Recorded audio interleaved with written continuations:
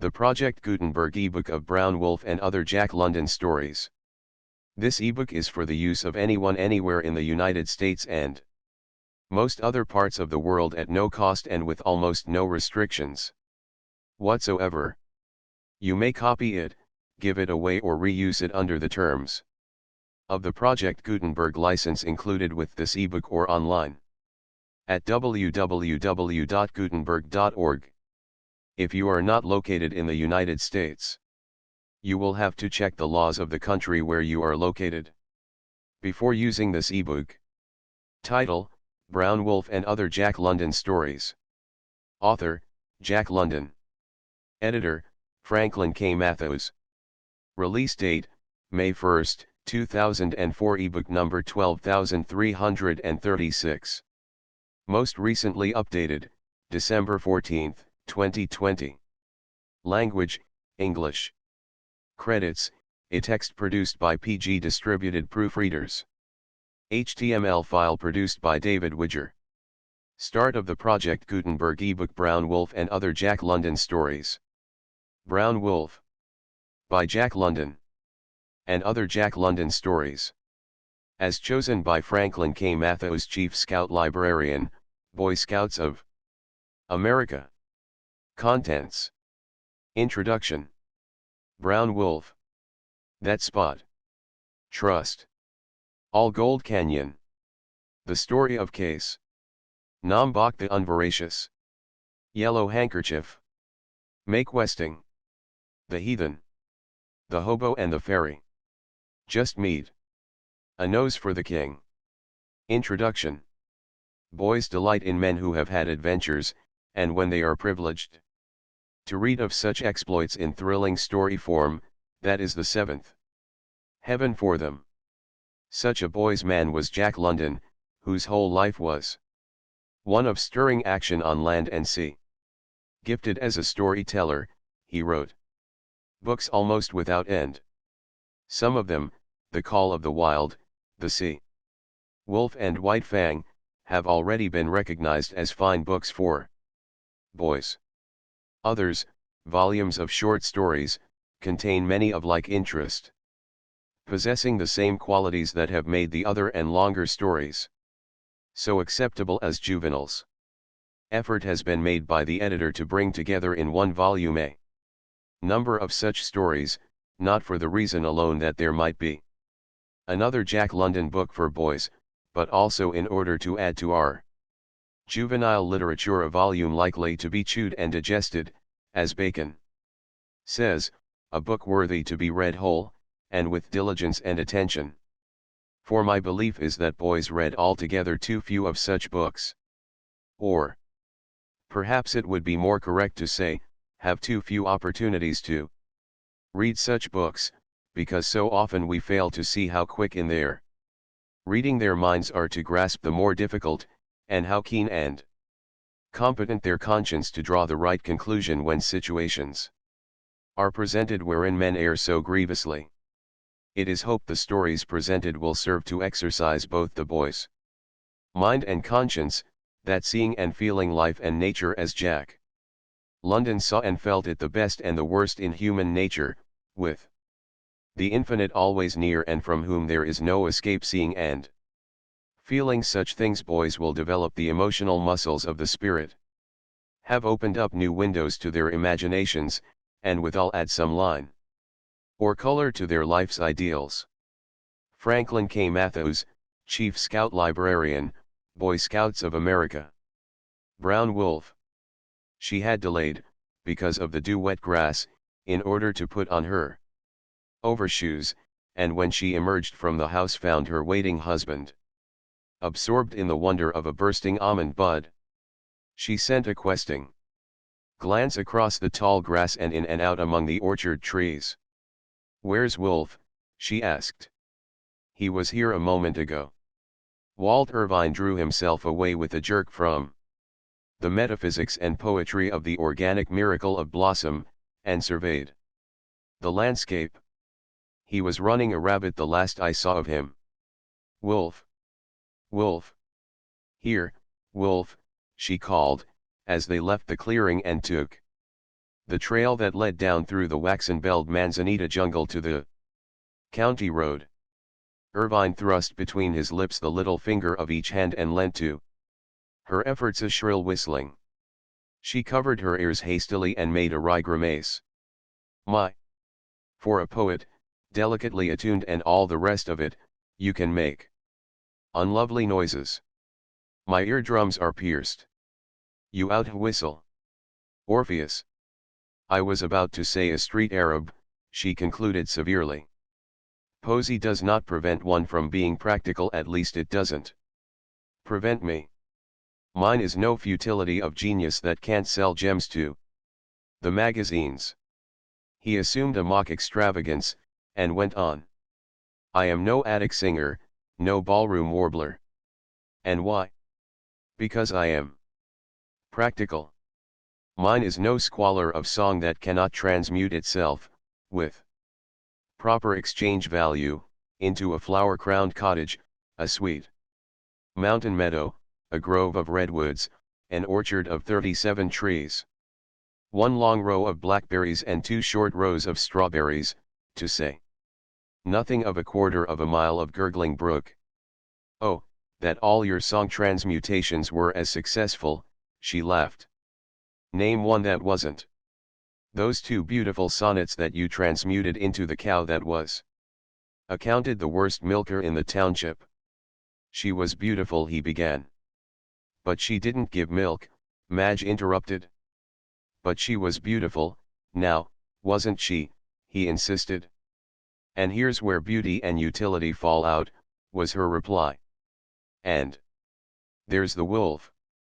From the thicket-covered hillside came a crashing of underbrush, and then 40 feet above them, on the edge of the sheer wall of rock, appeared a wolf's head and shoulders.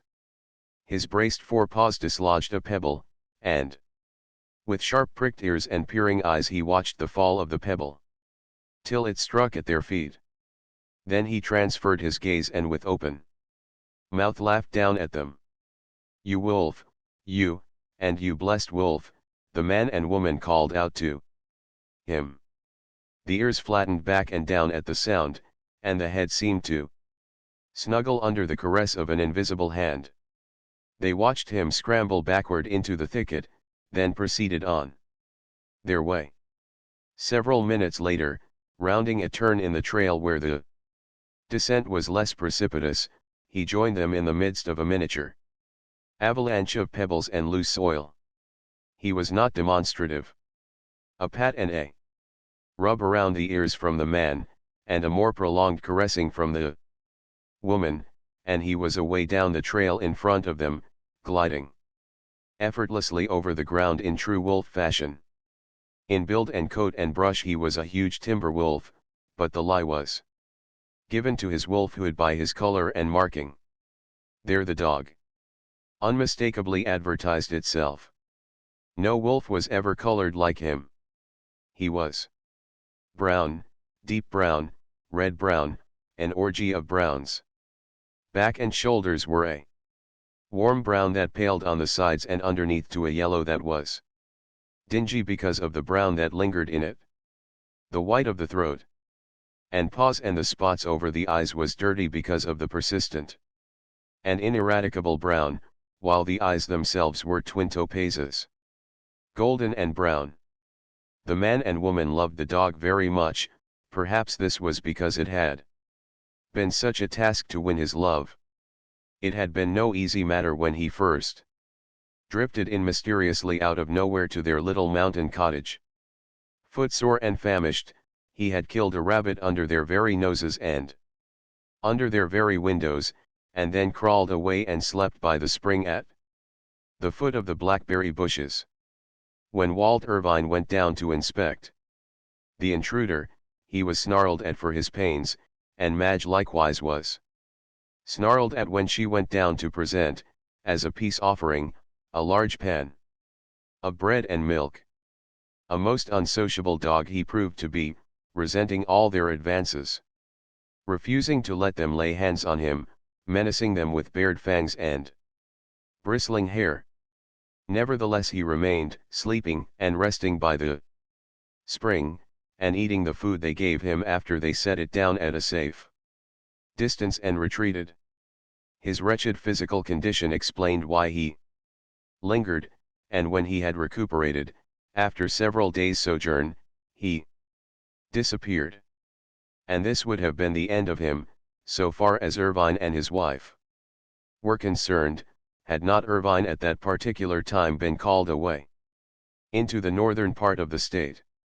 Biding along on the train, near to the line between California and Oregon, he chanced to look out of the window and saw his unsociable guest sliding along the wagon road, brown and wolfish, tired yet tireless, dust-covered and soiled with 200 miles of travel. Now Irvine was a man of impulse, a poet.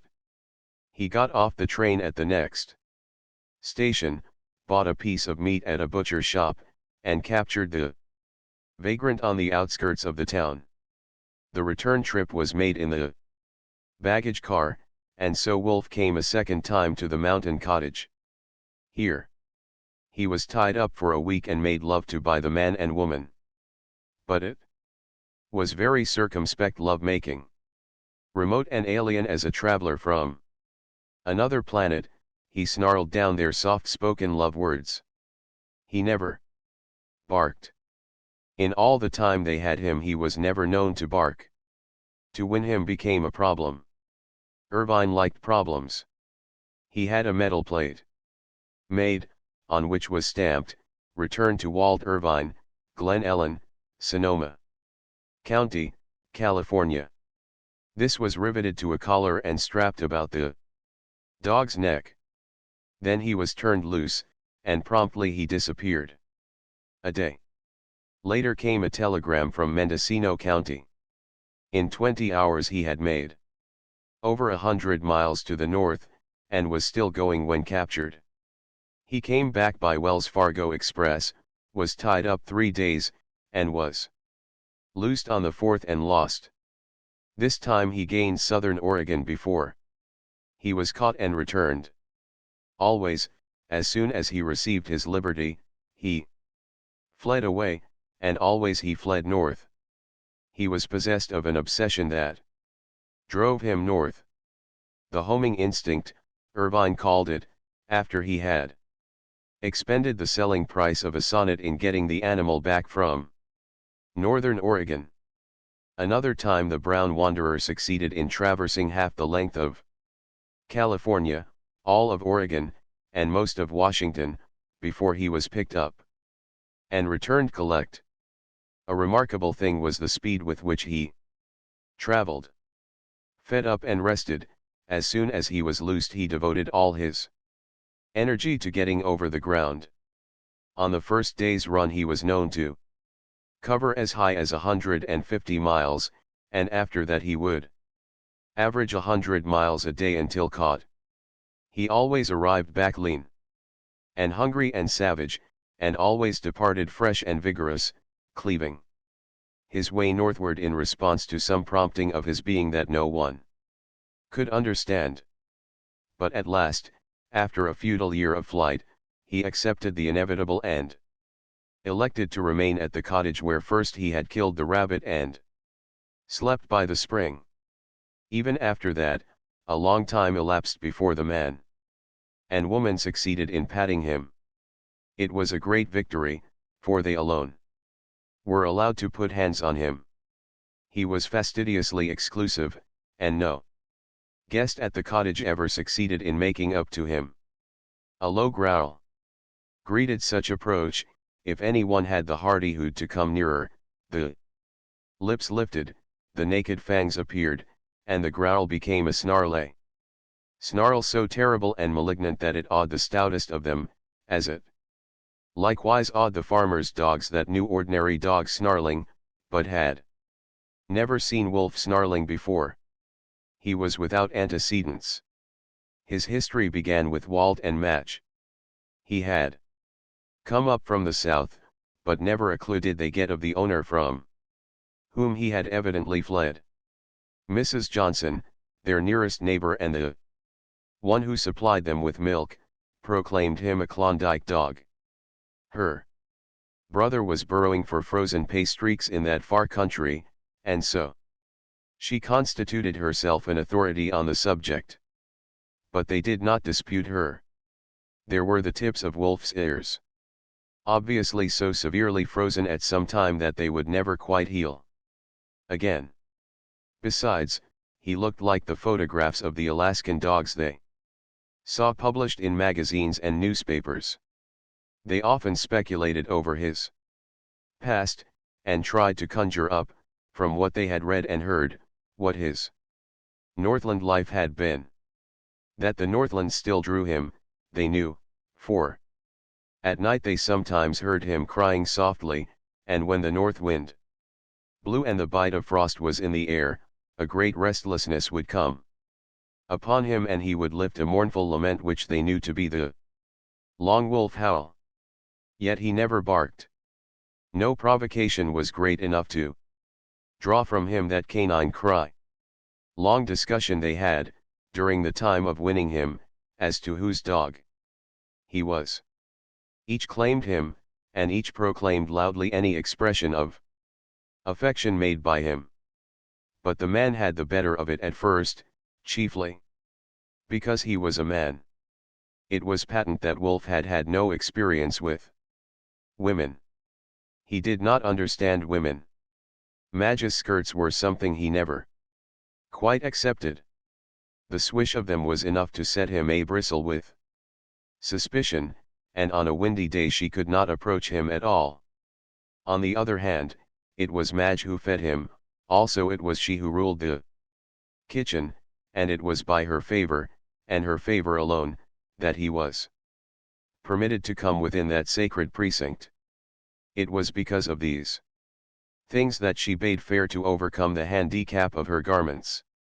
Then it was that Wald put forth special effort, making it a practice to have Wolf lie at his feet while he wrote, and, between petting and talking, losing much time from his work, Wald won in the end, and his victory was most probably due to the fact that he was a man, though Madge averred that they would have had another quarter of a mile of gurgling brook, and at least 2 west winds sighing through their redwoods, had Wald properly devoted his energies to song transmutation and left Wolf alone to exercise a natural taste and an unbiased judgment.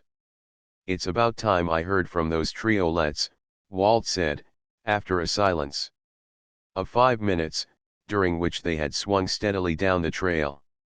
"There'll be a check at the post office, I know, and we'll transmute it into beautiful buckwheat flour, a gallon of maple syrup, and a new pair of overshoes for you. And into beautiful milk from Mrs. Johnson's beautiful cow," Madge added. "Tomorrow's the 1st of the month, you know." Wald scowled unconsciously, then his face brightened, and he clapped his hand to his breast pocket. "Never mind. I have here a nice, beautiful, new cow, the best milker in California." "When did you write it?" she demanded eagerly.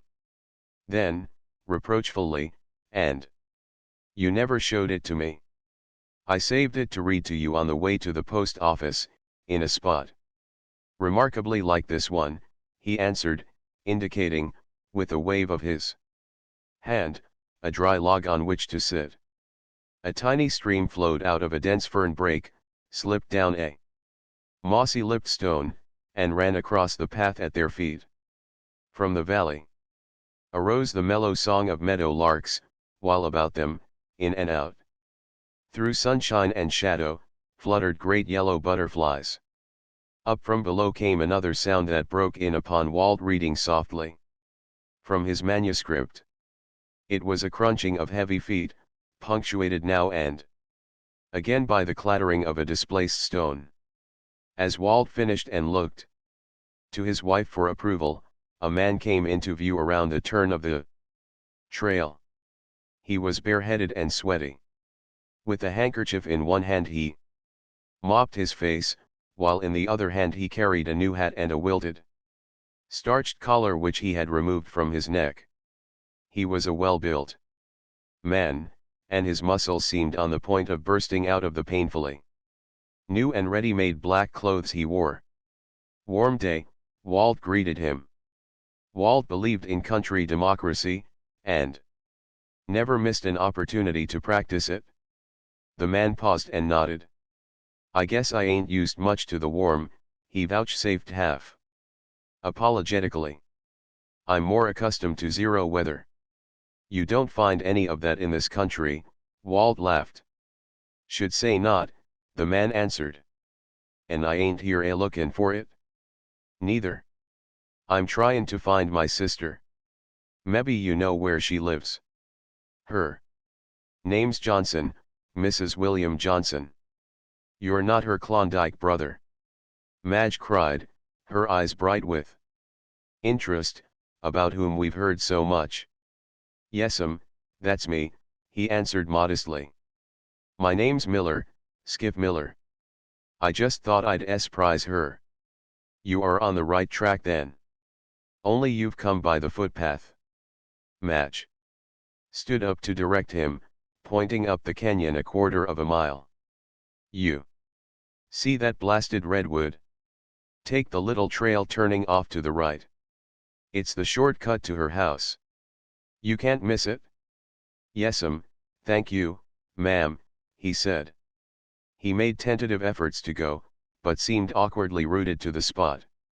He was gazing at her with an open admiration of which he was quite unconscious, and which was drowning, along with him, in the rising sea of embarrassment in which he floundered. "We'd like to hear you tell about the Klondike," Madge said. "Mayn't we come over some day while you are at your sister's? Or, better yet, won't you come over and have dinner with us?" "Yes'm, thank you, ma'am," he mumbled mechanically. Then he caught himself up and added, "I ain't stoppin' long. I got to be pullin' north again. I go out on tonight's train. You see, I've got a mail contract with the government." When Madge had said that it was too bad, he made another futile effort to go. But he could not take his eyes from her face. He forgot his embarrassment in his admiration, and it was her turn to flush and feel uncomfortable. It was at this juncture, when Walt had just decided it was time for him to be saying something to relieve the strain, that Wolf, who had been away nosing through the brush, trotted wolf-like into view. Skip Miller's abstraction disappeared. The pretty woman before him passed out of his field of vision. He had eyes only for the dog, and a great wonder came into his face. "Well, I'll be hanged," he enunciated slowly and solemnly. He sat down ponderingly on the log, leaving Madge standing. At the sound of his voice, Wolf's ears had flattened down, then his mouth had opened in a laugh. He trotted slowly up to the stranger and first smelled his hands, then licked them with his tongue. Skip Miller patted the dog's head, and slowly and solemnly repeated, "Well, I'll be hanged." "Excuse me, ma'am," he said the next moment, "I was just surprised some. That was all." "We're surprised, too," she answered lightly. "We never saw Wolf make up to a stranger before." "Is that what you call him, Wolf?" the man asked. Madge nodded. "But I can't understand his friendliness toward you unless it's because you're from the Klondike. He's a Klondike dog, you know." "Yes'm," Miller said absently. He lifted one of Wolf's forelegs and examined the footpads, pressing them and denting them with his thumb. "Kind of soft," he remarked. "He ain't been on trail for a long time." "I say," Walt broke in, "it is remarkable the way he lets you handle him." Skip Miller arose, no longer awkward with admiration of Madge, and in a sharp, businesslike manner asked, "How long have you had him?" But just then the dog, squirming and rubbing against the newcomer's legs, opened his mouth and barked. It was an explosive bark, brief and joyous, But a bark. That's a new one on me, Skip Miller remarked. Walt and Madge stared at each other. The miracle had happened. Wolf had barked. It's the first time he ever barked, Madge said. First time I ever heard him, too, Miller volunteered. Madge smiled at him. The man was evidently a humorist. Of course, she said, since you have only seen him for 5 minutes. Skip Miller looked at her sharply, seeking in her face the guile her words had led him to suspect. I thought you understood, he said slowly. I thought you'd tumbled to it. From his makin' up to me. He's my dog. His name ain't Wolf. It's Brown. Oh, Walt, was Madge's instinctive cry to her husband. Walt was on the defensive at once. How do you know he's your dog? He demanded. Because he is, was the reply. Mere assertion, Walt said sharply. In his slow and pondering way, Skip Miller looked at him, then asked. With a nod of his head toward Madge. How do you know she's your wife? You just say, because she is, and I'll say it's mere assertion. The dog's mine. I bred M and raised M, and I guess I ought to know. Look here. I'll prove it to you. Skip Miller turned to the dog. Brown. His voice rang out sharply, and at the sound the dog's ears flattened down as to a caress. Gee. The dog made a swinging turn to the right. Now mush on. And the dog ceased his swing abruptly and started straight ahead, halting obediently at command. I can do it with whistles, Skip Miller said proudly. He was my lead dog. But you are not going to take him away with you? Madge asked. Tremulously. The man nodded. Back into that awful Klondike world of suffering. He nodded and added, oh, it ain't so bad as all that. Look at me. Pretty healthy specimen, ain't I? But the dogs. The terrible hardship, the heartbreaking toil, the starvation, the frost. Oh, I've read about it and I know. I nearly ate him once, over on Little Fish River, Miller volunteered. Grimly. If I hadn't got a moose that day was all that saved him. I'd have died first. Madge cried. Things is different down here, Miller explained. You don't have to eat dogs. You think different just about the time you're all in. You've never been all in, so you don't know anything about it. That's the very point, she argued warmly. Dogs are not eaten in California. Why not leave him here? He is happy. He'll never want for food, you know that. He'll never suffer from cold and hardship. Here all is softness and gentleness. Neither the human nor nature is savage. He will never know a whiplash again. And as for the weather, why, it never snows here. But it's all fired hot in summer, beggin' your pardon, Skip Miller laughed. But you do not answer, Madge continued passionately. What have you to offer him in that Northland life? Grub, when I've got it, and that's most of the time, came the answer. And the rest of the time? No grub. And the work? Yes, plenty of work, Miller blurted out impatiently. Work without end. And famine, and frost, and all the rest of the miseries, that's what he'll get when he comes with me. But he likes it. He is used to it. He knows that life. He was born to it and brought up to it. And you don't know anything about it? You don't know what you're talking about. That's where the dog belongs, and that's where he'll be happiest. The dog doesn't go, Walt announced in a determined voice. So there is no need of further discussion. What's that? Skip Miller demanded, big brows lowering and an obstinate flush of blood reddening his forehead. I said the dog doesn't go, and that settles it. I don't believe he's your dog. You may have seen him sometime. You may even sometime have driven him. For his owner. But his obeying the ordinary driving commands of the Alaskan Trail is no demonstration that he is yours. Any dog in Alaska would obey you as he obeyed. Besides, he is undoubtedly a valuable dog, as dogs go in Alaska, and that is sufficient explanation of your desire to get possession of him. Anyway, you've got to prove property.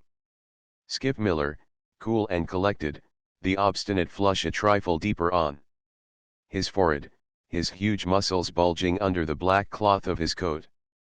Carefully looked the poet up and down as though measuring the strength of his slenderness. The Klondiker's face took on a contemptuous expression as he said finally, I reckon there's nothin' inside to prevent me talking the dog right here. And now?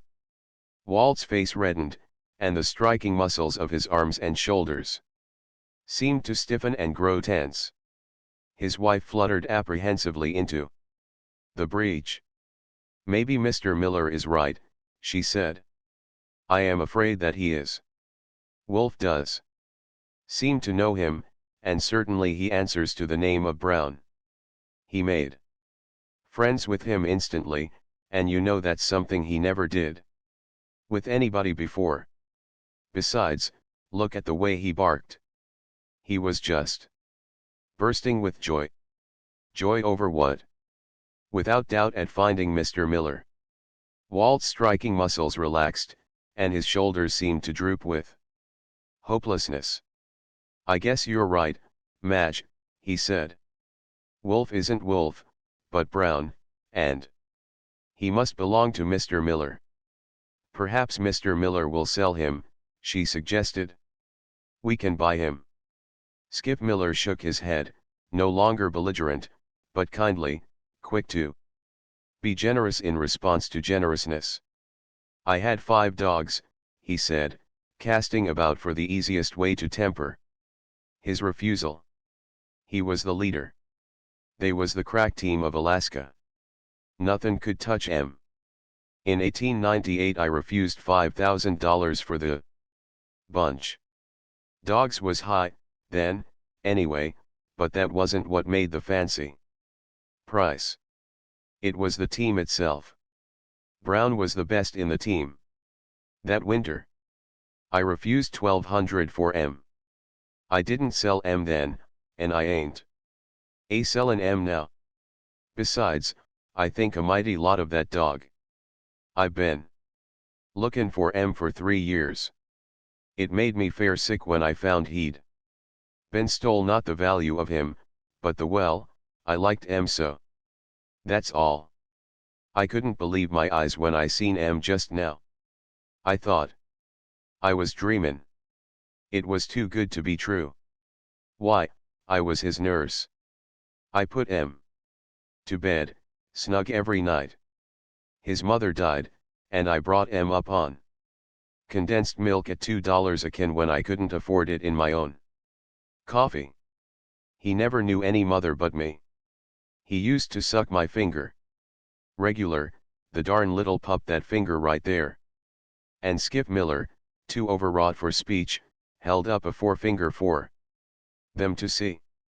That very finger, he managed to articulate, as though it somehow clinched the proof of ownership and the bond of affection. He was still gazing at his extended finger when Madge began to speak. But the dog, she said. You haven't considered the dog. Skip Miller looked puzzled. Have you thought about him? She asked. Don't know what you're driving at, was the response. Maybe the dog has some choice in the matter, Madge went on. Maybe he has his likes and desires. You have not considered him. You give him no choice. It has never entered your mind that possibly he might prefer California to Alaska. You consider only what you like. You do with him as you would with a sack of potatoes or a bale of hay. This was a new way of looking at it, and Miller was visibly impressed, as He debated it in his mind. Madge took advantage of his indecision. If you really love him, what would be happiness to him would be your happiness also, she urged. Skip Miller continued to debate with himself, and Madge stole a glance of exultation to her husband, who looked back warm approval. What do you think? The Klondiker suddenly demanded. It was her turn to be puzzled. What do you mean? She asked. D'ya think he'd sooner stay in California? She nodded her head with positiveness. I am sure of it. Skip Miller again debated with himself, though this time aloud, at the same time running his gaze in a judicial way over the mute animal. He was a good worker. He's done a heap of work for me. He never loafed on me, and he was a Joe dandy at hammering a raw team into shape. He's got a head on him. He can do everything but talk. He knows what you say to him. Look at him now. He knows we're talking about him. The dog was lying at Skip Miller's feet, head closed down on paws, ears erect and listening, and eyes that were quick and eager to follow the sound of speech as it fell from the lips of first one and then the other. And there's a lot of work in him yet. He's good for years to come. And I do like him. Once or twice after that Skip Miller opened his mouth and closed it again, without speaking. Finally he said, I'll tell you what I'll do. Your remarks, ma'am, has some weight in them. The dog's worked hard, and maybe he's earned a soft berth and has got a right to choose. Anyway, we'll leave it up to him. Whatever he says, goes. You people stay right here settin' down. I'll say goodbye and walk off. Casual like. If he wants to stay, he can stay. If he wants to come with me, let em come. I won't call em to come and don't you call em to come back. He looked with sudden suspicion at Madge, and added, only you must play fair. No persuadin' after my back is turned. We'll play fair, Madge began, but Skip Miller broke in on her assurances. I know the ways of women, he announced. Their hearts is soft. When their hearts is touched they're likely to stack the cards, look at the bottom of the deck, and lie beggin' your pardon, ma'am. I'm only discoursin' about women in general. I don't know how to thank you, Madge quavered. I don't see as you've got any call to thank me, he replied. Brown ain't decided yet. Now you won't mind if I go away slow. It's no more and fair. Seein' I'll be out of sight inside 100 yards. Madge agreed and added, and I promise you faithfully that we won't do anything to influence him. Well, then, I might as well he get in along, Skip Miller said in the ordinary tones of one departing. At this change in his voice, Wolf lifted his head quickly, and still more quickly got to his feet when the man and woman shook hands. He sprang up on his hind legs, resting his forepaws on her hip and at the same time licking Skip Miller's hand. When the latter shook hands with Walt, Wolf repeated his act, resting his weight on Walt and licking both men's hands. It ain't no picnic, I can tell you that, were the Klondiker's last words, as he turned and went slowly up the trail. For the distance of 20 feet Wolf watched him go, himself all eagerness and expectancy, as though waiting for the man to turn and retrace his steps. Then, with a quick low whine, Wolf sprang after him, overtook him, caught his hand between his teeth with reluctant tenderness, and strove gently to make him pause. Failing in this, Wolf raced back to where Walt Irvine sat, catching his coat sleeve in his teeth and trying vainly to drag him after the retreating man. Wolf's perturbation began to wax. He desired ubiquity. He wanted to be in two places at the same time, with the old master and the new, and steadily. The distance between them was increasing. He sprang about excitedly, making short nervous leaps and twists, now toward one, now toward the other, in painful indecision, not knowing his own mind, desiring both and unable to choose, uttering quick sharp whines and beginning to pant. He sat down abruptly on his haunches, thrusting his nose upward, the mouth opening and closing with jerking movements, each time opening wider. These jerking movements were in unison with the recurrent spasms that attacked the throat, each spasm severer and more intense than the preceding one. And in accord with jerks and spasms the larynx began to vibrate, at first silently, accompanied by the rush of air expelled from the lungs, then sounding a low, deep note, the lowest in the register of the human ear. All this was the nervous and muscular preliminary to howling. But just as the howl was on the verge of bursting from the full throat, the wide-opened mouth was closed, the paroxysms ceased, and he looked long and steadily at the retreating man. Suddenly Wolf turned his head, and over his shoulder just as steadily regarded Walt. The appeal was unanswered. Not a word nor a sign did the dog receive, no suggestion and no clue as to what his conduct should be. A glance ahead to where the old master was nearing the curve of the trail excited him again. He sprang to his feet with a whine, and then, struck by a new idea, turned his attention to Match. Hitherto he had ignored her. But now, both masters failing him, she alone was left. He went over to her and snuggled his head in her lap, nudging her arm with his nose, an old trick of his when begging for favors. He backed away from her and began writhing and twisting playfully, curvetting and prancing, half rearing and striking his forepaws to the earth, struggling with all his body, from the wheedling eyes and flattening ears to the wagging tail, to express the thought that was in him and that was denied him utterance. This, too, he soon abandoned. He was depressed by the coldness of these humans who had never been cold before.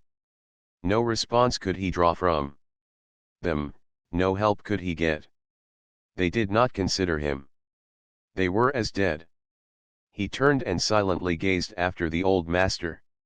Skip Miller was rounding the curve. In a moment he would be gone from view. Yet he never turned his head, plodding straight onward, slowly and methodically, as though possessed of no interest in what was occurring behind his back. And in this fashion he went out of view. Wolf waited for him to reappear. He waited a long minute, silently, quietly, without movement, as though turned to stone, with all stone quick with eagerness and desire. He barked once, and waited. Then he turned and trotted back to Walt Irvine. He sniffed his hand and dropped down heavily at his feet, watching the trail where it curved emptily from view. The tiny stream slipping down the mossy-lipped stone seemed suddenly to increase the volume of its gurgling noise. Save for the meadow larks, there was no other sound. The great yellow butterflies drifted silently through the sunshine and lost themselves in the drowsy shadows. Match gazed triumphantly at her husband. A few minutes later Wolf got upon his feet. Decision and deliberation marked his movements. He did not glance at the man and woman. His eyes were fixed up the trail. He had made up his mind. They knew it. And they knew, so far as they were concerned, that the ordeal had just begun. He broke into a trot, and Madge's lips pursed, forming an avenue for the caressing sound that it was the will of her to send forth. But the caressing sound was not made. She was impelled to look at her husband, and she saw the sternness with which he watched her. The pursed lips relaxed, and she sighed inaudibly. Wolf's trot broke into a run. Wider and wider were the leaps he made. Not once did he turn his head, his wolf's brush standing out straight behind him. He cut sharply across the curve of the trail and was gone. That spot. I don't think much of Stephen Mackay anymore, though I used to swear by him. I know that in those days I loved him more than my own brother. If ever I meet Stephen Mackay again, I shall not be responsible for my actions. It passes beyond me that a man with whom I shared food and blanket, and with whom I mushed over the Chilkoot Trail, should turn out the way he did. I always sized Steve up as a square man, a kindly comrade, without an iota of anything vindictive or malicious in his nature. I shall never trust my judgment in men again. Why, I nursed that man through typhoid fever, we starved together on the headwaters of the Stewart, and he saved my life on the Little Salmon. And now, after the years we were together, all I can say of Stephen Mackay is that he is the meanest man I ever knew. We started for the Klondike in the fall rush of 1897, and we started too late to get over Chilkoot Pass before the freeze-up. We packed our outfit on our backs part way over, when the snow began to fly, and then we had to buy dogs in order to sled it the rest of the way. That was how we came to get that spot. Dogs were high, and we paid $110 for him. He looked worth it. I say looked, because he was one of the finest appearing dogs I ever saw. He weighed 60 pounds, and he had all the lines of a good sled animal. We never could make out his breed. He wasn't husky, nor Malamute, nor Hudson Bay. He looked like all of them, and he didn't look like any of them, and on top of it all he had some of the white man's dog in him, for on one side, in the thick of the mixed yellow, brown, red and dirty white that was his prevailing color, there was a spot of coal black as big as a water bucket. That was why we called him Spot. He was a good looker all right. When he was in condition his muscles stood out in bunches all over him. And he was the strongest looking brute I ever saw in Alaska, also the most intelligent looking. To run your eyes over him, you'd think he could outpool 3 dogs of his own weight. Maybe he could, but I never saw it. His intelligence didn't run that way. He could steal and forage to perfection. He had an instinct that was positively gruesome for divining when work was to be done and for making a sneak accordingly, and for getting lost and not staying lost he was nothing short of inspired. But when it came to work, the way that intelligence dribbled out of him and left him a mere clod of wobbling, stupid jelly would make your heart bleed. There are times when I think it wasn't stupidity. Maybe, like some men I know, he was too wise to work. I shouldn't wonder if he put it all over us. With that intelligence of his. Maybe he figured it all out and decided that a licking now and again and no work was a whole lot better than work all the time and no licking. He was intelligent enough for such a computation. I tell you, I've sat and looked into that dog's eyes till the shivers ran up and down my spine and the marrow crawled like yeast. What of the intelligence I saw shining out. I can't express myself about that intelligence. It is beyond mere words. I saw it, that's all. At times it was like gazing into a human soul, to look into his eyes, and what I saw there frightened me and started all sorts of ideas in my own mind of reincarnation and all the rest. I tell you I sensed something big in that brute's eyes. There was a message there, but I wasn't big enough myself to catch it. Whatever it was, I know I'm making a fool of myself. Whatever it was, it baffled me. I can't give an inkling of what I saw in that brute's eyes. It wasn't light, it wasn't color, it was something that moved, a way back, when the eyes themselves weren't moving. And I guess I didn't see it move, either, I only sensed that it moved. It was an expression, that's what it was, and I got an impression of it. No, it was different from a mere expression, it was more than that. I don't know what it was, but it gave me a feeling of kinship just the same. Oh, no, not sentimental kinship. It was, rather, a kinship of equality. Those eyes never pleaded like a deer's eyes. They challenged. No, it wasn't defiance. It was just a calm assumption of equality. And I don't think it was deliberate. My belief is that it was unconscious on his part.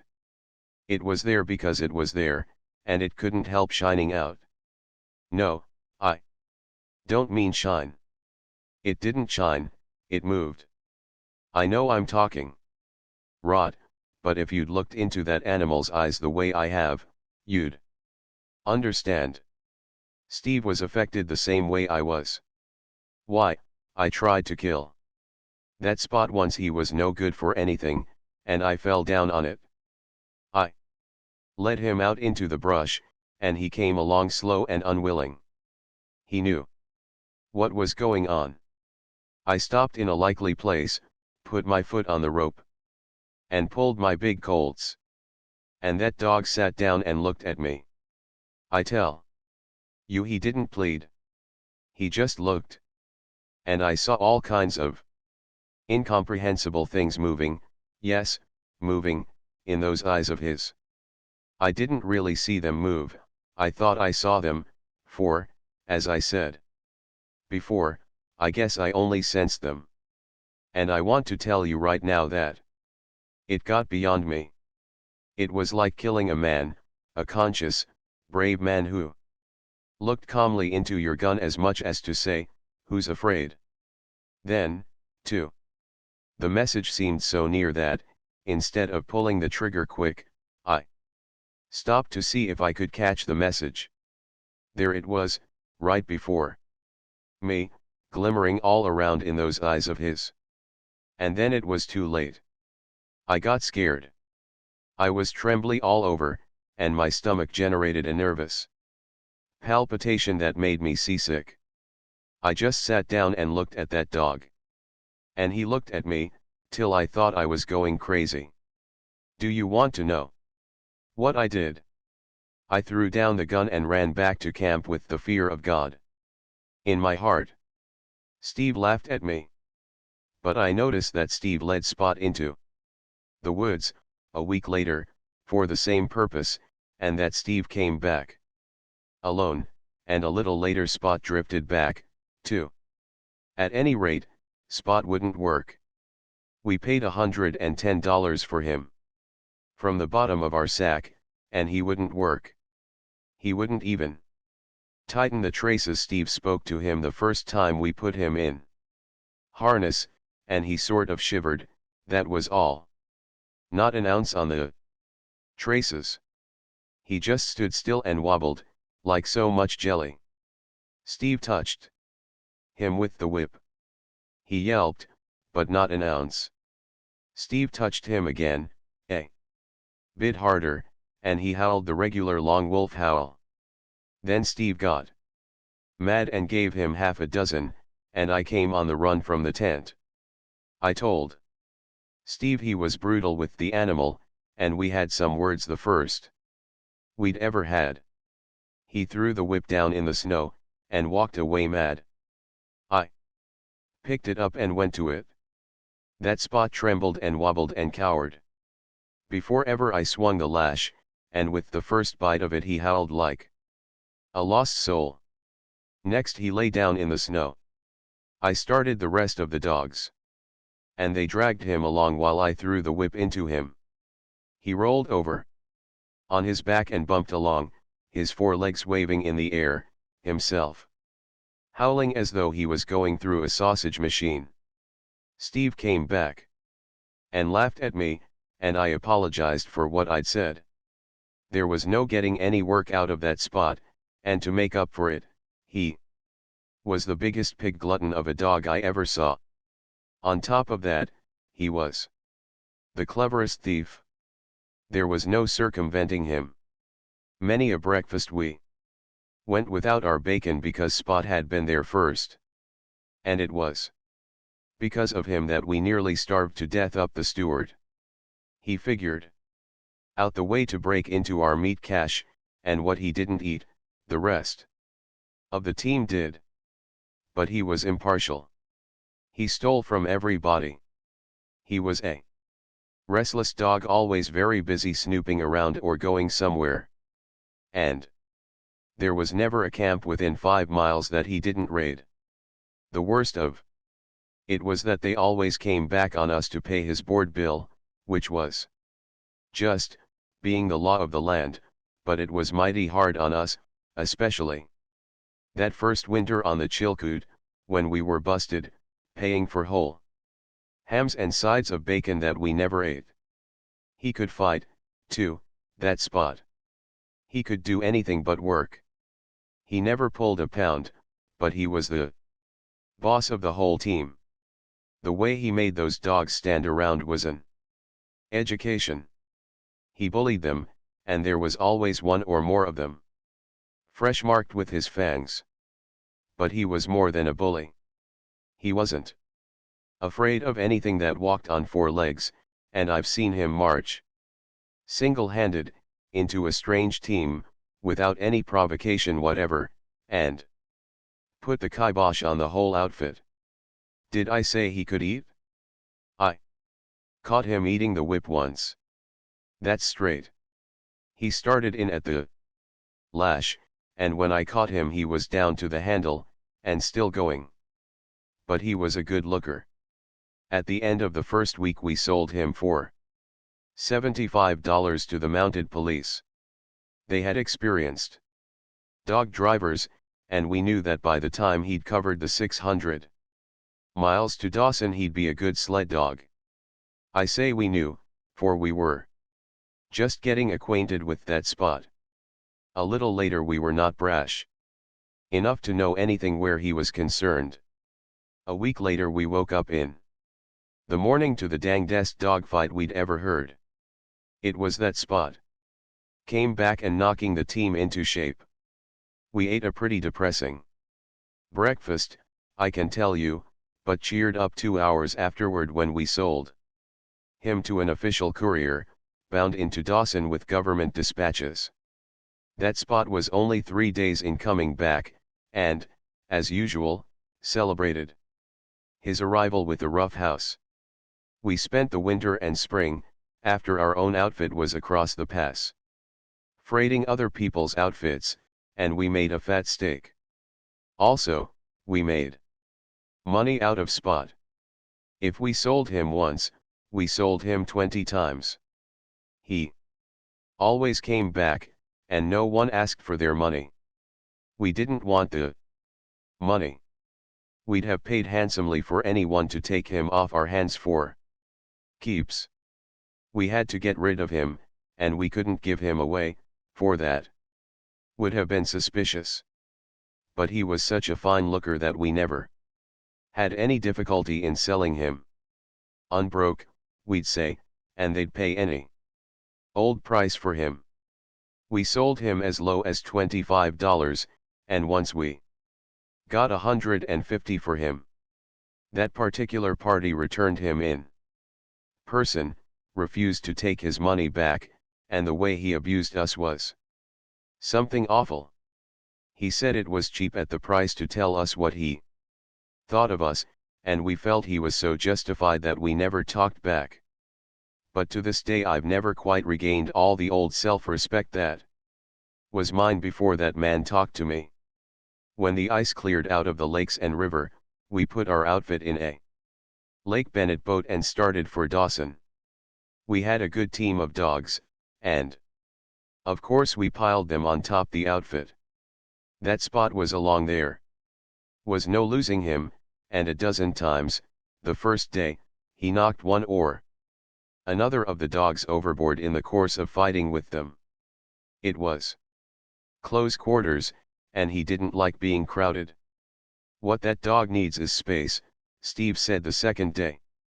Let's maroon him. We did, running the boat in at Caribou Crossing for him to jump ashore.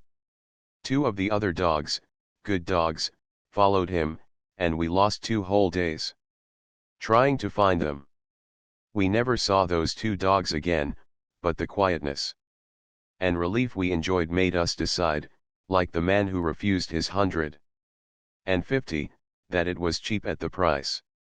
For the first time in months, Steve and I laughed and whistled and sang.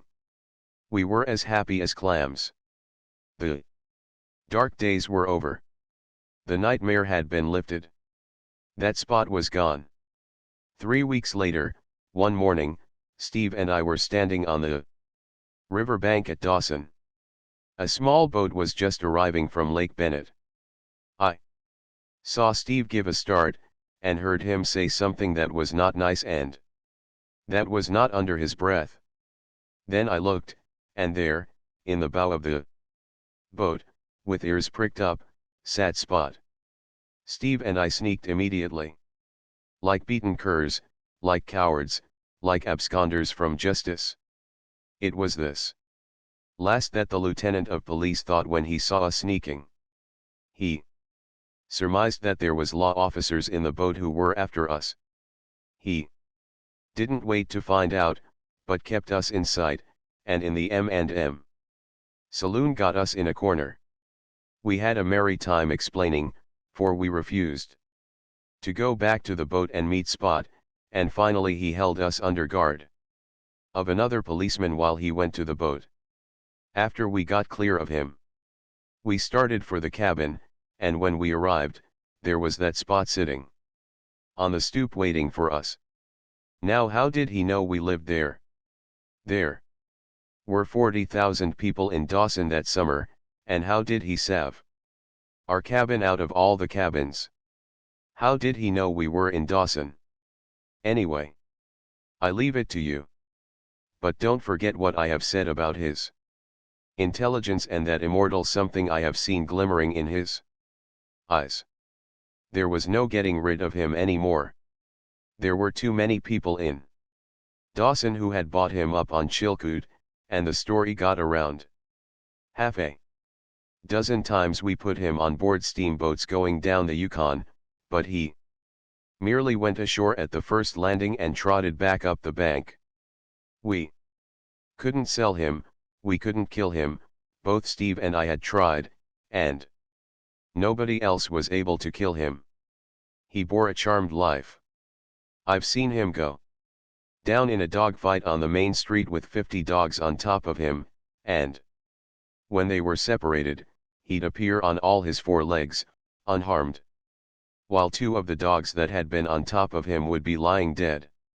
I saw him steal a chunk of moose meat from Major Dinwiddie's cache so heavy that he could just keep 1 jump ahead of Mrs. Dinwiddie's squaw cook, who was after him with an axe. As he went up the hill, after the squaw gave up, Major Dinwiddie himself came out and pumped his Winchester into the landscape. He emptied his magazine twice, and never touched that Spot. Then a policeman came along and arrested him for discharging firearms inside the city limits. Major Dinwiddie paid his fine, and Steve and I paid him for the moose meat at the rate of $1 a pound, bones and all. That was what he paid for it.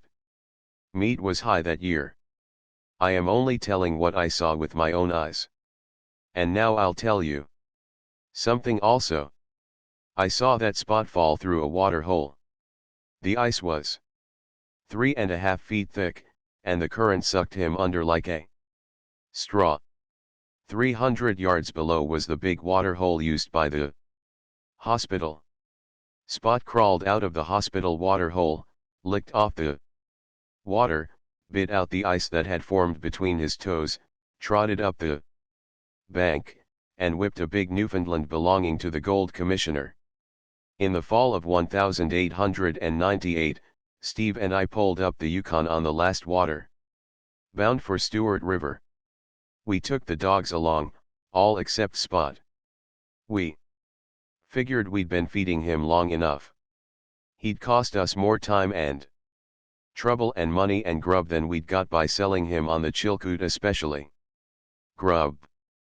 So Steve and I tied him down in the cabin and pulled our freight. We camped that night at the mouth of Indian River, and Steve and I were pretty facetious over having shaken him.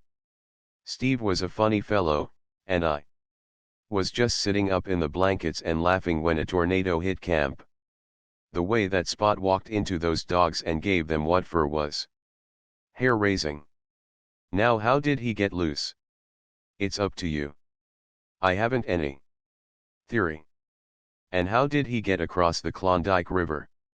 That's another facer. And anyway, how did he know we had gone up the Yukon? You see, we went by water, and he couldn't smell our tracks. Steve and I began to get superstitious about that dog. He got on our nerves, too, and, between you and me, we were just a mite afraid of him. The freeze-up came on when we were at the mouth of Henderson Creek, and we traded him off for 2 sacks of flour to an outfit that was bound up White River after copper. Now that whole outfit was lost. Never trace nor hide, nor hair of men, dogs, sleds, or anything was ever found. They dropped clean out of sight. It became one of the mysteries of the country. Steve and I plugged away up the Stewart, and 6 weeks afterward that Spot crawled into camp. He was a perambulating skeleton, and could just drag along, but he got there. And what I want to know is who told him we were up the Stewart? We could have gone 1,000 other places. How did he know? You tell me, and I'll tell you. No losing him. At the Mayo he started a row with an Indian dog. The buck who owned the dog took a swing at Spot with an axe, missed him, and killed his own dog. Talk about magic and turning bullets aside. I, for one, consider it a blamed sight harder to turn an axe aside with a big buck at the other end of it. And I saw him do it with my own eyes. That buck didn't want to kill his own dog. You've got to show me. I told you about Spot breaking into our meat cache. It was nearly the death of us. There wasn't any more meat to be killed, and meat was all we had to live on. The moose had gone back several hundred miles and the Indians with them. There we were. Spring was on and we had to wait for the river to break. We got pretty thin before we decided to eat the dogs, and we decided to eat Spot first. Do you know what that dog did? He sneaked. Now how did he know our minds were made up to eat him? We sat up nights laying for him, but he never came back, and we ate the other dogs. We ate the whole team. And now for the sequel. You know what it is when a big river breaks up and a few billion tons of ice go out, jamming and milling and grinding. Just in the thick of it, when the Stewart went out, rumbling and roaring, we sighted Spot out in the middle. He'd got caught as he was trying to cross up above somewhere. Steve and I yelled and shouted and ran up and down the bank, tossing our hats in the air. Sometimes we'd stop and hug each other. We were that boisterous, for we saw Spot's finish. He didn't have a chance in a million.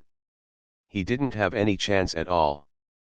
After the ice run, we got into a canoe and paddled down to the Yukon, and down the Yukon to Dawson, stopping to feed up for a week at the cabins at the mouth of Henderson Creek. And as we came into the bank at Dawson, there sat that Spot, waiting for us, his ears pricked up, his tail wagging, his mouth smiling, extending a hearty welcome to us. Now how did he get out of that ice?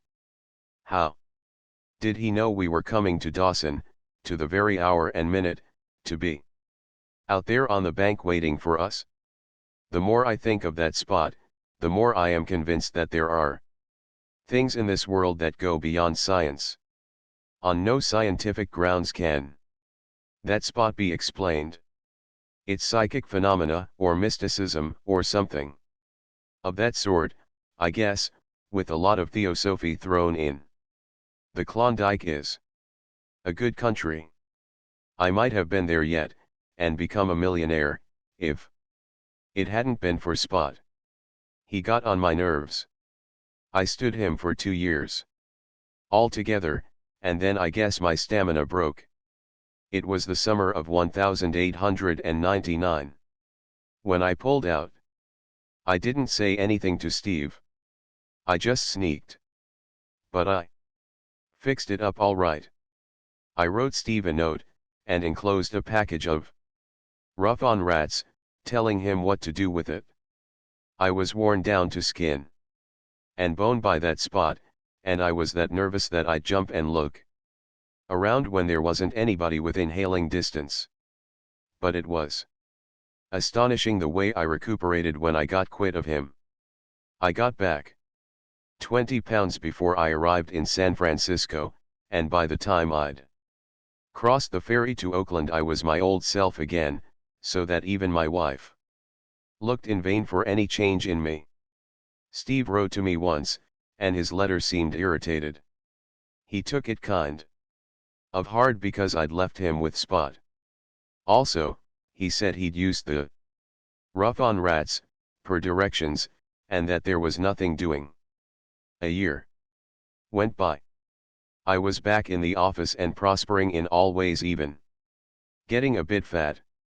And then Steve arrived. He didn't look me up.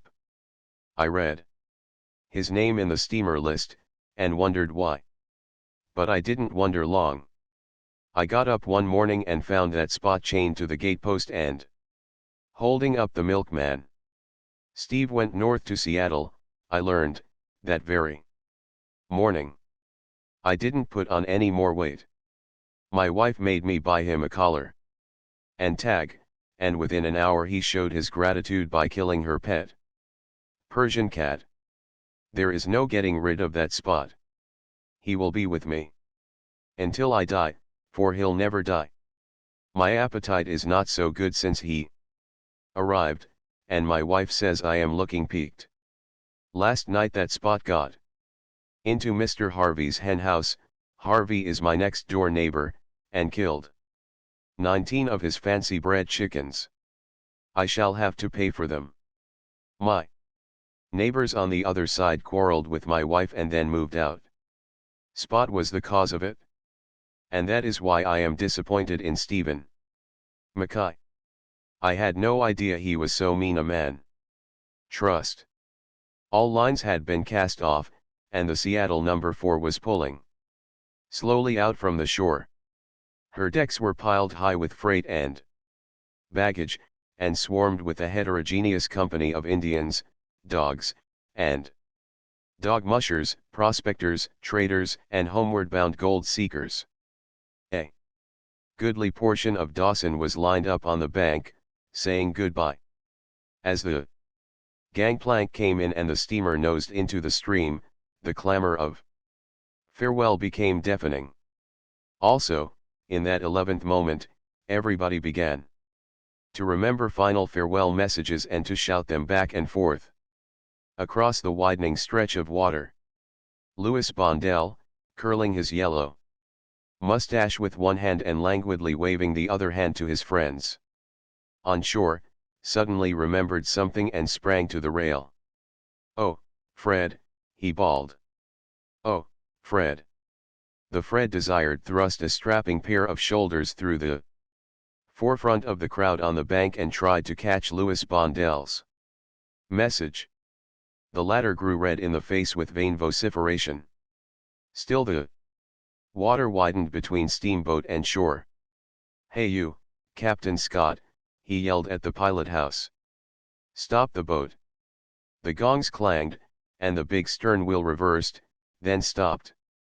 All hands on steamboat and on bank took advantage of this respite to exchange final, new, and imperative farewells. More futile than ever was Louis. Bondell's effort to make himself heard. The Seattle number 4 lost way and drifted downstream, and Captain Scott had to go ahead and reverse a second time. His head disappeared inside the pilot house, coming into view a moment later behind a big megaphone. Now Captain Scott had a remarkable voice, and the "shut up" he launched at the crowd on deck and on shore could have been heard at the top of Moosehide Mountain and as far as Klondike City. This official remonstrance from the pilot house spread a film of silence over the tumult. "Now, what do you want to say?" Captain Scott demanded. "Tell Fred Churchill he's on the bank there. Tell him to go to McDonald. It's in his safe, a small grip sack of mine. Tell him to get it and bring it out when he comes." In the silence Captain Scott bellowed the message ashore through the megaphone. "You, Fred Churchill, go to McDonald in his safe small grip sack belongs to Louis Bondell. Important. Bring it out when you come. Got it?" Churchill waved his hand in token that he had got it. In truth, had McDonald, half a mile away, opened his window, he'd have got it, too. The tumult of farewell rose again, the gongs clanged, and the Seattle number 4 went ahead, swung out into the stream, turned on her heel, and headed down the Yukon, Bondell and Churchill waving farewell and mutual affection to the last. That was in midsummer. In the fall of the year, the W.H. Willis started up the Yukon with 200 homeward-bound pilgrims on board. Among them was Churchill.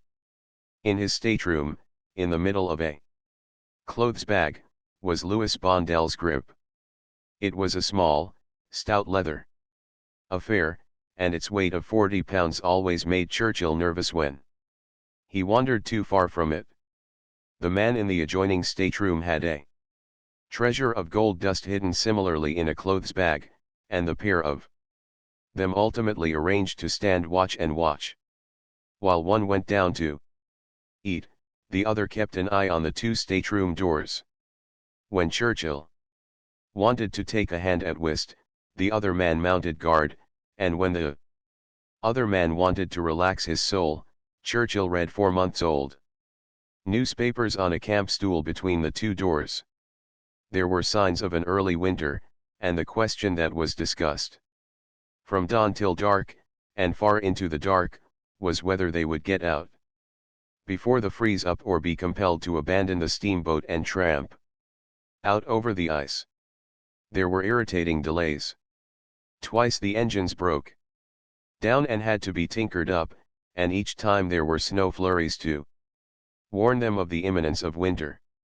9 times the W.H. Willis essayed to ascend the Five Finger Rapids with her impaired machinery, and when she succeeded, she was 4 days behind her very liberal schedule. The question that then arose was whether or not the steamboat Flora would wait for her above the box cannon. The stretch of water between the head of the box cannon and the foot of the White Horse Rapids was unnavigable for steamboats, and passengers were transshipped at that point, walking around the rapids from one steamboat to the other. There were no telephones in the country, hence no way of informing the waiting Flora that the Willis was 4 days late, but coming. When the W.H. Willis pulled into White Horse, it was learned that the Flora had waited 3 days over the limit, and had departed only a few hours before. Also, it was learned that she would tie up at Tagish Post till 9 o'clock, Sunday morning. It was then 4 o'clock Saturday afternoon. The pilgrims called a meeting. On board was a large Peterborough canoe, consigned to the police post at the head of Lake Bennett. They agreed to be responsible for it and to deliver it. Next, they called for volunteers. 2 men were needed to make a race for the Flora. A score of men volunteered on the instant. Among them was Churchill, such being his nature that he volunteered before he thought of Bondell's grip sack. When this thought came to him, he began to hope that he would not be selected, but a man who had made a name as captain of a college football 11, as a president of an athletic club, as a dog musher and a stampeder in the Yukon, and, moreover, who possessed such shoulders as he had no right to avoid the honor. It was thrust upon him and upon a gigantic German, Nick Antonsen. While a crowd of the pilgrims, the canoe on their shoulders, started on a trot over the portage, Churchill ran to his stateroom. He turned the contents of the clothes bag on the floor and caught up the grip with the intention of entrusting it to the man next door. Then the thought smote him that it was not his grip, and that he had no right to let it out of his own possession. So he dashed ashore with it and ran up the portage, changing it often from one hand to the other, and wondering if it really did not weigh more than 40 pounds. It was 4:30 in the afternoon when the two men started. The current of the 30-mile river was so strong that rarely could they use the paddles. It was out on one bank with a tow line over the shoulders. Stumbling over the rocks, forcing a way through the underbrush, slipping at times and falling into the water, wading often up to the knees and waist, and then, when an insurmountable bluff was encountered, it was into the canoe, out paddles, and a wild and losing dash across the current to the other bank, in paddles, over the side, and out tow line again. It was exhausting work. Antonsen toiled like the giant he was, uncomplaining, persistent, but driven to his utmost by the powerful body and indomitable brain of Churchill. They never paused for rest. It was go, go, and keep on going. A crisp wind blew down the river, freezing their hands and making it imperative, from time to time, to beat the blood back into the numb fingers. As night came on, they were compelled to trust to luck. They fell repeatedly on the untraveled banks and tore their clothing to shreds in the underbrush they could not see. Both men were badly scratched and bleeding. A dozen times, in their wild dashes from bank to bank, they struck snags and were capsized. The first time this happened, Churchill dived and groped in 3 feet of water for the grip sack. He lost half an hour in recovering it, and after that it was carried securely lashed to the canoe. As long as the canoe floated it was safe. Antonsen jeered at the grip, and toward morning began to abuse it, but Churchill vouchsafed no explanations. Their delays and mischances were endless. On one swift bend, around which poured a healthy young rapid, they lost 2 hours, making a score of attempts and capsizing twice. At this point, on both banks, were precipitous bluffs, rising out of deep water, and along which they could neither tow nor pole, while they could not gain with the paddles against the current. At each attempt they strained to the utmost with the paddles. And each time, with hearts nigh to bursting from the effort, they were played out and swept back. They succeeded finally by an accident. In the swiftest current, near the end of another failure, a freak of the current sheared the canoe out of Churchill's control and flung it against the bluff. Churchill made a blind leap at the bluff and landed in a crevice. Holding on with one hand, he held the swamp canoe with the other till Antonsen dragged himself out of the water. Then they pulled the canoe out and rested. A fresh start at this crucial point took them by. They landed on the bank above and plunged immediately ashore and into the brush with the tow line. Daylight found them far below Tagish Post. At 9 o'clock Sunday morning, they could hear the Flora whistling her departure. And when, at 10 o'clock, they dragged themselves into the post, they could just barely see the Flora's smoke far to the southward. It was a pair of Worn-out tatterdemalions that Captain Jones of the mounted police welcomed and fed, and he afterward averred that they possessed two of the most tremendous appetites he had ever observed. They lay down and slept in their wet rags by the stove. At the end of 2 hours Churchill got up, carried Bondell's grip, which he had used for a pillow, down to the canoe, kicked Antonsen awake, and started in pursuit of the Flora.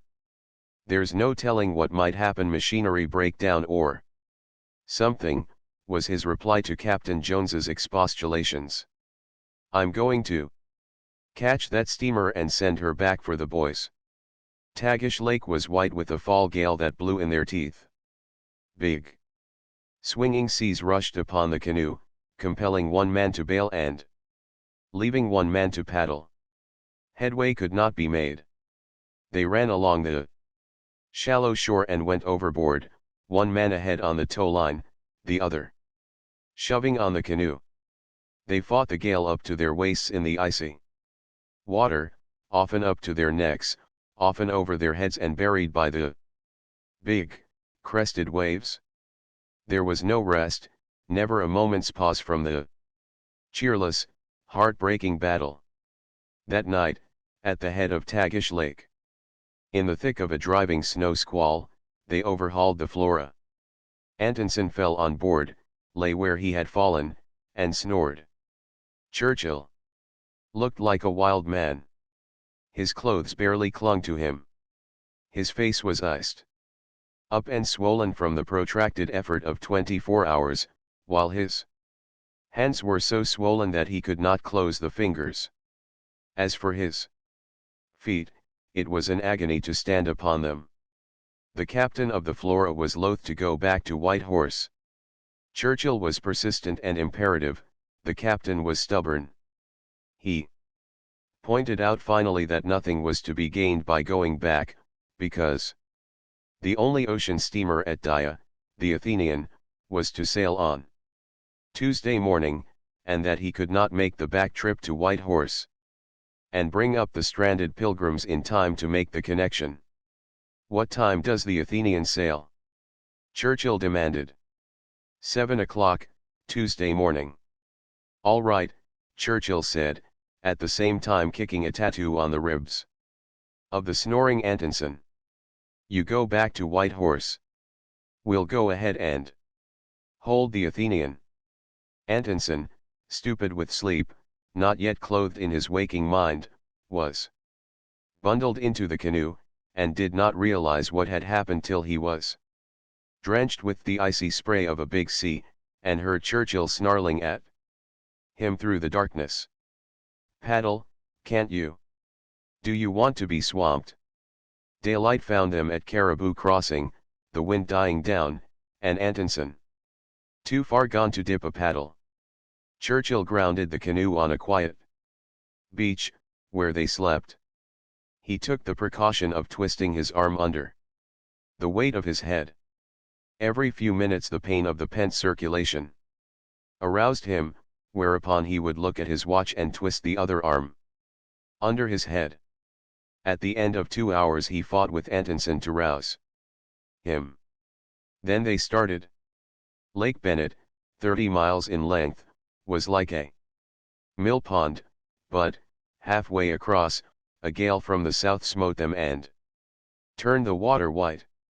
Hour after hour they repeated the struggle on Tagish, over the side, pulling and shoving on the canoe, up to their waists and necks, and over their heads, in the icy water, toward the last. The good-natured giant played completely out.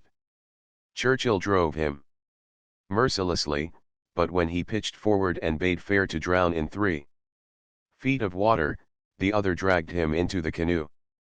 After that, Churchill fought on alone, arriving at the police post at the head of Bennett in the early afternoon.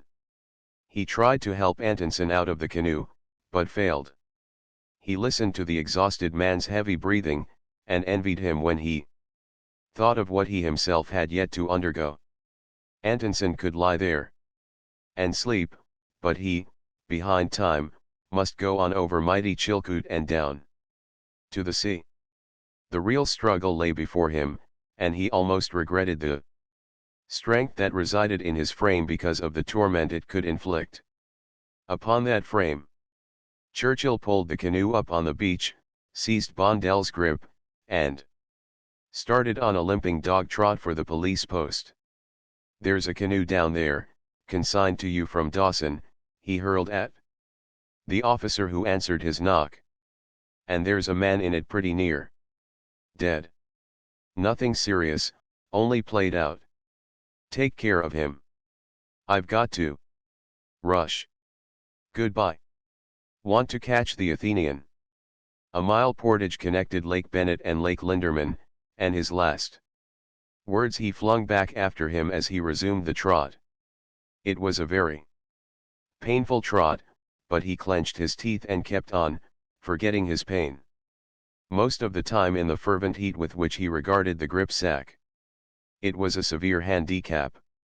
He swung it from one hand to the other, and back again. He tucked it under his arm. He threw one hand over the opposite shoulder, and the bag bumped and pounded on his back as he ran along.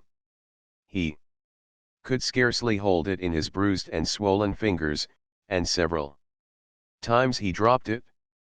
Once, in changing from one hand to the other, it escaped his clutch and fell in front of him, tripped him up, and threw him violently to the ground.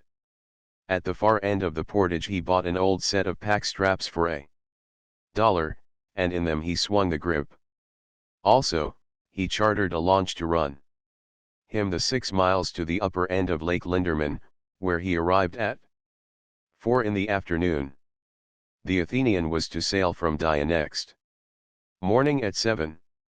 Dia was 28 miles away, and between towered Chilkoot. He sat down to adjust his footgear for the long climb, and woke up. He had dozed the instant he sat down, though he had not slept 30 seconds. He was afraid his next doze might be longer, so he finished fixing his footgear standing up. Even then he was overpowered for a fleeting moment. He experienced the flash of unconsciousness, becoming aware of it, in midair, as his relaxed body was sinking to the ground, and as he caught himself together, he stiffened his muscles with a spasmodic wrench, and escaped the fall. The sudden jerk back to consciousness left him sick and trembling. He beat his head with the heel of his hand, knocking wakefulness into the numb brain. Jack Burns's pack train was starting back light for Crater Lake, and Churchill was invited to a mule. Burns wanted to put the grip sack on another animal, but Churchill held onto it, carrying it on his saddle pommel. But he dozed, and the grip persisted in dropping off the pommel, one side or the other, each time wakening him with a sickening start. Then, in the early darkness, Churchill's mule brushed him against a projecting branch that laid his cheek open. To cap it, the mule blundered off the trail and fell, throwing rider and grip sack out upon the rocks. After that, Churchill walked, or stumbled, rather, over the apology for a trail, leading the mule. Stray and awful odors, drifting from each side. The trail, told of the horses that had died in the rush for gold.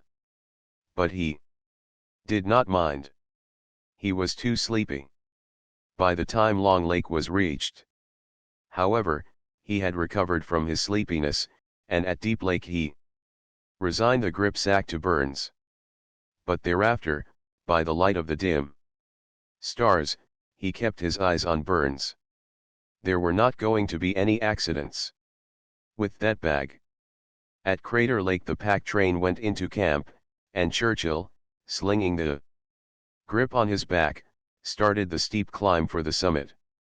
For the first time, on that precipitous wall, he realized how tired he was. He crept and crawled like a crab, burdened by the weight of his limbs. A distinct and painful effort of will was required each time he lifted a foot. hallucination came to him that he was shod with lead, like a deep-sea diver, and it was all he could do to resist the desire to reach down and feel the lead. As for Bondel's grip sack, it was inconceivable that 40 pounds could weigh so much.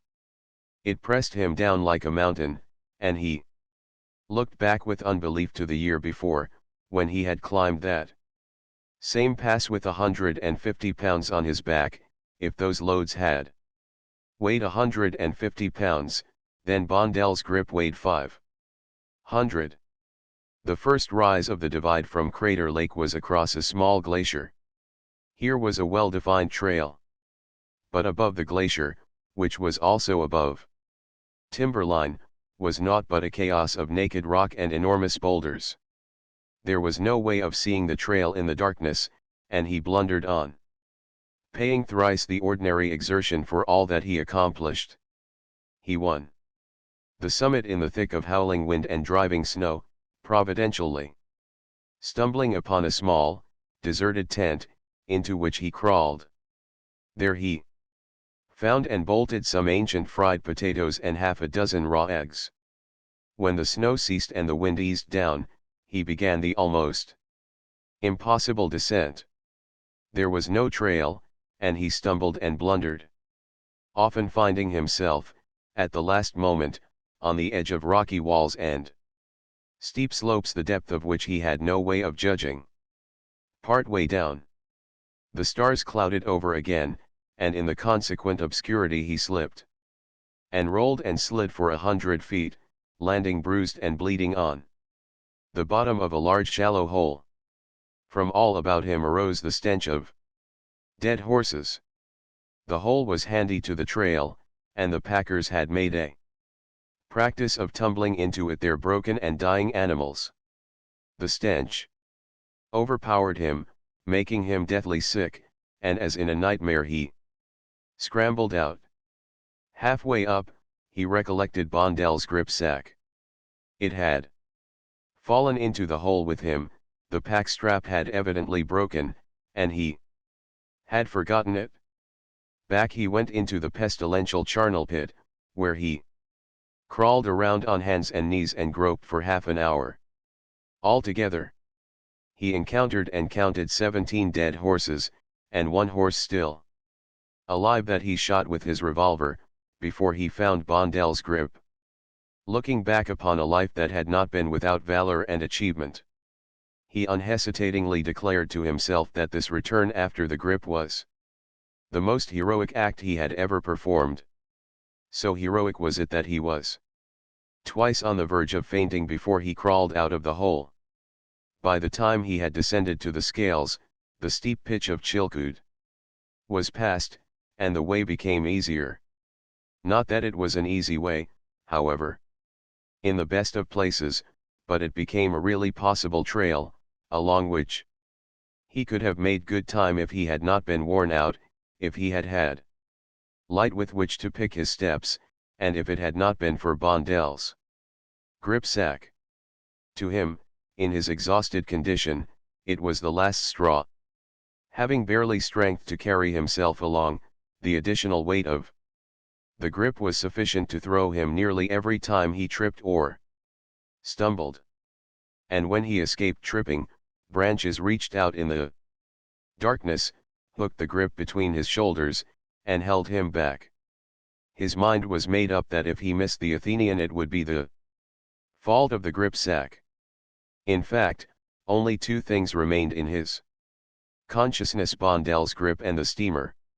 He knew only those two things, and they became identified, in a way, with some stern mission upon which he had journeyed and toiled for centuries. He walked and struggled on as in a dream. A part of the dream was his arrival at Sheep Camp. He stumbled into a saloon, slid his shoulders out of the straps, and started to deposit the grip at his feet. But it slipped from his fingers and struck the floor with a heavy thud that was not unnoticed by two men who were just leaving. Churchill drank a glass of whiskey, told the barkeeper to call him in 10 minutes, and sat down, his feet on the grip, his head on his knees. So badly did his misused body stiffen, that when he was called it required another 10 minutes and a second glass of whiskey to unbend his joints and limber up the muscles. "Hey! Not that way," the barkeeper shouted, and then went after him and started him through the darkness toward Canyon City. Some little husk of inner consciousness told Churchill that the direction was right, and, still as in a dream, he took the canyon trail. He did not know what warned him, but after what seemed several centuries of traveling, he sensed danger and drew his revolver. Still in the dream, he saw two men step out and heard them halt him. His revolver went off 4 times, and he saw the flashes and heard the explosions of their revolvers. Also, he was aware that he had been hit in the thigh. He saw one man go down, and, as the other came for him, he smashed him a straight blow with the heavy revolver, full in the face. Then he turned and ran. He came from the dream shortly afterward, to find himself plunging down the trail at a limping lope. His first thought was for the grip sack. It was still on his back. He was convinced that what had happened was a dream till he felt for his revolver and found it gone. Next he became aware of a sharp stinging of his thigh. And after investigating, he found his hand warm with blood. It was a superficial wound, but it was incontestable. He became wider awake, and kept up the lumbering run to Canyon City. He found a man, with a team of horses and a wagon, who got out of bed and harnessed up for $20. Churchill crawled in on the wagon bed and slept, the grip sack still on his back. It was a rough ride, over water-washed boulders down the Dia Valley, but he roused only when the wagon hit the highest places. Any altitude of his body above the wagon bed of less than a foot did not faze him. The last mile was smooth going, and he slept soundly. He came to in the grey dawn, the driver shaking him savagely and howling into his ear that the Athenian was gone. Churchill looked blankly at the deserted harbor. "There's a smoke over at Skagway," the man said. Churchill's eyes were too swollen to see that far, but he said, "It's she. Get me a boat." The driver was obliging, and found a skiff and a man to row it for $10, payment in advance. Churchill paid, and was helped into the skiff. It was beyond him to get in by himself. It was 6 miles to Skagway, and he had a blissful thought of sleeping those 6 miles. But the man did not know how to row, and Churchill took the oars and toiled for a few more centuries. He never knew 6 longer and more excruciating miles. A snappy little breeze blew up the inlet and held him back. He had a gone feeling at the pit of the stomach, and suffered from faintness and numbness. At his command, the man took the bailer and threw salt water into his face. The Athenian's anchor was up and down when they came alongside, and Churchill was at the end of his last remnant of strength. "Stop her! Stop her!" he shouted hoarsely. "Important message! Stop her!" Then he dropped his chin on his chest and slept. When half a dozen men started to carry him up the gangplank, he awoke, reached for the grip, and clung to it like a drowning man. On deck he became a center of horror and curiosity. The clothing in which he had left White Horse was represented by a few rags, and he was as frayed as his clothing. He had traveled for 55 hours at the top notch of endurance. He had slept 6 hours in that time, and he was 20 pounds lighter than when he started. Face and hands and body were scratched and bruised, and he could scarcely see. He tried to stand up, but failed, sprawling out on the deck. hanging onto the grip sack, and delivering his message. "Now, put me to bed," he finished, "I'll eat when I wake up." They did him honor, carrying him down in his rags and dirt and depositing him and Bondel's grip in the bridal chamber, which was the biggest and most luxurious stateroom in the ship. Twice he slept the clock around, and he had bathed and shaved and eaten and was leaning over the rail smoking a cigar when the 200 pilgrims from Whitehorse came alongside. By the time the Athenian arrived in Seattle, Churchill had fully recuperated, and he went ashore with Bondel's grip in his hand. He felt proud of that grip. To him it stood for achievement and integrity and trust.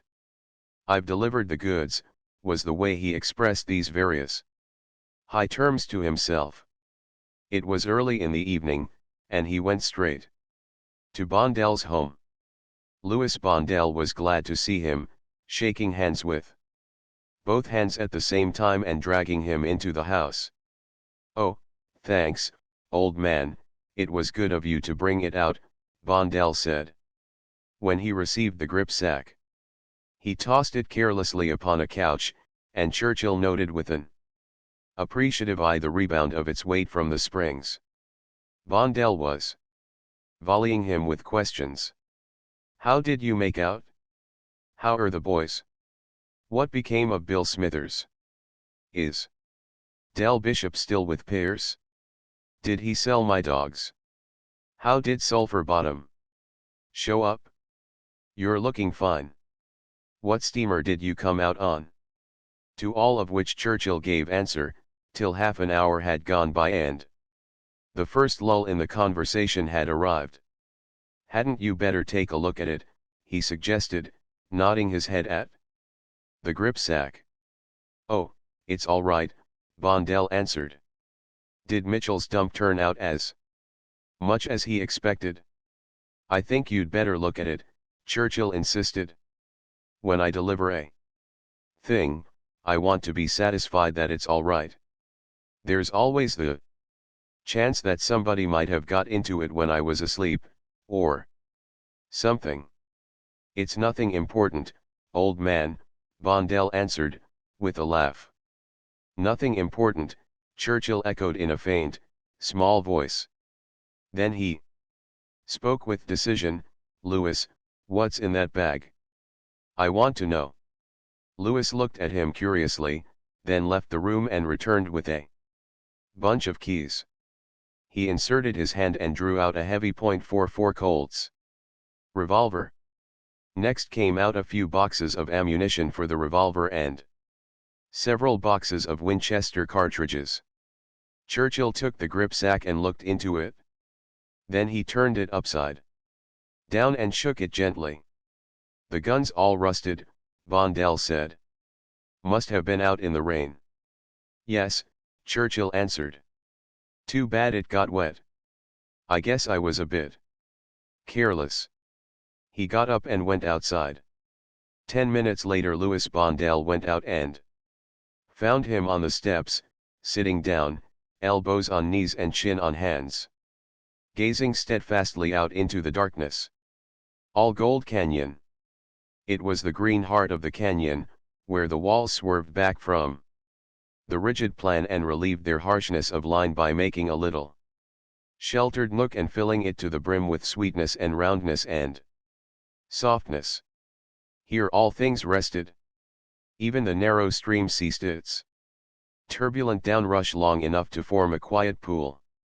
Knee-deep in the water, with drooping head and half-shut eyes, drowsed a red-coated, many-antlered buck. On one side, beginning at the very lip of the pool, was a tiny meadow, a cool, resilient surface of green that extended to the base of the frowning wall. Beyond the pool a gentle slope of earth ran up and up to meet the opposing wall. Fine grass covered the slope, grass that was spangled with flowers, with here and there patches of color, orange and purple and golden. Below, the canyon was shut in. There was no view. The walls leaned together abruptly, and the canyon ended in a chaos of rocks, moss-covered, and hidden by a green screen of vines and creepers and boughs of trees. Up the canyon rose far hills and peaks, the big foothills, pine-covered and remote.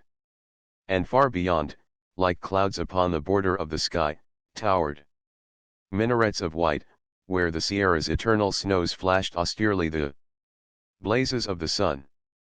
There was no dust in the canyon. The leaves and flowers were clean and virginal. The grass was young velvet. Over the pool 3 cottonwoods sent their snowy fluffs fluttering down the quiet air. On the slope the blossoms of the wine-wooded manzanita filled the air with springtime odors, while the leaves, wise with experience, were already beginning their vertical twist against the coming aridity of summer. In the open spaces on the slope, beyond the farthest shadow reach of the manzanita, poised the mariposa lilies, like so many flights of jeweled moths, suddenly arrested and on the verge of trembling into flight again. Here and there that wood's harlequin, the madrona, permitting itself to be caught in the act of changing its pea-green trunk to madder red, breathed its fragrance into the air from great clusters of waxen bells. Creamy white were these bells, shaped like lilies of the valley, with the sweetness of perfume that is of the springtime. There was not a sigh of wind. The air was drowsy with its weight of perfume. It was a sweetness that would have been cloying had the air been heavy and humid. But the air was sharp and thin. It was as starlight, transmuted into atmosphere, shot through and warmed by sunshine, and flower-drenched with sweetness. An occasional butterfly drifted in and out through the patches of light and shade. And from all about rose the low and sleepy hum of mountain bees feasting. Sybarites that jostled one another good-naturedly at the board, nor found time for rough discourtesy. So quietly did the little stream drip and ripple its way through the canyon that it spoke only in faint and occasional gurgles. The voice of the stream was as a drowsy whisper, ever interrupted by dozings and silences, ever lifted again in the awakenings. The motion of all things was a drifting in the heart of the canyon. Sunshine and butterflies drifted in and out among the trees. The hum of the bees and the whisper of the stream were a drifting of sound. And the drifting sound and drifting color seemed to weave together in the making of a delicate and intangible fabric which was the spirit of the place. It was a spirit of peace that was not of death, but of smooth pulsing life. Of quietude that was not silence, of movement that was not action, of repose that was quick with existence without being violent with struggle and travail. The spirit of the place was the spirit of the peace of the living, somnolent with the easement and content of prosperity, and undisturbed by rumors of far wars. The red-coated, many-antlered buck acknowledged the lordship of the spirit of the place and dozed knee-deep in the cool, shaded pool. There seemed no flies to vex him, and he was languid with rest. Sometimes his ears moved when the stream awoke and whispered, but they moved lazily, with foreknowledge that it was merely the stream grown garrulous at discovery that it had slept. But there came a time when the buck's ears lifted and tensed with swift eagerness for sound. His head was turned down the canyon. His sensitive, quivering nostrils scented the air. His eyes could not pierce the green screen through which the stream rippled away, but to his ears came the voice of a man. It was a steady, monotonous, sing-song voice. Once the buck heard the harsh clash of metal upon rock. At the sound he snorted with a sudden start that jerked him through the air from water to meadow, and his feet sank into the young velvet, while he pricked his ears and again scented the air. Then he stole across the tiny meadow, pausing once and again to listen, and faded away out of the canyon like a wraith. Soft-footed and without sound. The clash of steel-shod soles against the rocks began to be heard, and the man's voice grew louder.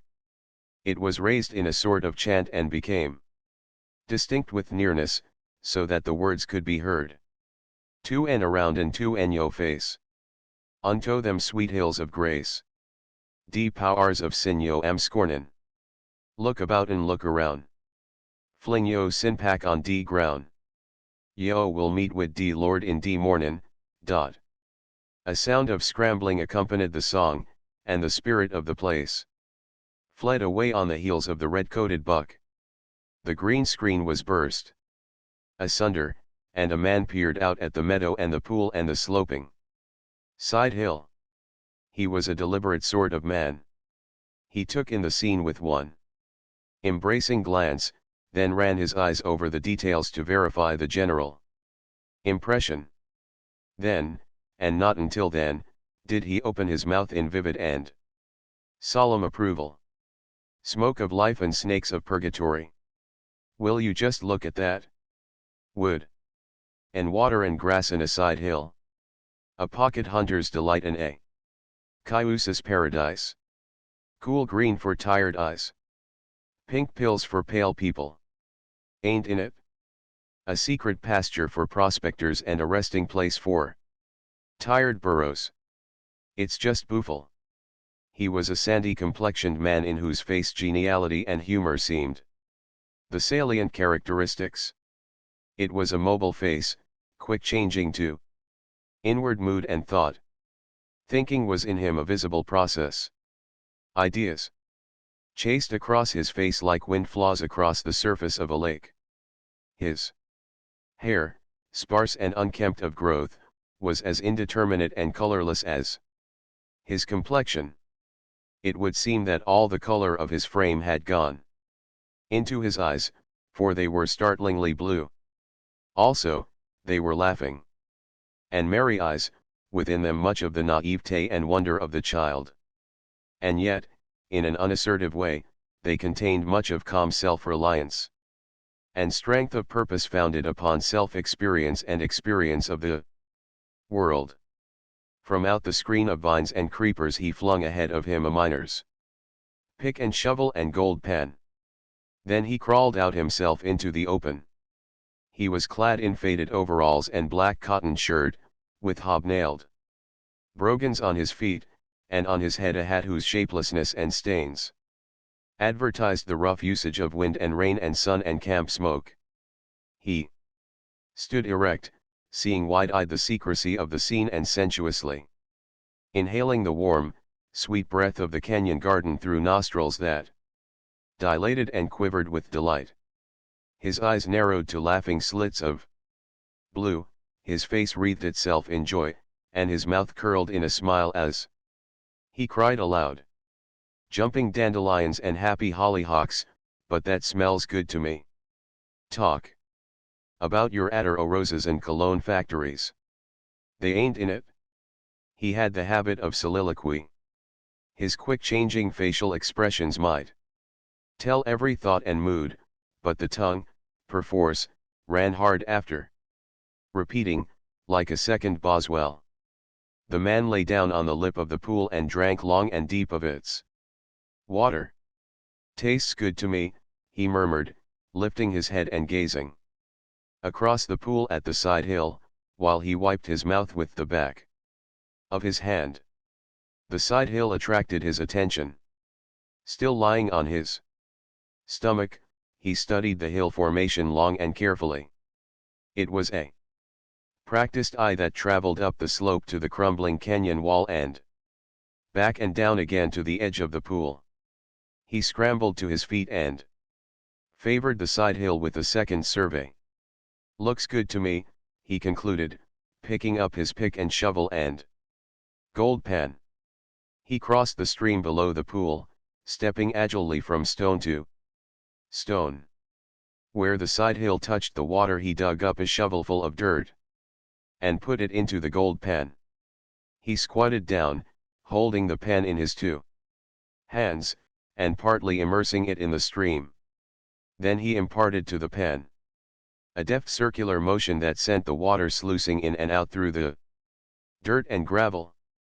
The larger and the lighter particles worked to the surface, and these, by a skillful dipping movement of the pen, he spilled out and over the edge. Occasionally, to expedite matters, he rested the pen and with his fingers raked out the large pebbles and pieces of rock. The contents of the pen diminished rapidly until only fine dirt and the smallest bits of gravel remained. At this stage he began to work very deliberately and carefully.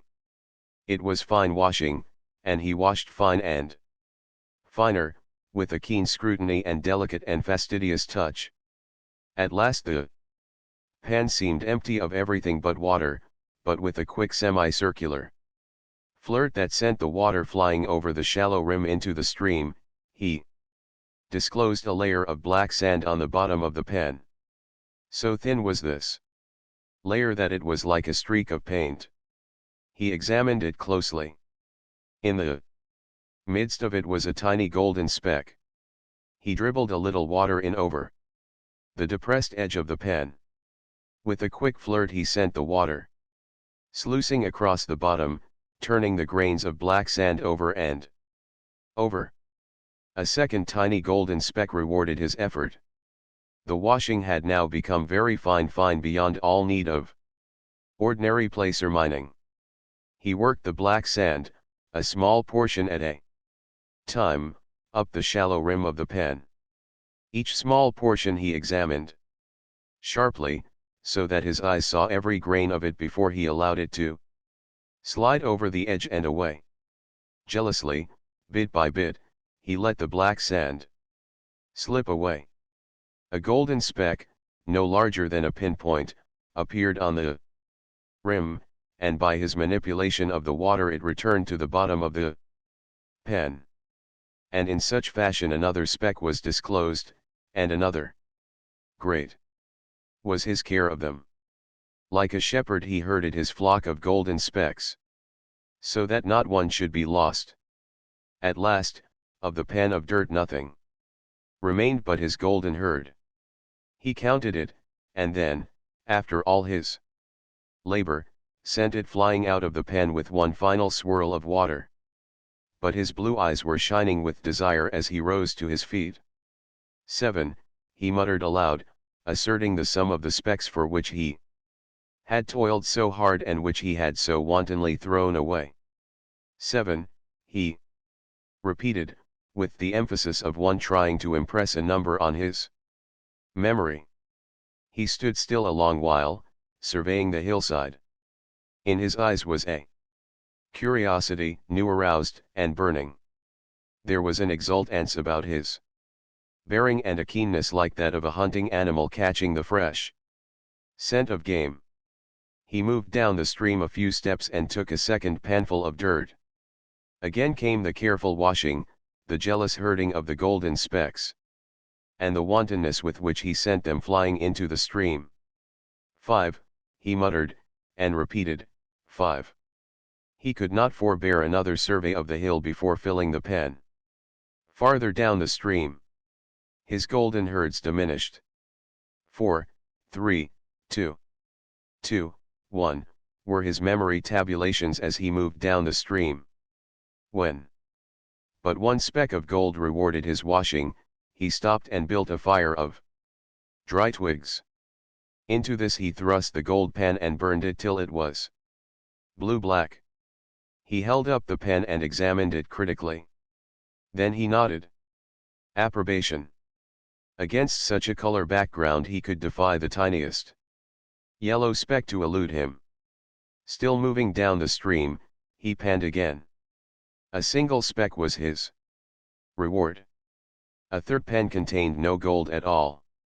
Not satisfied with this, he panned 3 times again, taking his shovels of dirt within a foot of one another. Each pan proved empty of gold, and the fact, instead of discouraging him, seemed to give him satisfaction. His elation increased with each barren washing, until he arose, exclaiming jubilantly, "If it ain't the real thing, May God knock off my head with sour apples. Returning to where he had started operations, he began to pan up the stream. At first his golden herds increased prodigiously. 14, 18, 21, 26, ran his memory tabulations. Just above the pool he struck his richest pan 35 colors. Almost enough to save, he remarked regretfully as he allowed the water to sweep them away. The sun climbed to the top of the sky. The man worked on. Pan by pan, he went up the stream, the tally of results steadily decreasing. It's just booful, the way it peters out, he exulted when a shovelful of dirt contained no more than a single speck of gold. And when no specks at all were found in several pans, he straightened up and favored the hillside with a confident glance. Ah, ha! Mr. Pocket, he cried out, as though to an auditor hidden somewhere above him beneath the surface of the slope. Ah, ha! Mr. Pocket. I may come in, and I'm surely gwine to get yer. You hear me? Mr. Pocket. I'm gwine to get yer as sure as pumpkins ain't cauliflowers. He turned and flung a measuring glance at the sun poised above him in the azure of the cloudless sky. Then he went down the canyon, following the line of shovel holes he had made in filling the pans. He crossed the stream below the pool and disappeared through the green screen. There was little opportunity for the spirit of the place to return with its quietude and repose, for the man's voice, raised in ragtime song, still dominated the canyon with possession. After a time, with a greater clashing of steel-shod feet on rock, he returned. The green screen was tremendously agitated. It surged back and forth in the throes of a struggle. There was a loud grating and clanging of metal. The man's voice leaped to a higher pitch and was sharp with imperativeness. A large body plunged and panted. There was a snapping and ripping and rending, and amid a shower of falling leaves a horse burst through the screen. On its back was a pack, and from this trailed broken vines and torn creepers. The animal gazed with astonished eyes at the scene into which it had been precipitated, then dropped its head to the grass and began contentedly to graze. A second horse scrambled into view, slipping once on the mossy rocks and regaining equilibrium when its hoofs sank into the yielding surface of the meadow. It was riderless, though on its back was a high-horned Mexican saddle, scarred and discolored by long usage. The man brought up the rear. He threw off pack and saddle, with an eye to camp location, and gave the animals their freedom to graze. He unpacked his food and got out frying pan and coffee pot. He gathered an armful of dry wood, and with a few stones made a place for his fire. My, he said, but I've got an appetite. I could scoff iron filings and horseshoe nails and thank you kindly, ma'am, for a second helpin'. He straightened up, and, while he reached for matches in the pocket of his overalls, his eyes traveled across the pool to the side hill. His fingers had clutched the matchbox, but they relaxed their hold and the hand came out empty. The man wavered perceptibly. He looked at his preparations for cooking and he looked at the hill. Guess I'll take another whack at her, he concluded, starting to cross the stream. They ain't no sense in it, I know, he mumbled apologetically. But keepin' grub back an hour ain't goin' to hurt none, I reckon. A few feet back from his first line of test pans he started a second line. The sun dropped down the western sky, the shadows lengthened, but the man worked on. He began a third line of test pans. He was cross-cutting the hillside, line by line, as he ascended. The center of each line produced the richest pans, while the ends came where no colors showed in the pan. and as he ascended the hillside the lines grew perceptibly shorter. The regularity with which their length diminished served to indicate that somewhere up the slope the last line would be so short as to have scarcely length at all, and that beyond could come only a point. The design was growing into an inverted V. The converging sides of this V marked the boundaries of the gold-bearing dirt. The apex of the V was evidently the man's goal. Often he ran his eye along the converging sides and on up the hill, trying to divine the apex, the point where the gold-bearing dirt must cease. Here resided Mr. Pocket, for so the man familiarly addressed the imaginary point. Above him on the slope, crying out, "Come down out o' that, Mr. Pocket. Be right smart and agreeable, and come down." "All right," he would add later, in a voice resigned to determination. "All right, Mr. Pocket. It's plain to me I got to come right up and snatch you out bald-headed. And I'll do it. I'll do it," he would threaten still. Later. Each pan he carried down to the water to wash, and as he went higher up the hill the pans grew richer, until he began to save the gold in an empty baking powder can which he carried carelessly in his hip pocket. So engrossed was he in his toil that he did not notice the long twilight of oncoming night. It was not until he tried vainly to see the gold colors in the bottom of the pan that he realized the passage of time. He straightened up abruptly. An expression of whimsical wonderment and awe overspread his face as he drawled, "Gosh darn my buttons! If I didn't plumb forget dinner." He stumbled across the stream in the darkness and lighted his long-delayed fire. Flapjacks and bacon and warmed-over beans constituted his supper. Then he smoked a pipe by the smoldering coals, listening to the night noises and watching the moonlight stream through the canyon. After that he unrolled his bed, took off his heavy shoes, and pulled the blankets up to his chin. His face showed white in the moonlight, like the face of a corpse. But it was a corpse that knew its resurrection, for the man rose suddenly on one elbow and gazed across at his hillside. "Good night, Mr. Pocket," he called sleepily. "Good night." He slept through the early gray of morning until the direct rays of the sun smote his closed eyelids, when he awoke with a start and looked about him until he had established the continuity of his existence and identified his present self with the days previously lived. To dress, he had merely to buckle on his shoes. He glanced at his fireplace and at his hillside, wavered, but fought down the temptation and started the fire. "Keep your shirt on, Bill, keep your shirt on," he admonished himself. "What's the good of rushin'? No use in gettin' all het up and sweaty. Mr. Pocket'll wait for you. He ain't a runnin' away before you can get your breakfast. Now, what you want, Bill, is something fresh in your billow fare. So it's up to you to go and get it." He cut a short pole at the water's edge and drew from one of his pockets a bit of line and a draggled fly that had once been a royal coachman.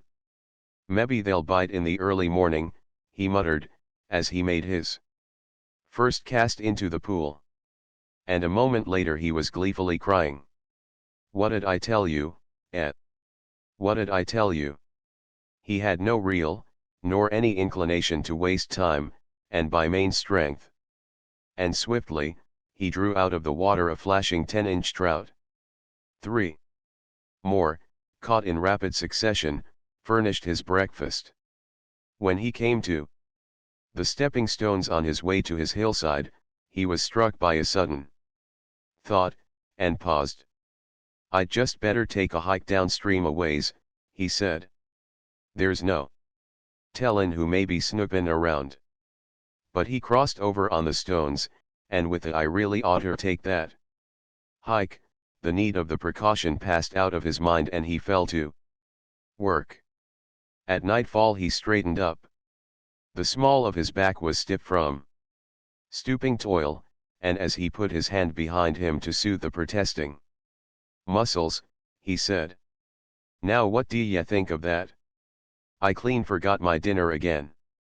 If I don't watch out, I'll sure be degeneratin' into a 2 meal a day crank. Pockets is the hangdest things I ever see for makin' a man." Absent-minded, he communed that night, as he crawled into his blankets. Nor did he forget to call up the hillside, "Good night, Mr. Pocket. Good night." Rising with the sun, and snatching a hasty breakfast, he was early at work. A fever seemed to be growing in him, nor did the increasing richness of the test pans allay this fever. There was a flush in his cheek other than that made by the heat of the sun, and he was oblivious to fatigue and the passage of time. When he filled a pan with dirt, he ran down the hill to wash it, nor could he forbear running up the hill again, panting and stumbling profanely, to refill the pan. He was now 100 yards from the water, and the inverted V was assuming definite proportions. The width of the pay dirt steadily decreased, and the man extended in his mind's eye the sides of the V to their meeting place far up the hill. This was his goal, the apex of the V, and he panned many times to locate it. Just about 2 yards above that manzanita bush and a yard to the right, he finally concluded. Then the temptation seized him. "As plain as the nose on your face," he said, as he abandoned his laborious cross-cutting and climbed to the indicated apex. He filled a pan and carried it down the hill to wash. It contained no trace of gold. He dug deep, and he dug shallow, filling and washing a dozen pans, and was unrewarded even by the tiniest golden speck. He was enraged at having yielded to the temptation, and berated himself blasphemously and pridelessly. Then he went down the hill and took up the cross-cutting. "Slow and certain, Bill, slow and certain," he crooned.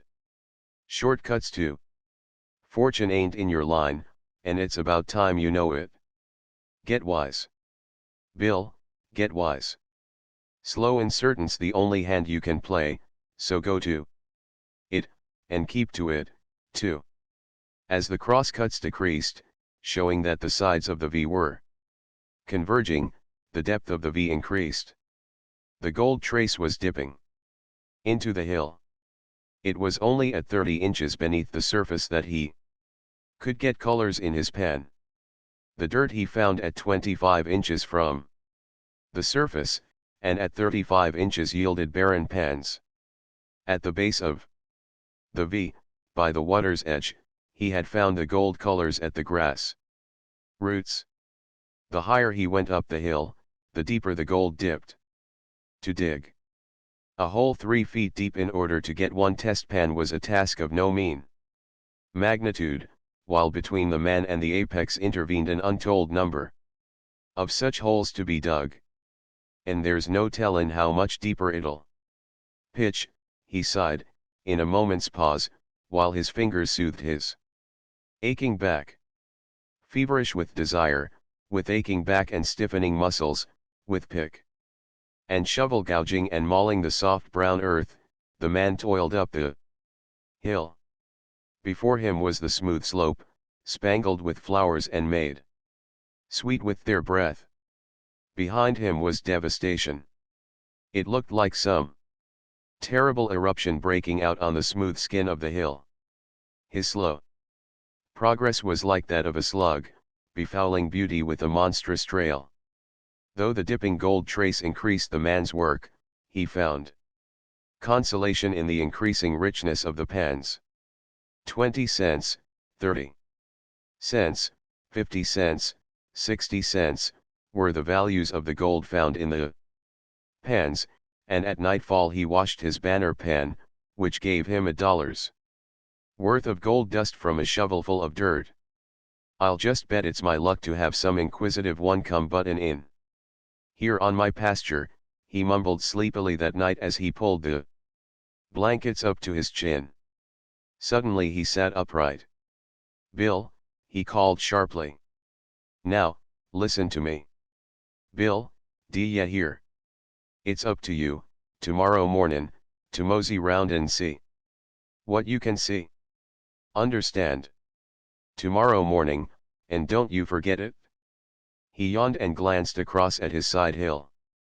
"Good night, Mr. Pocket," he called. In the morning he stole a march on the sun, for he had finished breakfast. When its first rays caught him, and he was climbing the wall of the canyon, where it crumbled away and gave footing. From the outlook at the top he found himself in the midst of loneliness. As far as he could see, chain after chain of mountains heaved themselves into his vision. To the east, his eyes, leaping the miles between range and between many ranges, brought up at last against the white peak Sierras the main crest, where the backbone of the western world reared itself against the sky. To the north and south he could see more distinctly the cross systems that broke through the main trend of the sea of mountains. To the west the ranges fell away, one behind the other, diminishing and fading into the gentle foothills that, in turn, descended into the great valley which he could not see. And in all that mighty sweep of earth he saw no sign of man nor of the handiwork of man save only the torn bosom of the hillside at his feet. The man looked long and carefully.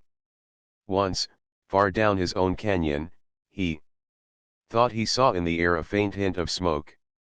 He looked again and decided that it was the purple haze of the hills made dark by a convolution of the canyon wall at its back. "Hey, you, Mr. Pocket," he called down into the canyon. "Stand out from under. I may come in, Mr. Pocket. I may come in." The heavy brogans on the man's feet made him appear clumsy-footed, but he swung down from the giddy height as lightly and airily as a mountain goat. A rock, turning under his foot on the edge of the precipice, did not disconcert him. He seemed to know the precise time required for the turn to culminate in disaster, and in the meantime he utilized the false footing itself for the momentary earth contact necessary to carry him on into safety. Where the earth sloped so steeply that it was impossible to stand for a second upright, the man did not hesitate. His foot pressed the impossible surface for but a fraction of the fatal second and gave him the bound that carried him onward. Again, where even the fraction of a second's footing was out of the question, he would swing his body past by a moment's hand grip on a jutting knob of rock, a crevice, or a precariously rooted shrub. At last, with a wild leap and yell, he exchanged the face of the wall for an earth slide and finished the descent. In the midst of several tons of sliding earth and gravel, his first pen of the morning washed out over $2 in coarse gold. It was from the center of the V. To either side the diminution in the values of the pans was swift. His lines of cross-cutting holes were growing very short. The converging sides of the inverted V were only a few yards apart. Their meeting point was only a few yards above him. But the pay streak was dipping deeper and deeper into the earth. By early afternoon he was sinking the test holes 5 feet before the pans could show the gold trace. For that matter, the gold trace had become something more than a trace, it was a placer mine in itself, and the man resolved to come back after he had found the pocket and work over the ground. But the increasing richness of the pans began to worry him. By late afternoon the worth of the pans had grown to $3 and $4. The man scratched his head perplexedly and looked a few feet up the hill at the manzanita bush that marked approximately the apex of the V. He nodded his head and said oracularly, "It's 102 things, Bill, 102 things. Either Mr. Pockets Spilled himself all out and down the hill, or else Mr. Pocket's so rich. You maybe won't be able to carry him all away with you. And that'd be an awful shame, wouldn't it, now? He chuckled at contemplation of so pleasant a dilemma. Nightfall found him by the edge of the stream, his eyes wrestling with the gathering darkness over the washing of a $5 pen. Wished I had an electric light to go on working, he said. He found sleep difficult that night. Many times he composed himself and closed his eyes for slumber to overtake him, but his blood pounded with too strong desire, and as many times his eyes opened and he murmured wearily, wished it was sun up. Sleep came to him in the end, but his eyes were open with the first paling of the stars, and the grey of dawn caught him with breakfast finished and climbing the hillside in the direction of the secret abiding place of Mr. Pocket. The first cross-cut the man made, there was space for only 3 holes, so narrow had become the pay streak and so close was he to the fountainhead of the golden stream he had been following for 4 days. "BCAM, Bill, BCAM, he admonished himself, as he broke ground for the final hole where the sides of the V had at last come together in a point. I've got the almighty cinch on you, Mr. Pocket, and you can't lose me," he said many times as he sank the hole deeper and deeper. 4 feet, 5 feet, 6 feet, he dug his way down into the earth. The digging grew harder.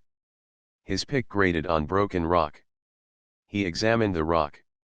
Rotten quartz, was his conclusion as, with the shovel, he cleared the bottom of the hole of loose dirt.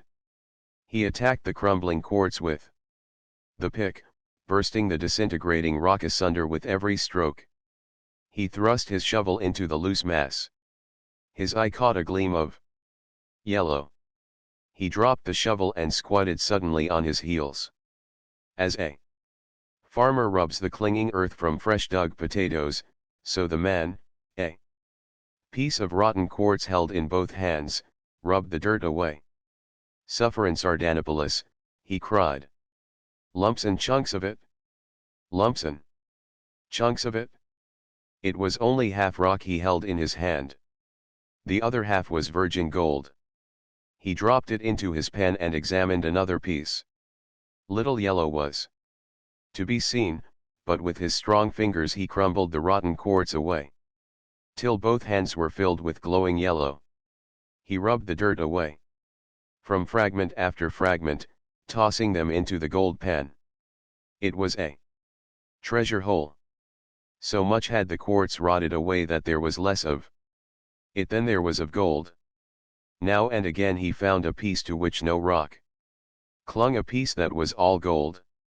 A chunk, where the pick had laid open the heart of the gold, glittered like a handful of yellow jewels, and he cocked his head at it and slowly turned it around and over to observe the rich play of the light upon it. "Talk about your too much gold diggins," the man snorted contemptuously. "Why, this diggin' d make it look like 30 cents. This diggin' is all gold. And right here and now I name this your canyon all gold canyon, b. Gosh." Still squatting on his heels, he continued examining the fragments and tossing them into the pen. Suddenly there came to him a premonition of danger. It seemed a shadow had fallen upon him. But there was no shadow. His heart had given a great jump up into his throat and was choking him. Then his blood slowly chilled and he felt the sweat of his shirt cold against his flesh. He did not spring up nor look around. He did not move. He was considering the nature of the premonition he had received, trying to locate the source of the mysterious force that had warned him, striving to sense the imperative presence of the unseen thing that threatened him.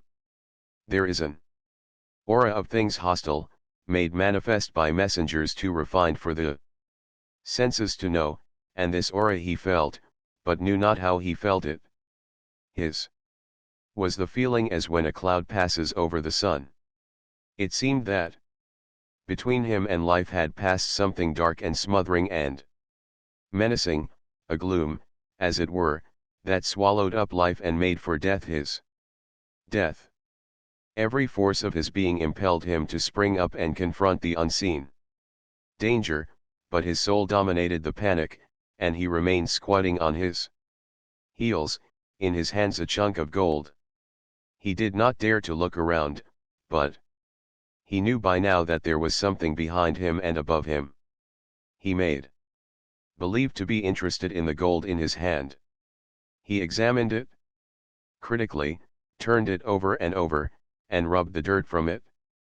And all the time he knew that something behind him was looking at the gold over his shoulder.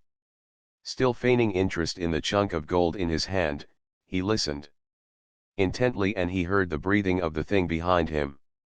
His eyes searched the ground in front of him for a weapon, but they saw only the uprooted gold, worthless to him now in his extremity.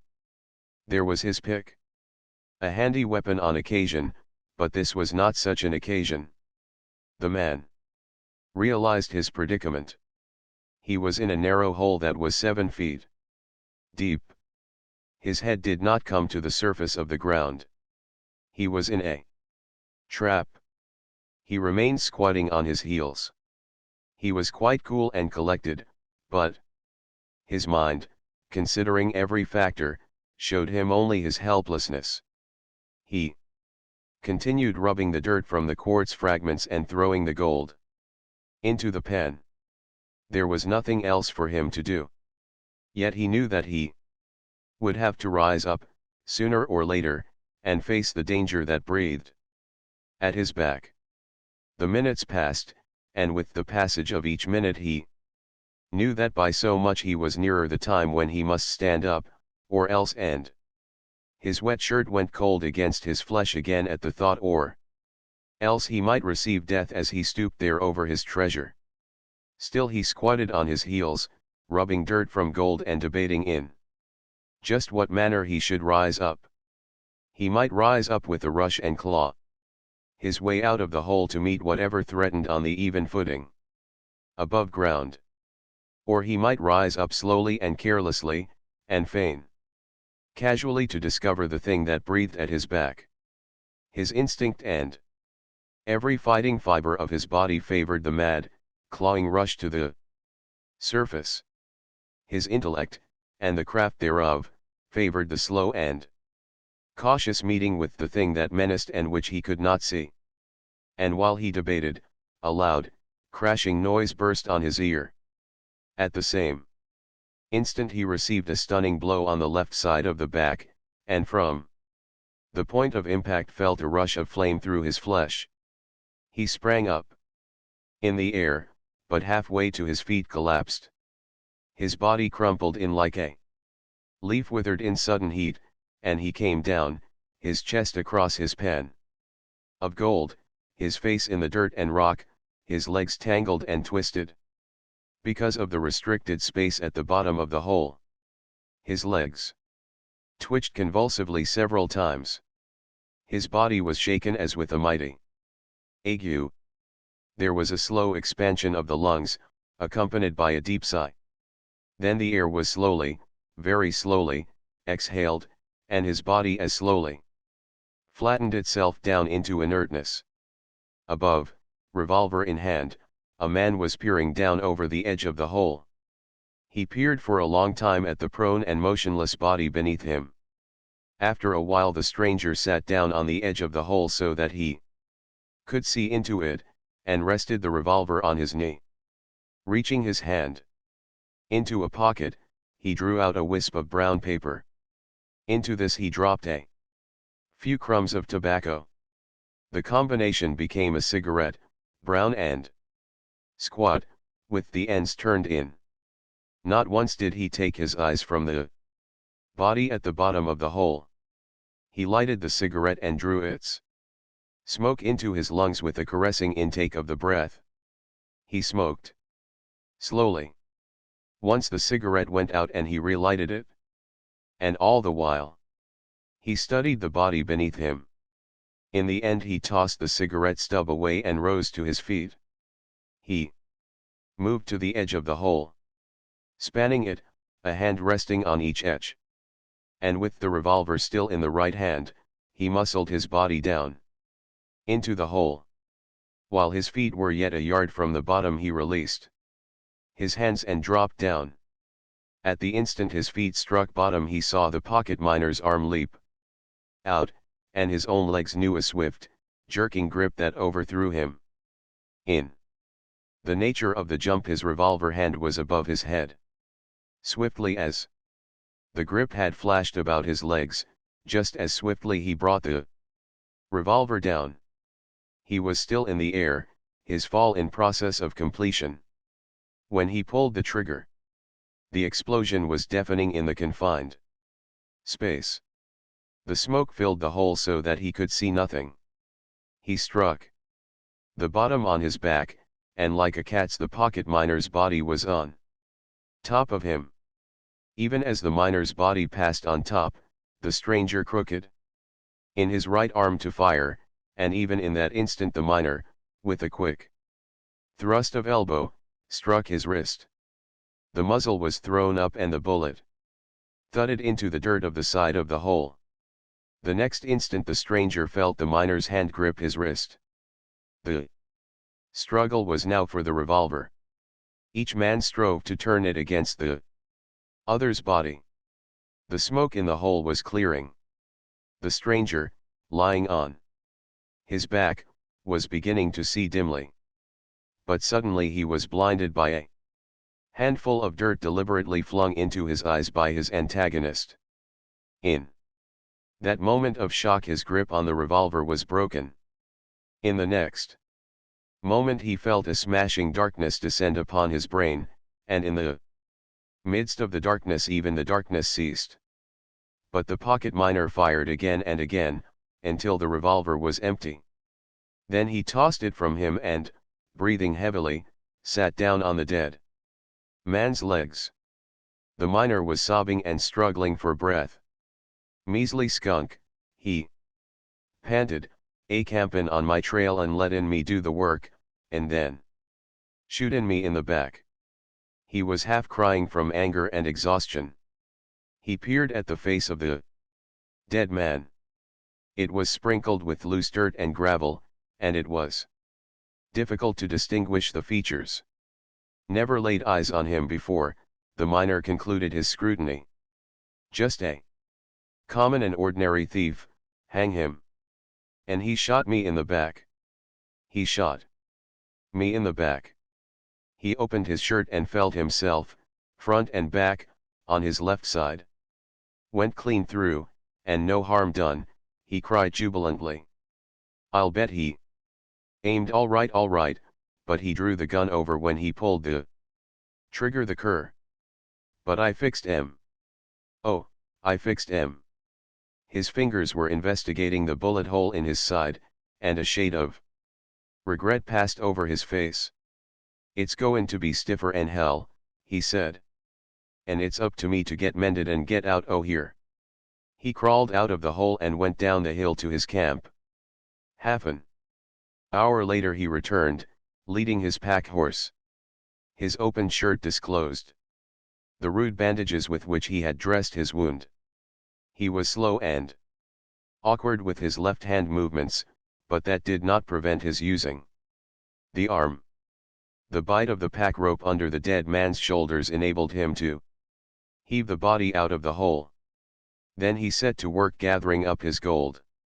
He worked steadily for several hours, pausing often to rest his stiffening shoulder and to exclaim, "He shot me in the back, the measly skunk. He shot me in the back." When his treasure was quite cleaned up and wrapped securely into a number of blanket-covered parcels, he made an estimate of its value. £400, or I'm a Hottentot, he concluded. "Say 200. In quartz and dirt that leaves £200 of gold. Bill. Wake up. £200 of gold. $40,000. And it's yourn all yourn." He scratched his head delightedly and his fingers blundered into an unfamiliar groove. They quested along it for several inches. It was a crease through his scalp where the second bullet had plowed. He walked angrily over to the dead man. "You would you?" he bullied. "You would, eh? Well, I fixed you good. And plenty, and I'll give you decent burial, too. That's more'n you'd have done for me." He dragged the body to the edge of the hole and toppled it in. It struck the bottom with a dull crash. On its side, the face twisted up to the light. The miner peered down at it.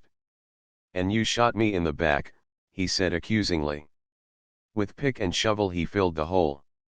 Then he loaded the gold on his horse. It was too great a load for the animal, and when he had gained his camp he transferred part of it to his saddle horse. Even so, he was compelled to abandon a portion of his outfit, pick and shovel and gold pan, extra food and cooking utensils, and divers odds and ends. The sun was at the zenith when the man forced the horses at the screen of vines and creepers. To climb the huge boulders the animals were compelled to uprear and struggle blindly through the tangled mass of vegetation. Once the saddle horse fell heavily and the man removed the pack to get the animal on its feet. After it started on its way again, the man thrust his head out from among the leaves and peered up at the hillside. "The measly skunk," he said, and disappeared. There was a ripping and tearing of vines and boughs. The trees surged back and forth, marking the passage of the animals through the midst of them. There was a clashing of steel-shod hoofs on stone, and now and again a sharp cry of command. Then the voice of the man was raised in song. "To and around and to and yo face. Unto them sweet hills of grace. De powers of sin yo am scornin'. Look about and look around. Fling yo sin pack on de ground. Yo will meet wid de Lord in de mornin', dot." The song grew faint and fainter, and through the silence crept back the spirit of the place. The stream once more drowsed and whispered, the hum of the mountain bees rose sleepily. Down through the perfume-weighted air fluttered the snowy fluffs of the cottonwoods. The butterflies drifted in and out among the trees, and over all blazed the quiet sunshine. Only remained the hoof marks in the meadow and the torn hillside to mark the boisterous trail of the life that had broken the peace of the place and passed on. The story of Case. Case lived long ago on the rim of the polar sea, was head man of his village through many and prosperous years, and died full of honors with his name on the lips of men. So long ago did he live that only the old men remember his name, and the tale, which they got from the old men before them, and which the old men to come will tell to their children and their children's children down to the end of time. And the winter darkness, when the north gales make their long sweep across the ice pack, and the air is filled with flying white, and no man may venture forth, is the chosen time for the telling of how Case, from the poorest igloo in the village, rose to power and place over them all. He was a bright boy, so the tale runs, healthy and strong, and he had seen 13 sons, in their way of reckoning time.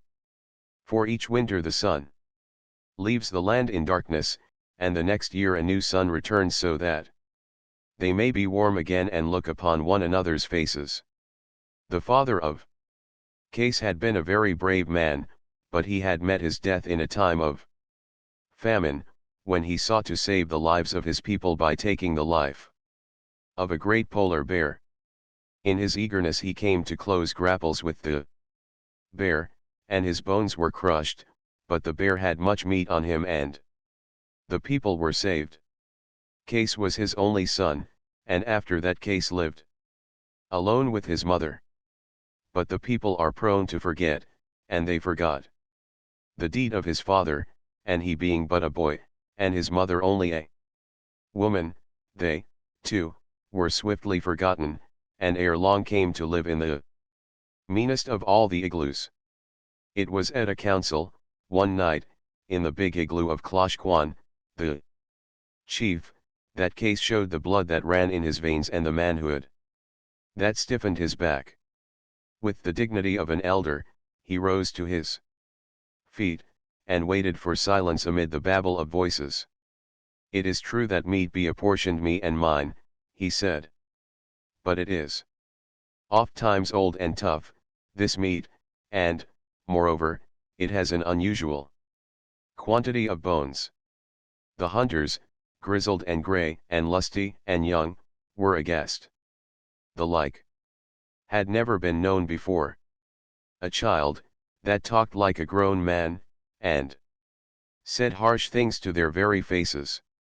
But steadily and with seriousness, Case went on. "For that I know my father, Bok, was a great hunter, I speak these words. It is said that Bok brought home more meat than any of the two best hunters, that with his own hands he attended to the division of it, that with his own eyes he saw to it that the least old woman and the least old man received fair share." "N.A. N.A., the men cried. "Put the child out. Send him off to bed. He is no man that he should talk to men and greybeards." He waited calmly till the uproar died down. "Thou hast a wife, Uggluk," he said, "and for her dost thou speak. And thou, too, Masuk, a mother also, and for them dost thou speak. My mother has no one, save me, wherefore I speak. As I say, though Bok be dead, because he hunted over keenly, it is just that I, who am his son, and that Ikega, who is my mother and was his wife, should have meat in plenty so long as there be meat in plenty in the tribe. I, Case, the son of Bok, have spoken." He sat down, his ears keenly alert to the flood of protest and indignation his words had created. That a boy should speak in council, old Uggluk was mumbling. "Shall the babes in arms tell us men the things we shall do?" Masuk demanded in a loud voice. "Am I a man that I should be made a mock by every child that cries for meat?" The anger boiled a white heat. They ordered him to bed, threatened that he should have no meat at all, and promised him sore beatings for his presumption. Case's eyes began to flash, and the blood to pound darkly under his skin. In the midst of the abuse he sprang to his feet. "Hear me, ye men," he cried. "Never shall I speak in the council again. Never again till the men come to me and say, 'It is well, Case, that thou shouldst speak, it is well and it is our wish.' Take this now, ye men, for my last word. Bok, my father, was a great hunter. I too, his son, shall go and hunt the meat that I eat. And be it known, now, that the division of that which I kill shall be fair. And no widow nor weak one shall cry in the night because there is no meat, when the strong men are groaning in great pain for that they have eaten overmuch. And in the days to come, there shall be shame upon the strong men who have eaten overmuch. I, Case, have said it." Jeers and scornful laughter followed him out of the igloo, but his jaw was set and he went his way, looking neither to right nor left. The next day he went forth along the shoreline where the ice and the land met together. Those who saw him go noted that he carried his bow, with a goodly supply of bone-barbed arrows, and that across his shoulder was his father's big hunting spear. And there was laughter, and much talk, at the event. It was an unprecedented occurrence.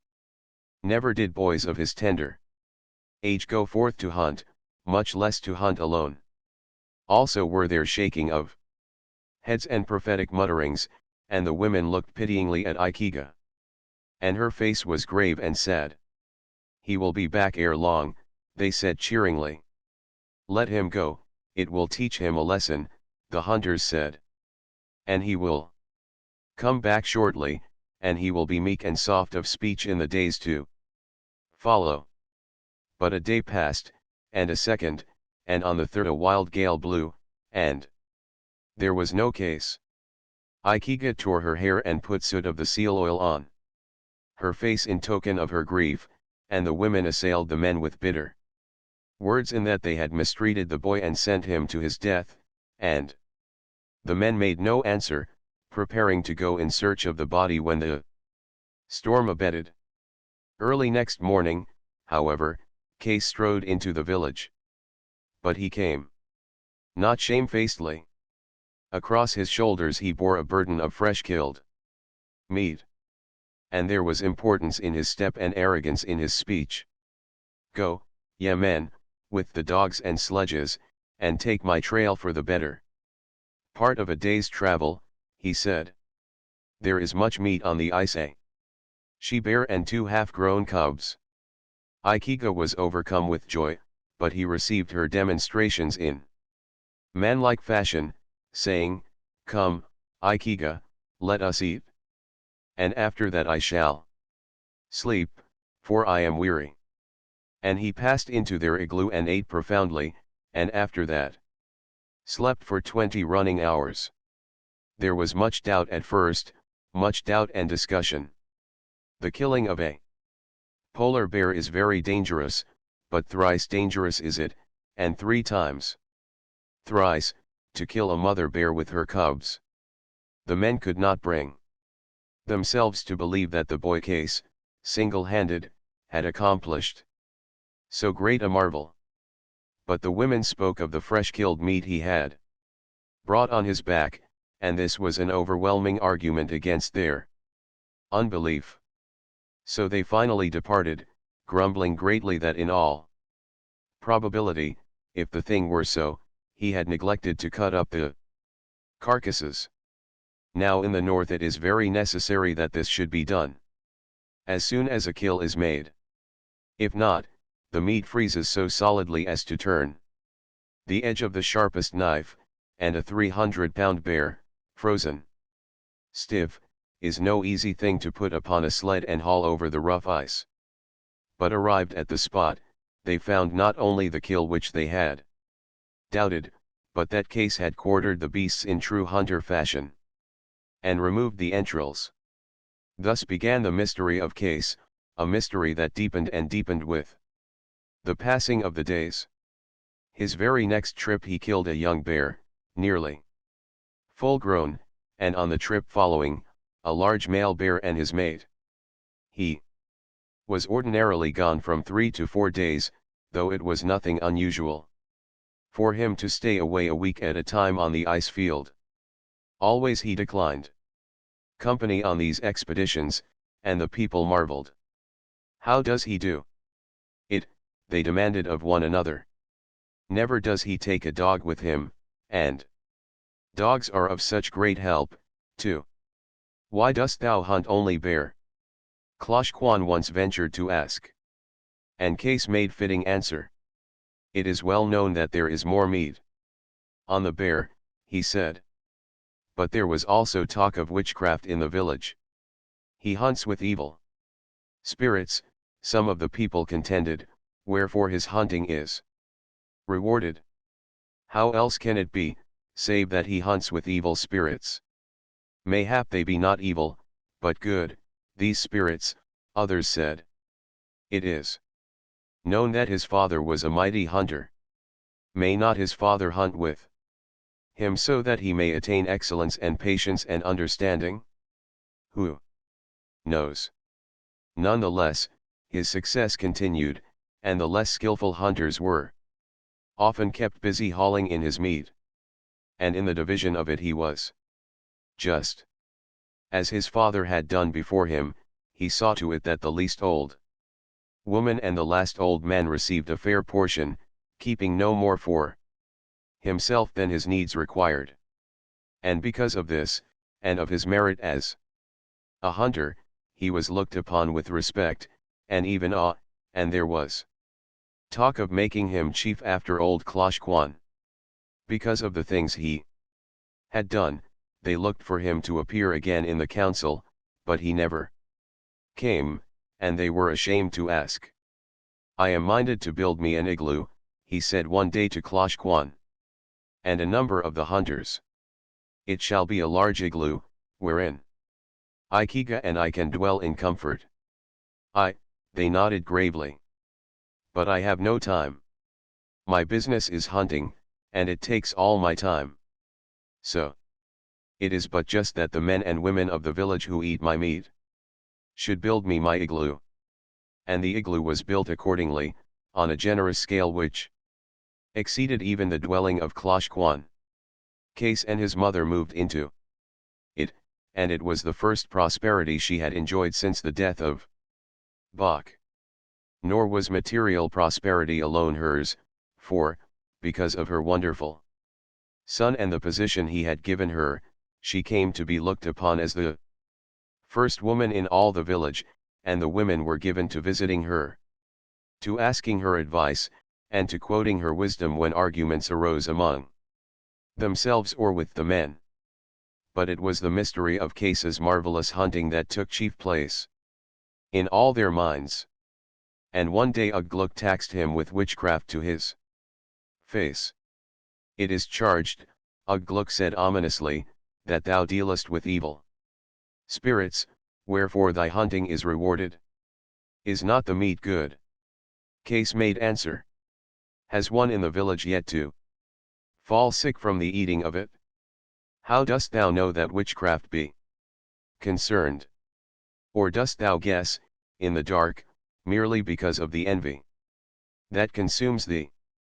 And Uggluk withdrew discomfited, the women laughing at him as he walked away. But in the council one night, after long deliberation, it was determined to put spies on his track when he went forth to hunt, so that his methods might be learned. So, on his next trip, Bim and Bon, two young men, and of hunters the craftiest, followed after him, taking care not to be seen. After 5 days they returned, their eyes bulging and their tongues a-tremble to tell what they had seen. The council was hastily called in Klosh Kwan's dwelling, and Bim took up the tale. "Brothers, as commanded, we journeyed on the trail of Case, and cunningly we journeyed, so that he might not know. And midway of the first day he picked up with a great he-bear. It was a very great bear. None greater," Bon corroborated, and went on himself. Yet was the bear not inclined to fight, for he turned away and made off slowly over the ice. This we saw from the rocks of the shore, and the bear came toward us. And after him came Case, very much unafraid. And he shouted harsh words after the bear, and waved his arms about, and made much noise. Then did the bear grow angry, and rise up on his hind legs, and growl. But Case walked right up to the bear. Bim continued the story. Right up to the bear Case walked. And the bear took after him, and Case ran away. But as he ran he dropped a little round ball on the ice. And the bear stopped and smelled of it, and then swallowed it up. And Case continued to run away and drop little round balls, and the bear continued to swallow them up. Exclamations and cries of doubt were being made, and Uggluk expressed open unbelief. "With our own eyes we saw it," Bim affirmed. And Bon, "With our own eyes." And this continued until the bear stood suddenly upright and cried aloud in pain, and thrashed his forepaws madly about. And Case continued to make off over the ice to a safe distance. But the bear gave him no notice, being occupied with the misfortune the little round balls had wrought within him. Within him," Bim interrupted. "For he did claw at himself, and leap about over the ice like a playful puppy, save from the way he growled and squealed it was plain it was not play but pain. Never did I see such a Sight. Nay, never was such a sight seen, Bon took up the strain. And, furthermore, it was such a large bear. Witchcraft, Ugh Gluk suggested. I know not, Bon replied. I tell only of what my eyes beheld. And after a while the bear grew weak and tired, for he was very heavy and he had jumped about with exceeding violence, and he went off along the shore ice, shaking his head slowly from side to side and sitting down ever and again, to squeal and cry. And Case followed after the bear, and we followed after Case, and for that day and 3 days more we followed. The bear grew weak, and never ceased crying from his pain. It was a charm. Ugh Gluk exclaimed. Surely it was a charm. It may well be. And Bim relieved Bon. The bear wandered, now this way and now that, doubling back and forth and crossing his trail in circles, so that at the end he was near where Case had first come upon him. By this time he was quite sick, the bear, and could crawl no farther, so Case came up close and speared him to death. And then Klosh Kwan demanded. Then we left Case skinning the bear, and came running that the news of the killing might be told. And in the afternoon of that day the women hauled in the meat of the bear, while the men sat in council assembled. When Case arrived a messenger was sent to him, bidding him come to the council. But he sent reply, saying that he was hungry and tired, also that his igloo was large and comfortable and could hold many men. And curiosity was so strong on the men that the whole council, Klosh Kwan to the fore, rose up and went to the igloo of Case. He was eating, but he received them with respect and seated them according to their rank. Ikega was proud and embarrassed by turns, but Case was quite composed. Klosh Kwan recited the information brought by Bim and Bon, and at its close said in a stern voice, so explanation is wanted, O Case, of thy manner of hunting. Is there witchcraft in it? Case looked up and smiled. Nay, O Klosh Kwan. It is not for a boy to know aught of witches, and of witches I know nothing. I have but devised a means whereby I may kill the ice bear with ease, that is all. It be headcraft, not witchcraft. And may any man. There was a long silence. The men looked in one another's faces, and Case went on eating. And wilt thou tell us, O Case? Klosh Kwan finally asked, in a tremulous voice. Yeah, I will tell thee. Case finished sucking a marrow bone and rose to his feet. It is quite simple. Behold. He picked up a thin strip of whalebone and showed it to them. The ends were sharp as needle points. The strip he coiled carefully, till it disappeared in his hand. Then, suddenly releasing it, it sprang straight again. He picked up a piece of blubber. So, he said, one takes a small chunk of blubber, thus, and thus makes it hollow. Then into the hollow goes the whalebone, so, tightly coiled. And another piece of blubber is fitted over the whalebone. After that it is put outside where it freezes into a little round ball. The bear swallows the little round ball, the blubber melts, the whalebone with its sharp end stands out straight, the bear gets sick, and when the bear is very sick, why, you kill him with a spear. It is quite simple. And Ugh Gluk said oh, and Klosh Kwan said ah. And each said something after his own manner, and all understood. And this is the story of Case, who lived long ago on the rim of the polar sea. Because he exercised headcraft and not witchcraft, he rose from the meanest igloo to be head man of his village, and through all the years that he lived, it is related, his tribe was prosperous, and neither Widow nor weak one cried aloud in the night because there was no meat. Nombok the unveracious. A Bidarka, is it not so? Look. A Bidarka, and one man who drives clumsily. With a paddle. Old Basquawan rose to her knees, trembling with weakness and eagerness. And gazed out over the sea. Nombok was ever clumsy at the paddle, she maundered reminiscently. Shading the sun from her eyes and staring across the silver-spilled water. Nombok was ever clumsy. I remember. But the women and children laughed loudly, and there was a gentle mockery in their laughter, and her voice dwindled till her lips moved without sound.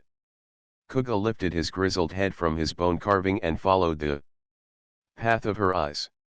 Except when wide yawns took it off its course, a Bidarka was heading in for the beach. Its occupant was paddling with more strength than dexterity, and made his approach along the zigzag line of most resistance. Kuga's head dropped to his work again, and on the ivory tusk between his knees he scratched the dorsal fin of a fish the like of which never swam in the sea. It is doubtless the man from the next village, he said finally, come to consult with me about the marking of things on bone. And the man is a clumsy man. He will never know how. It is Nombok, old Basquawan repeated. Should I not know, my son? She demanded shrilly. I say, and I say again, it is Nombok. And so thou hast said these many summers, one of the women chided softly. Ever when the ice passed out of the sea hast thou sat and watched through the long day, saying at each chance canoe, this is Nombok. Nombok is dead, O Basquawan, and the dead do not come back. It cannot be that the dead come back. Nombok, the old woman cried, so loud and clear that the whole village was startled and looked at her. She struggled to her feet and tottered down the sand. She stumbled over a baby lying in the sun, and the mother hushed its crying and hurled harsh words after the old woman, who took no notice. The children ran down the beach in advance of her, and as the man in the Bidarka drew closer, nearly capsizing with one of his ill-directed strokes, the women followed. Kuga dropped his walrus tusk and went also, leaning heavily upon his staff, and after him loitered the men in twos and threes. The Bidarka turned broadside and the ripple of surf threatened to swamp it. Only a naked boy ran into the water and pulled the bow high up on the sand. The man stood up and sent a questing glance along the line of villagers. A rainbow sweater, dirty and the worse for wear, clung loosely to his broad shoulders, and a red cotton handkerchief was knotted in sailor fashion about his throat. A fisherman's tam o' shanter on his close-clipped head, and dung-airy trousers and heavy brogans completed his outfit. But he was none the less a striking personage to these simple fisherfolk of the great Yukon Delta, who, all their lives, had stared out on Bering Sea and in that time seen but two white men, the census enumerator and a lost Jesuit priest. They were a poor people, with neither gold in the ground nor valuable furs in hand, so the whites had passed them afar. Also, the Yukon, through the thousands of years, had shoaled that portion of the sea with the detritus of Alaska till vessels grounded out of sight of land. So the sodden coast, with its long inside reaches and huge mudland archipelagos, was avoided by the ships of men, and the fisher-folk knew not that such things were. Kuga, the bone-scratcher, retreated backward in sudden haste, tripping over his staff and falling to the ground. Nombok, he cried, as he scrambled wildly for footing. Nombok, who was blown off to sea, come back. The men and women shrank away, and the children scuttled off between their legs. Only Opequan was brave, as befitted the head man of the village. He strode forward and gazed long and earnestly at the newcomer. "It is Nombok," he said at last, and at the conviction in his voice the women wailed apprehensively and drew farther away. The lips of the stranger moved indecisively, and his brown throat writhed and wrestled with unspoken words. "La, la, it is Nombok," Basquawan croaked, peering up into his face. "Ever did I say Nombok would come back? It is Nombok come back." This time it was Nombok himself who spoke. Putting a leg over the side of the bidarka and standing with one foot afloat and one ashore. Again his throat writhed and wrestled as he grappled after forgotten words. And when the words came forth they were strange of sound, and a spluttering of the lips accompanied the gutturals. "Greetings, O brothers," he said, "brothers of old time before I went away with the offshore wind."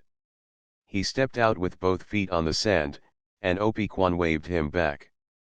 "Thou art dead, Nombok," he said. Nombok laughed. "I am fat." "Dead men are not fat," Opequan confessed. "Thou hast fared well, but it is strange. No man may mate with the offshore wind and come back on the heels of the years." "I have come back," Nombok answered simply. "Mayhap thou art a shadow, then, a passing shadow of the Nombok that was." "Shadows come back. I am hungry." "Shadows do not eat." But Opequan doubted, and brushed his hand across his brow in sore puzzlement. Nombok was likewise puzzled, and as he looked up and down the line found no welcome in the eyes of the fisherfolk. The men and women whispered together. The children stole timidly back among their elders. And bristling dogs fawned up to him and sniffed suspiciously. "I bore thee, Nombok, and I gave thee suck when thou wast little." Basquawan whimpered, drawing closer, "And shadow though thou be, or no shadow, I will give thee to eat now." Nombok made to come to her, but a growl of fear and menace warned him back. He said something angrily in a strange tongue, and added, "No shadow. Am I but a man who may know concerning the things of mystery?" Opequan demanded, half of himself and half of his tribe's people. "We are, and in a breath we are not.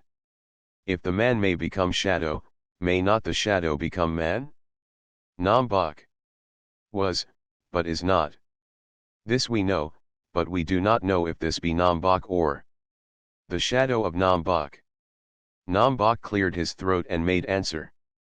"In the old time long ago, thy father's father, Opequan, went away and came back on the heels of the years.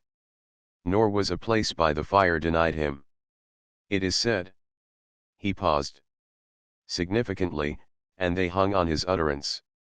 "It is said," he repeated, driving his point home with deliberation, "that Sipsip, his Klooch, bore him 2 sons after he came back." "But he had no doings with the offshore wind," Opequan retorted. "He went away into the heart of the land, and it is in the nature of things that a man may go on and on into the land, and likewise the sea. But that is neither here nor there. It is said that thy father's father told strange tales of the things he saw. Strange tales he told. I, too, have strange tales to tell," Nombok stated insidiously. "And, as they wavered, and presents likewise." He pulled from the bidarka a shawl, marvelous of texture and color, and flung it about his mother's shoulders. The women voiced a collective sigh of admiration, and old Basquawan ruffled the gay material and patted it, and crooned in childish joy. "He has tales to tell," Kuga muttered. "And presents," a woman seconded. And Opequan knew that his people were eager, and further, he was aware himself of an itching curiosity concerning those untold tales. "The fishing has been good," he said judiciously, and we have oil in plenty. So come, Nambok, let us feast. Two of the men hoisted the bidarka on their shoulders and carried it up to the fire. Nambok walked by the side of Opi Kwan, and the villagers followed after, save those of the women who lingered a moment to lay caressing fingers on the shawl. There was little talk while the feast went on, though many and curious were the glances stolen at the son of Baskwawan. This embarrassed him not because he was modest of spirit, however, but for the fact that the stench of the seal oil had robbed him of his appetite, and that he keenly desired to conceal his feelings on the subject. Eat, thou art hungry, Opi Kwan commanded, and Nambok shut both his eyes and shoved his fist into the big pot of putrid fish. La la, be not ashamed. The seal were many this year, and strong men are ever hungry. And Baskwawan sopped a particularly offensive chunk of salmon into the oil and passed it fondly and dripping to her son. In despair, when premonitory symptoms warned him that his stomach was not so strong as of old, he filled his pipe and struck up a smoke. The people fed on noisily and watched. Few of them could boast of intimate acquaintance with the precious weed, though now and again small quantities and abominable qualities were obtained in trade from the Eskimos to the northward. Kuga, sitting next to him, indicated that he was not averse to taking a draw, and between two mouthfuls, with the oil thick on his lips, sucked away at the amber stem. And thereupon Nambok held his stomach with a shaky hand and declined the proffered return. Kuga could keep the pipe, he said, for he had intended so to honor him from the first. And the people licked their fingers and approved of his liberality. Opi Kwan rose to his feet. And now, O Nambok, the feast is ended, and we would listen concerning the strange things you have seen. The fisher folk applauded with their hands, and gathering about them their work, prepared to listen. The men were busy fashioning spears and carving on ivory, while the women scraped the fat from the hides of the hair seal and made them pliable or sewed mukluks with threads of sinew.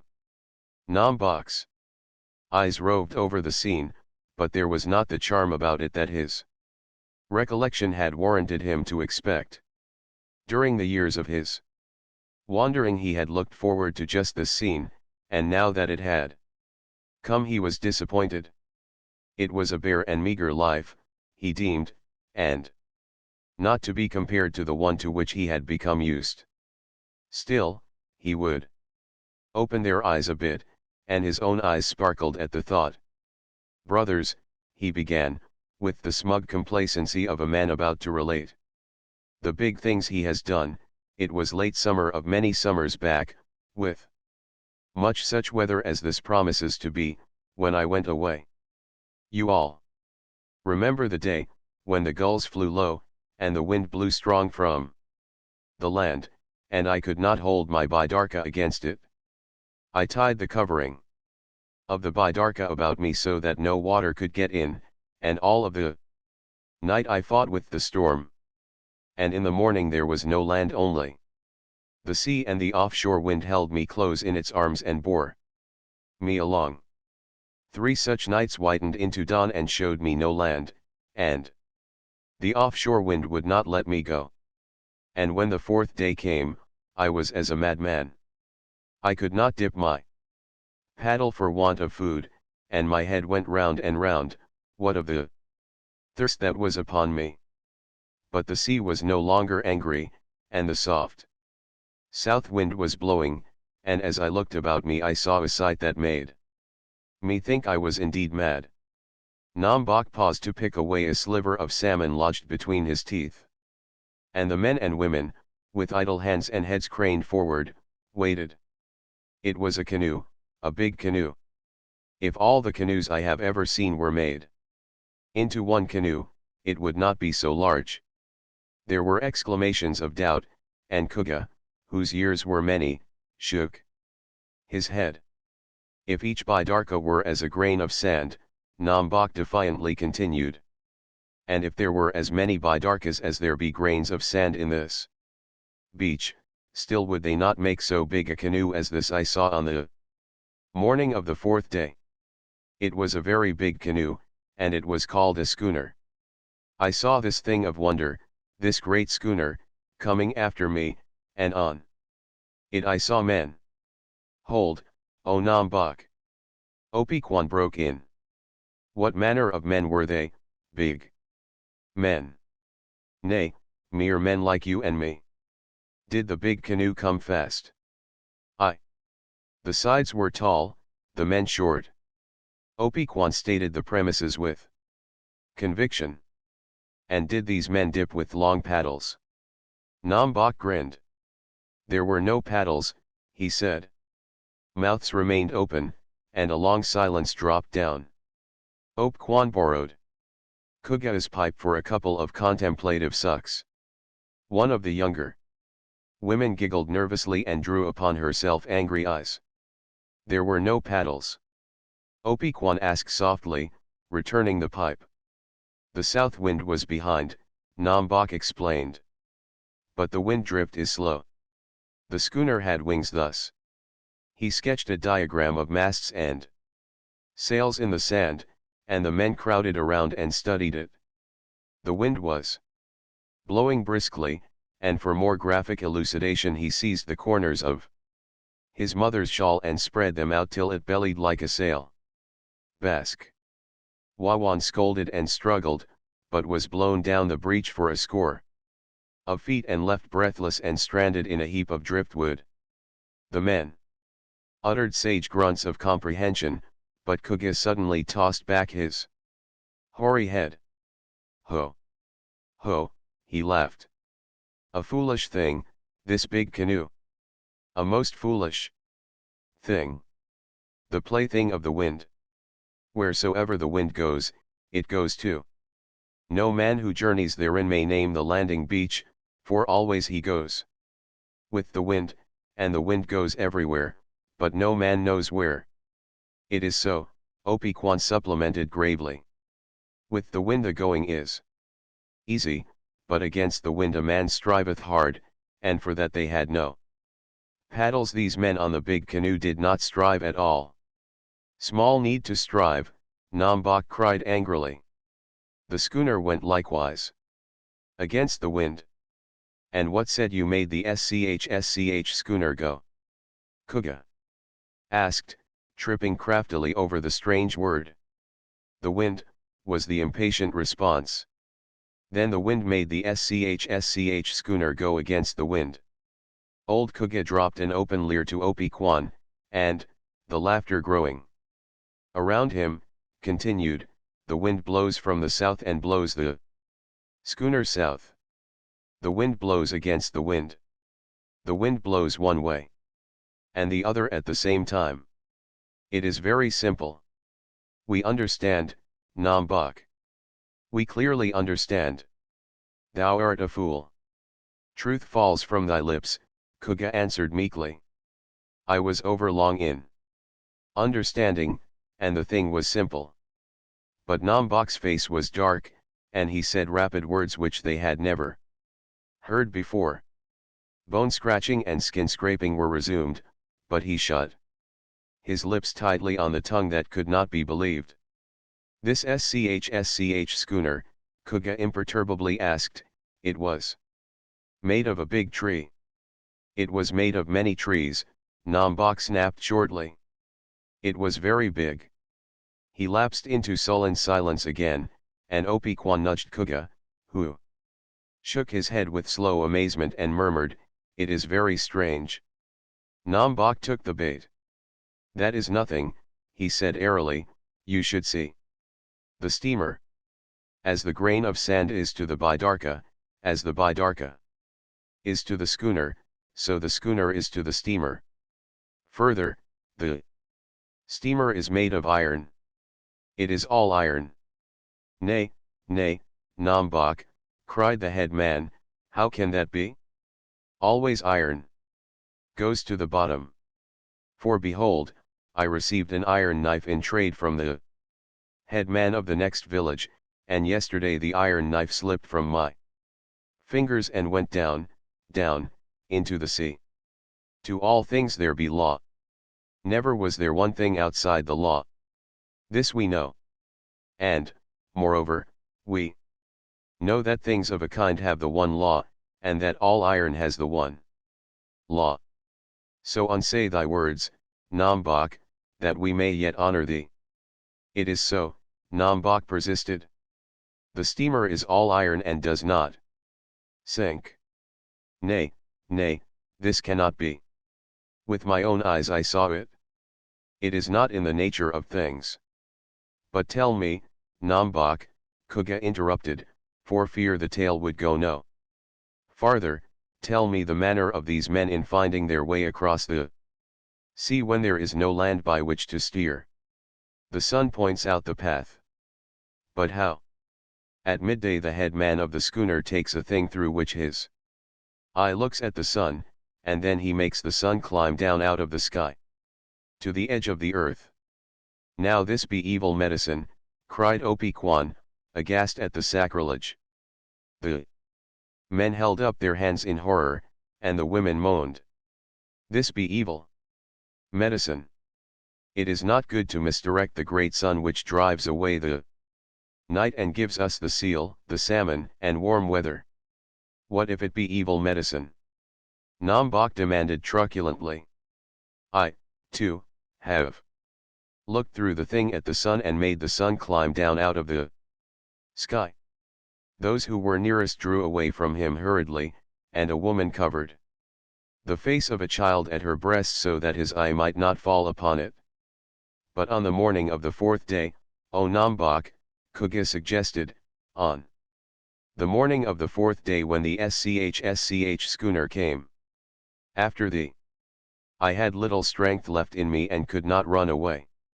So I was taken on board and water was poured down my throat and good food given me. Twice, my brothers, you have seen a white man. These men were all white. And as many as have I fingers and toes. And when I saw they were full of kindness, I took heart, and I resolved to bring away with me report of all that I saw. And they taught me the work they did, and gave me good food and a place to sleep. And day after day we went over the sea, and each day the head man drew the sun down out of the sky and made it tell where we were.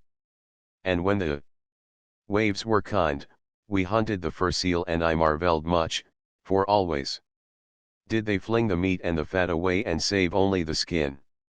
Opi-Kwan's mouth was twitching violently, and he was about to make denunciation of such waste when Kuga kicked him to be still. After a weary time, when the sun was gone and the bite of the frost come into the air, the head man pointed the nose of the schooner south. South and east we travelled for days upon days, with never the land in sight, and we were near to the village from which hailed the men. How did they know they were near? Opi-Kwan, unable to contain himself longer, demanded. There was no land to see. Nombok glowered on him wrathfully. Did I not say the head man brought the sun down out of the sky? Kuga interposed, and Nombok went on. As I say, when we were near to that village a great storm blew up, and in the night we were helpless and knew not where we were. Thou hast just said the head man knew. Oh, peace, Opi-Kwan. Thou art a fool and cannot understand. As I say, we were helpless in the night, when I heard, above the roar of the storm, the sound of the sea on the beach. And next we struck with a mighty crash, and I was in the water, swimming. It was a rock-bound coast, with one patch of beach in many miles, and the law was that I should dig my hands into the sand and draw myself clear of the surf. The other men must have pounded against the rocks, for none of them came ashore but the head man, and him I knew only by the ring on his finger. When day came, there being nothing of the schooner, I turned my face to the land and journeyed into it that I might get food and look upon the faces of the people. And when I came to a house I was taken in and given to eat, for I had learned their speech, and the white men are ever kindly. And it was a house bigger than all the houses built by us and our fathers before us. It was a mighty house, Kuga said, masking his unbelief with wonder. And many trees went into the making of such a house, Opikwan added. Taking the cue. That is nothing. Nambok shrugged his shoulders in belittling fashion. As our houses are to that house, so that house was to the houses I was yet to see. And they are not big men. Nay, mere men like you and me, Nambok answered.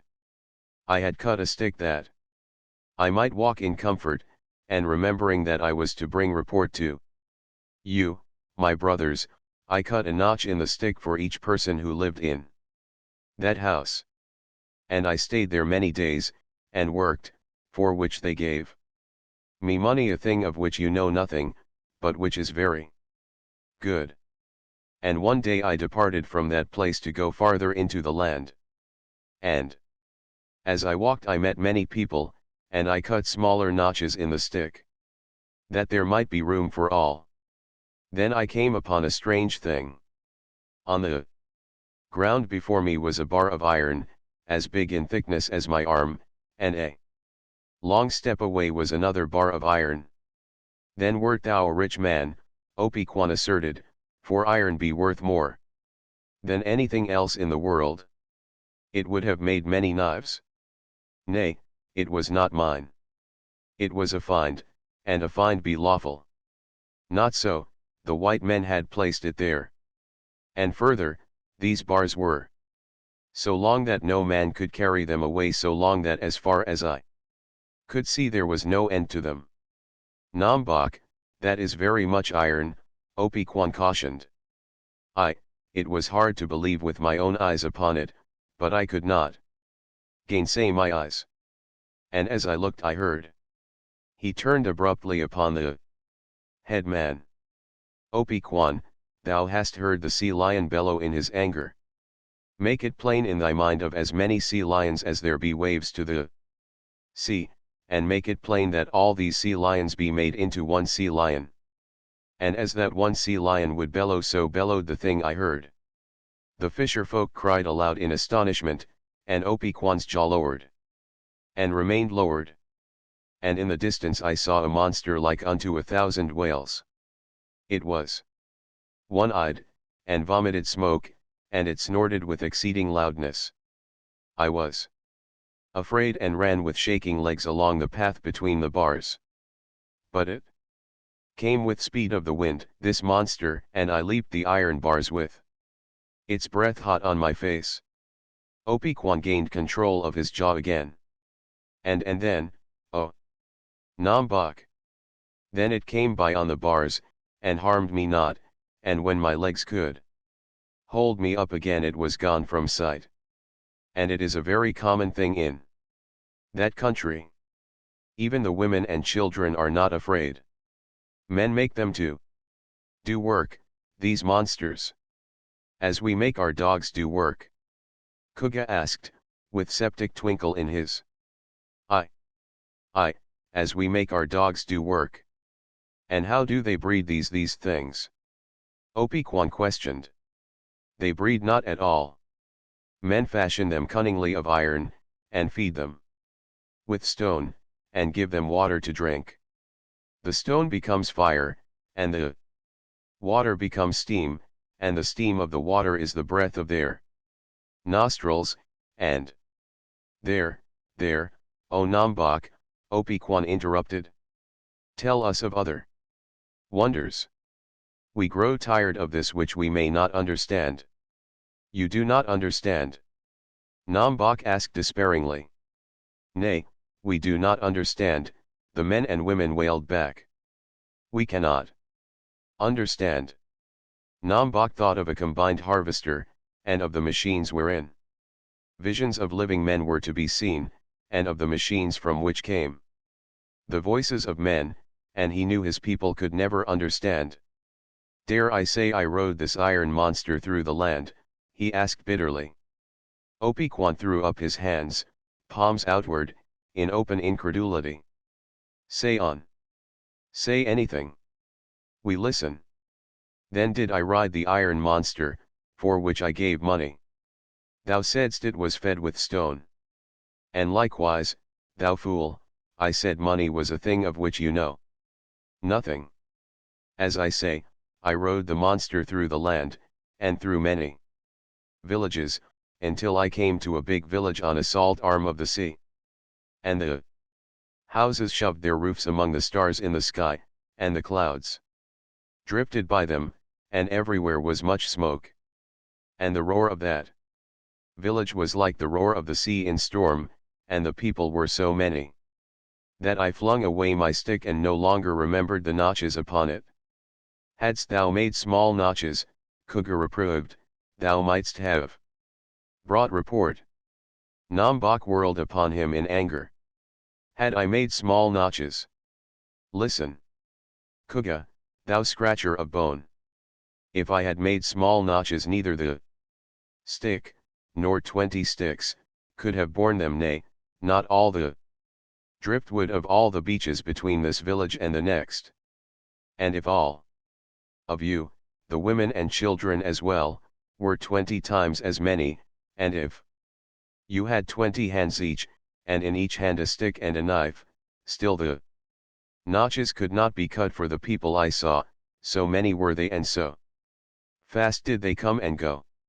There cannot be so many people in all the world, Opiquan objected, for he was stunned and his mind could not grasp such magnitude of numbers. What dost thou know of all the world and how large it is? Nombok demanded. But there cannot be so many people in one place. Who art thou to say what can be and what cannot be?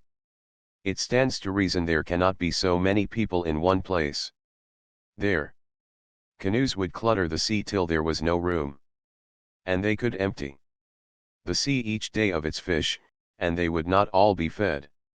So it would seem, Nombok made final answer, yet it was so.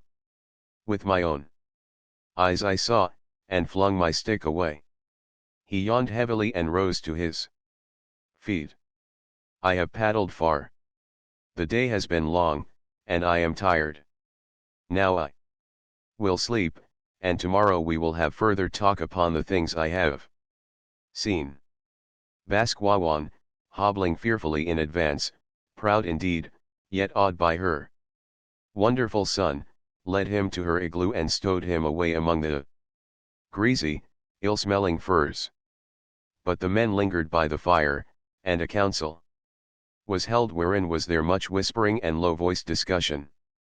An hour passed, and a second, and Nombok slept, and the talk went on.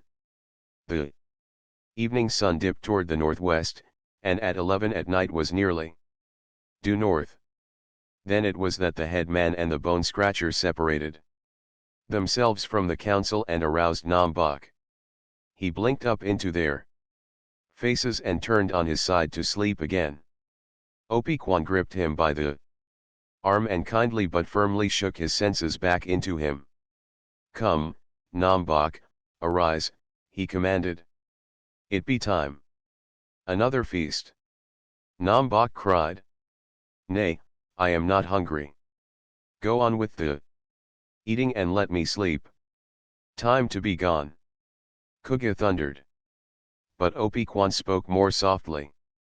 Thou wast by Darkamate with me when we were boys, he said. Together we first chased the seal and drew the salmon from the traps. And thou didst drag me back to life, Nombok, when the sea closed over me and I was sucked down to the black rocks. Together we hungered and bore the chill of the frost, and together we crawled beneath the one fir and lay close to each other. And because of these things, and the kindness in which I stood to thee, it grieves me sore that thou shouldst return such a remarkable liar. We cannot understand, and our heads be dizzy with the things thou hast spoken. It is not good, and there has been much talk in the council. Wherefore we send thee away, that our heads may remain clear and strong and be not troubled by the unaccountable things. These things thou speakest of be shadows. Kuga took up the strain. From the shadow world thou hast brought them, and to the shadow world thou must return them. Thy Bidarka be ready, and the tribe's people wait. They may not sleep until thou art gone. Nambak was perplexed, but hearkened to the voice of the head man. If thou art Nambak, Opikwan was saying, thou art a fearful and most wonderful liar. If thou art the shadow of Nambak, then thou speakest of shadows, concerning which it is not good that living men have knowledge. This great village thou hast spoken of we deem the village of shadows. Therein flutter the souls of the dead, for the dead be many and the living few. The dead do not come back. Never have the dead come back save thou with thy wonder tales. It is not meet that the dead come back, and should we permit it, great trouble may be our portion. Nambak knew his people well and was aware that the voice of the council was supreme. So he allowed himself to be led down to the water's edge, where he was put aboard his Bidarka and a paddle thrust into his hand. A stray wildfowl honked somewhere to seaward, and the surf broke limply and hollowly on the sand. A dim twilight brooded over land and water, and in the north the sun smoldered, vague and troubled, and draped about with blood-red mists. The gulls were flying low. The offshore wind blew keen and chill, and the black-massed clouds behind it gave promise of bitter weather. Out of the sea thou earnest, Opikwan chanted oracularly, and back into the sea thou goest. Thus is balance achieved and all things brought to law. Baskwawan limped to the froth mark and cried, I bless thee, Nambak, for that thou remembered me. But Kuga, shoving Nambak clear o'er the beach, tore the shawl from her shoulders and flung it into the Bidarka. It is cold in the long nights, she wailed, and the frost is prone to nip old bones. The thing is a shadow, the bone scratcher answered, and shadows cannot keep thee warm. Nambak stood up that his voice might carry. O Baskwawan, mother that bore me, he called. Listen to the words of Nambak, thy son. There be room in his Bidarka for two, and he would that thou earnest with him. 4. His journey is to where there are fish and oil in plenty. There the frost comes not, and life is easy, and the things of iron do the work of men.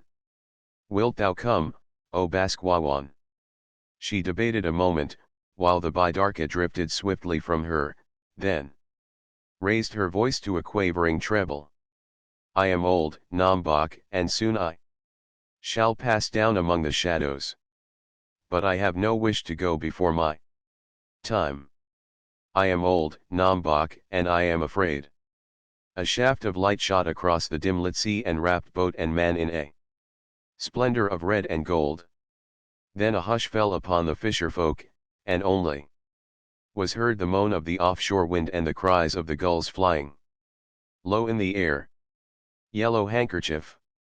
I'm not wanting to dictate to you, lad, Charlie said, but I'm very much against your making a last raid. You've gone safely through rough times with rough men, and it would be a shame to have something happen to you at the very end. But how can I get out of making a last raid? I demanded, with the cocksureness of youth. There always has to be a last, you know, to anything. Charlie crossed his legs, leaned back, and considered the problem. Very true. But why not call the capture of Demetrius Kontos the last? You're back from it safe and sound and hearty, for all your good wedding, and. His voice broke and he could not speak for a moment. And I could never forgive myself if anything happened to you now. I laughed at Charlie's fears while I gave in to the claims of his affection, and agreed to consider the last raid already performed. We had been together for 2 years, and now I was leaving the fish patrol in order to go back and finish my education. I had earned and saved money to put me through 3 years at the high school, and though the beginning of the term was several months away, I intended doing a lot of studying for the entrance examinations. My belongings were packed snugly in a sea chest, and I was all ready to buy my ticket and ride down on the train to Oakland, when Neil Partington arrived in Benicia. The Reindeer was needed immediately for work far down on the lower bay, and Neil said he intended to run straight for Oakland, as that was his home and as I was to live with his family while going to school.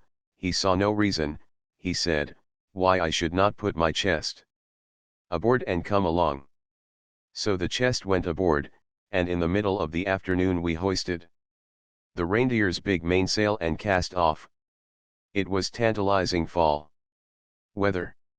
The sea breeze, which had blown steadily all summer, was gone, and in its place were capricious winds and murky skies which made the time of arriving anywhere extremely problematical. We started on the 1st of the ebb, and as we slipped down the Carquinez Straits, I looked my last for some time upon Benicia and the Bight at Turner's shipyard, where we had besieged the Lancashire Queen, and had captured Big Alec, the king of the Greeks.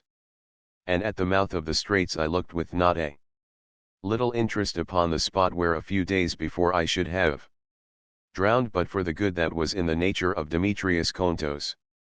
A great wall of fog advanced across San Pablo Bay to meet us, and in a few minutes the Reindeer was running blindly through the damp obscurity. Charlie, who was steering, seemed to have an instinct for that kind of work. How he did it, he himself confessed that he did not know. But he had a way of calculating winds, currents, distance, time, drift, and sailing speed that was truly marvelous. It looks as though it were lifting, Neil Partington said, a couple of hours after we had entered the fog. Where do you say we are, Charlie? Charlie looked at his watch. 6 o'clock, and 3 hours more of ebb, he remarked casually. But where do you say we are? Neil insisted. Charlie pondered a moment, and then answered, the tide has edged us over a bit out of our course, but if the fog lifts right now, as it is going to lift, you'll find we're not more than 1,000 miles off McNair's Landing. You might be a little more definite by a few miles, anyway, Neil grumbled, showing by his tone that he disagreed. All right, then, Charlie said, conclusively, not less than a quarter of a mile, nor more than a half. The wind freshened with a couple of little puffs, and the fog thinned perceptibly. McNair's is right off there, Charlie said, pointing directly into the fog on our weather beam. The three of us were peering intently in that direction, when the Reindeer struck with a dull crash and came to a standstill. We ran forward, and found her bowsprit entangled in the tanned rigging of a short, chunky mast. She had collided, head-on, with a Chinese junk lying at anchor.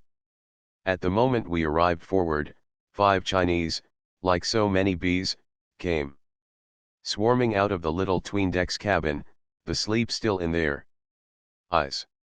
Leading them came a big, muscular man, conspicuous for his pock-marked face and the yellow silk handkerchief swathed about his head. It was Yellow Handkerchief, the Chinaman whom we had arrested for illegal shrimp fishing the year before, and who, at that time, had nearly sunk the Reindeer, as he had nearly sunk it now by violating the rules of navigation. What d'ye mean, you yellow-faced heathen, lying here in a fairway without a horn going? Charlie cried hotly. Mean. Neil calmly answered. Just take a look, that's what he means. Our eyes followed the direction indicated by Neil's finger, and we saw the open amidships of the junk, half filled, as we found on closer examination, with fresh-caught shrimps. Mingled with the shrimps were myriads of small fish, from a quarter of an inch upward in size.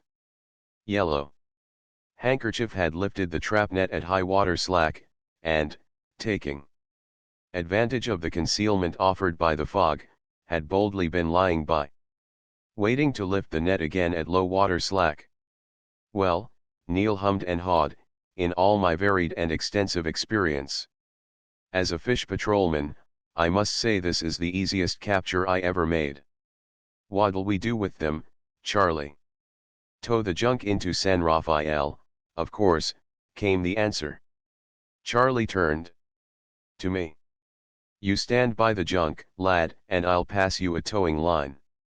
If the wind doesn't fail us, we'll make the creek before the tide gets too low, sleep at San Rafael, and arrive in Oakland tomorrow by midday.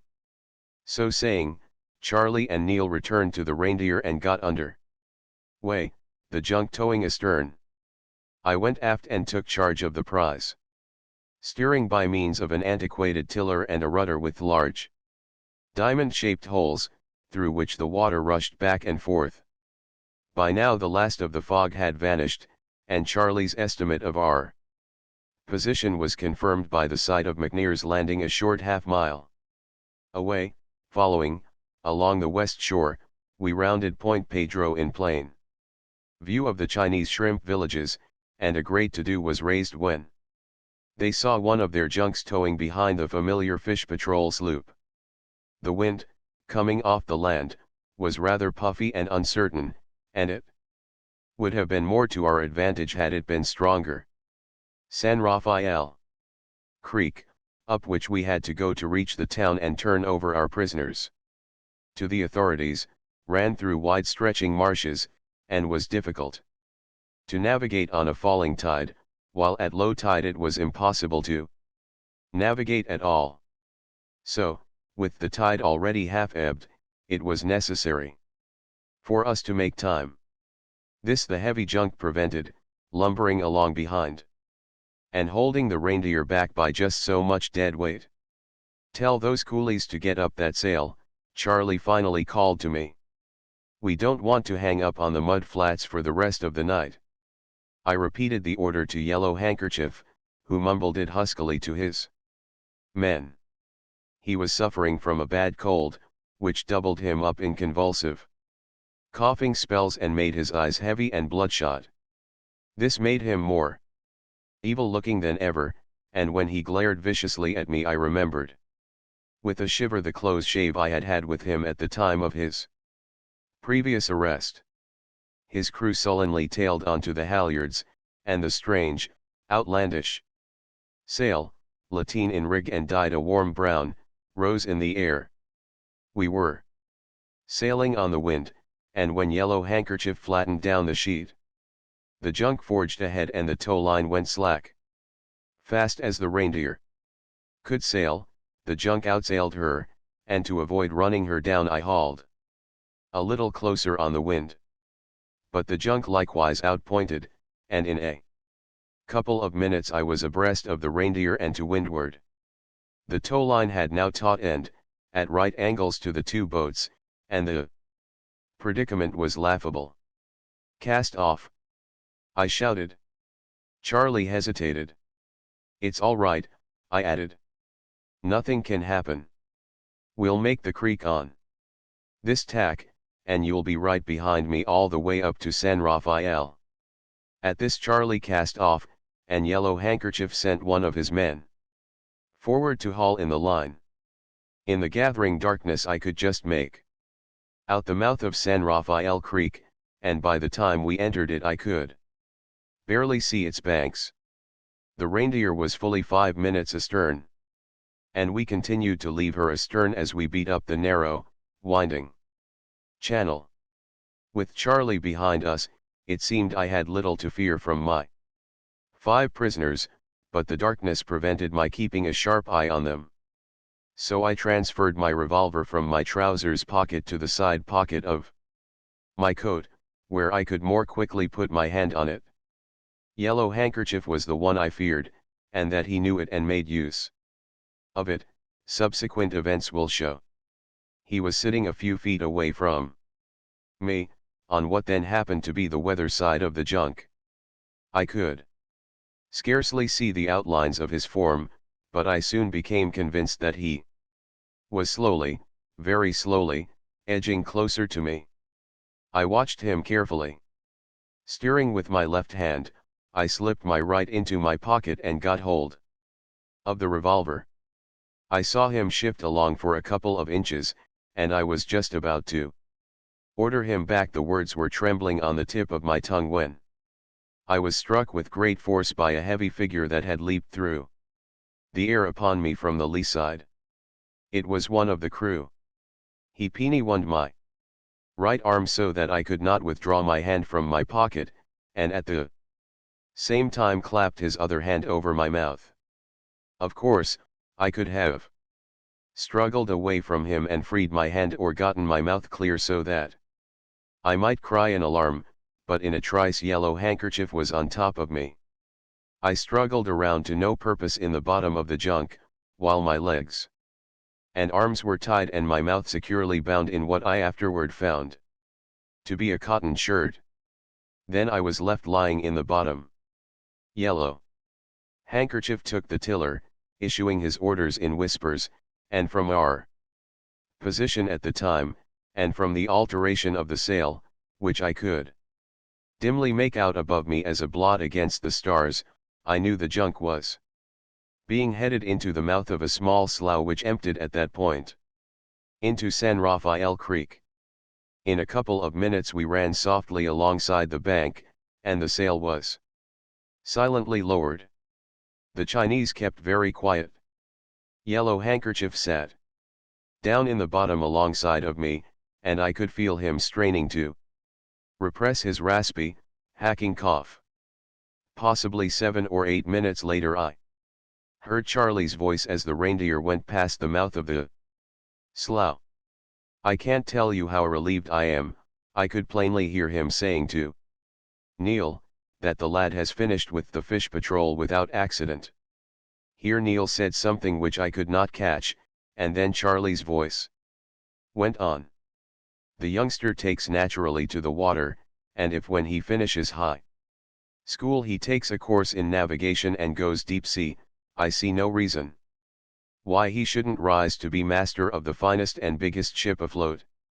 It was all very flattering to me, but lying there, bound and gagged by my own prisoners, with the voices growing faint and fainter as the reindeer slipped on through the darkness towards San Rafael, I must say I was not in quite the proper situation to enjoy my smiling future. With the reindeer went my last hope.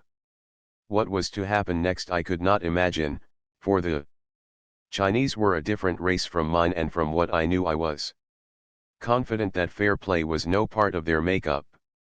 After waiting a few minutes longer, the crew hoisted the lateen sail, and Yellow Handkerchief steered down toward the mouth of San Rafael Creek. The tide was getting lower, and he had difficulty in escaping the mud banks. I was hoping he would run aground, but he succeeded in making the bay without accident. As we passed out of the creek a noisy discussion arose, which I knew related to me. Yellow Handkerchief was vehement, but the other four as vehemently opposed him. It was very evident that he advocated doing away with me and that they were afraid of the consequences. I was familiar enough with the Chinese character to know that fear alone restrained them. But what plan they offered in place of Yellow Handkerchief's murderous one, I could not make out. My feelings, as my fate hung in the balance, may be guessed. The discussion developed into a quarrel, in the midst of which Yellow Handkerchief unshipped the heavy tiller and sprang toward me.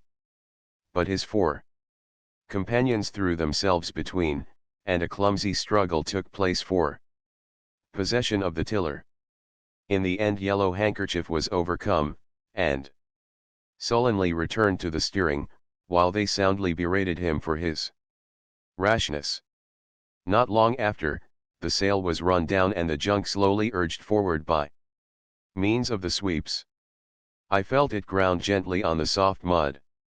3 of the Chinese, they all wore long sea boots, got over the side, and the other 2 passed me across the rail. With Yellow Handkerchief at my legs and his 2 companions at my shoulders, they began to flounder along through the mud. After some time their feet struck firmer footing, and I knew they were carrying me up some beach. The location of this beach was not doubtful in my mind. It could be none other than one of the Marin Islands, a group of rocky islets which lay off the Marin County shore. When they reached the firm sand that marked high tide, I was dropped, and none too gently. Yellow Handkerchief kicked me spitefully in the ribs, and then the trio floundered back through the mud to the junk. A moment later, I heard the sail go up and slat in the wind as they drew in the sheet. Then silence fell, and I was left to my own devices for getting free. I remembered having seen tricksters writhe and squirm out of ropes with which they were bound, but though I writhed and squirmed like a good fellow, the knots remained as hard as ever, and there was no appreciable slack. In the course of my squirming, however, I rolled over upon a heap of clamshells, the remains, evidently, of some yachting parties. Clambake. This gave me an idea. My hands were tied behind my back, and clutching a shell in them, I rolled over and over, up the beach, till I came to the rocks I knew to be there. Rolling around and searching, I finally discovered a narrow crevice, into which I shoved the shell.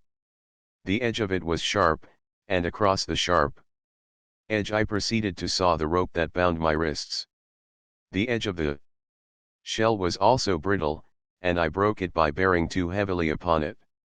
Then I rolled back to the heap and returned with as many shells as I could carry in both hands. I broke many shells, cut my hands a number of times, and got cramps in my legs from my strained position and my exertions. While I was suffering from the cramps, and resting, I heard a familiar halloo drift across the water. It was Charlie, searching for me. The gag in my mouth prevented me from replying, and I could only lie there, helplessly fuming, while he rowed past the island and his voice slowly lost itself in the distance. I returned to the sawing process, and at the end of half an hour succeeded in severing the rope. The rest was easy. My hands once free, it was a matter of minutes to loosen my legs and to take the gag out of my mouth. I ran around the island to make sure it was an island and not by any chance a portion of the mainland. An island it certainly was, one of the Marin group, fringed with a sandy beach and surrounded by a sea of mud. Nothing remained but to wait till daylight and to keep warm, for it was a cold, raw night for California, with just enough wind to pierce the skin and cause one to shiver.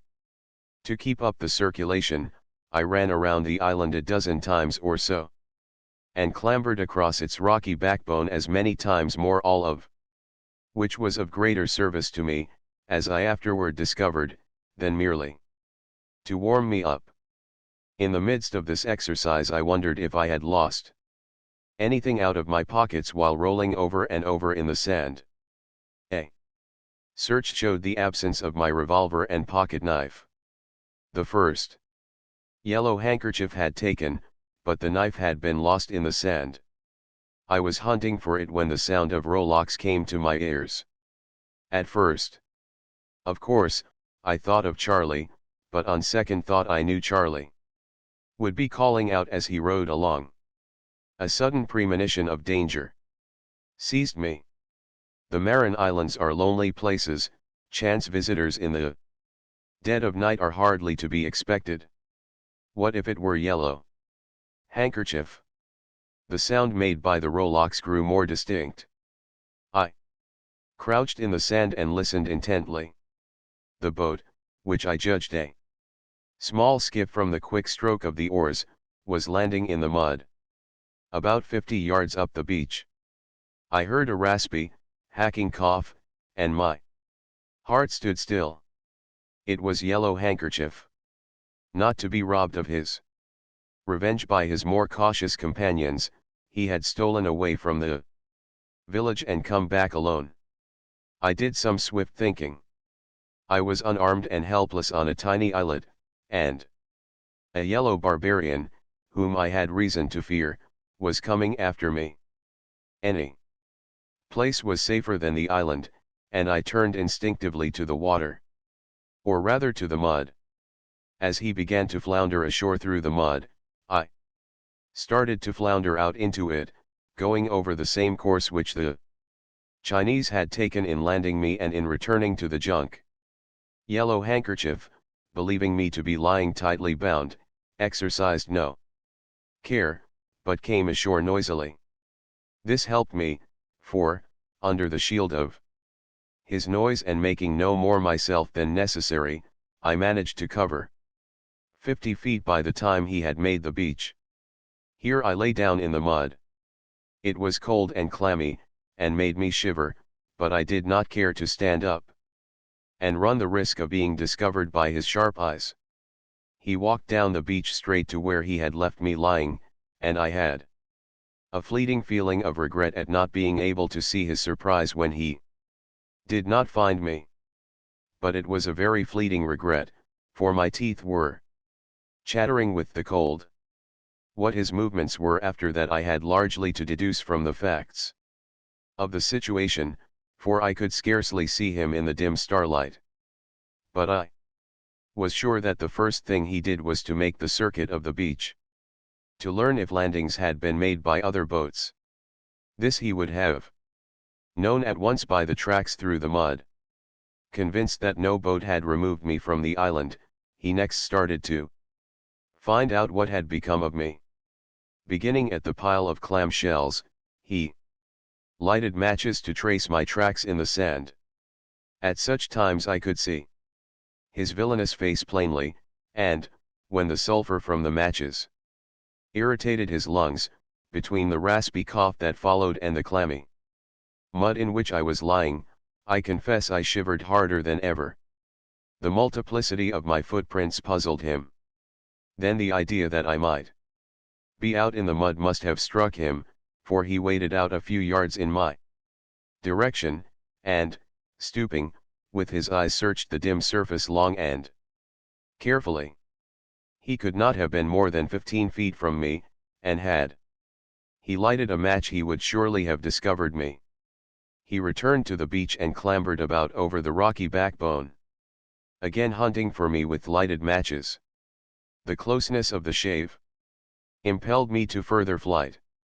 Not daring to wade upright, on account of the noise made by floundering and by the suck of the mud, I remained lying down in the mud and propelled myself over its surface by means of my hands. Still keeping the trail made by the Chinese in going from and to the junk, I held on until I reached the water. Into this I waded to a depth of 3 feet, and then I turned off to the side on a line parallel with the beach.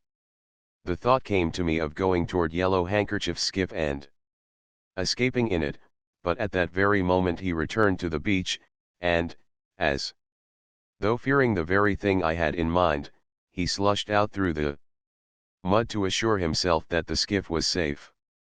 This turned me in the opposite direction. Half swimming, half wading, with my head just out of water and avoiding splashing, I succeeded in putting about 100 feet between myself and the spot where the Chinese had begun to wade ashore from the junk. I drew myself out on the mud and remained lying flat. Again Yellow Handkerchief returned to the beach and made a search of the island, and again he returned to the heap of clam shells. I knew what was running in his mind as well as he did himself. No one could leave or land without making tracks in the mud. The only tracks to be seen were those leading from his skiff and from where the junk had been. I was not on the island. I must have left it by one or the other of those two tracks. He had just been over the one to his skiff, and was certain I had not left that way. Therefore I could have left the island only by going over the tracks of the junk landing. This he proceeded to verify by wading out over them himself, lighting matches as he came along. When he arrived at the point where I had first lain, I knew, by the matches he burned and the time he took, that he had discovered the marks left by my body.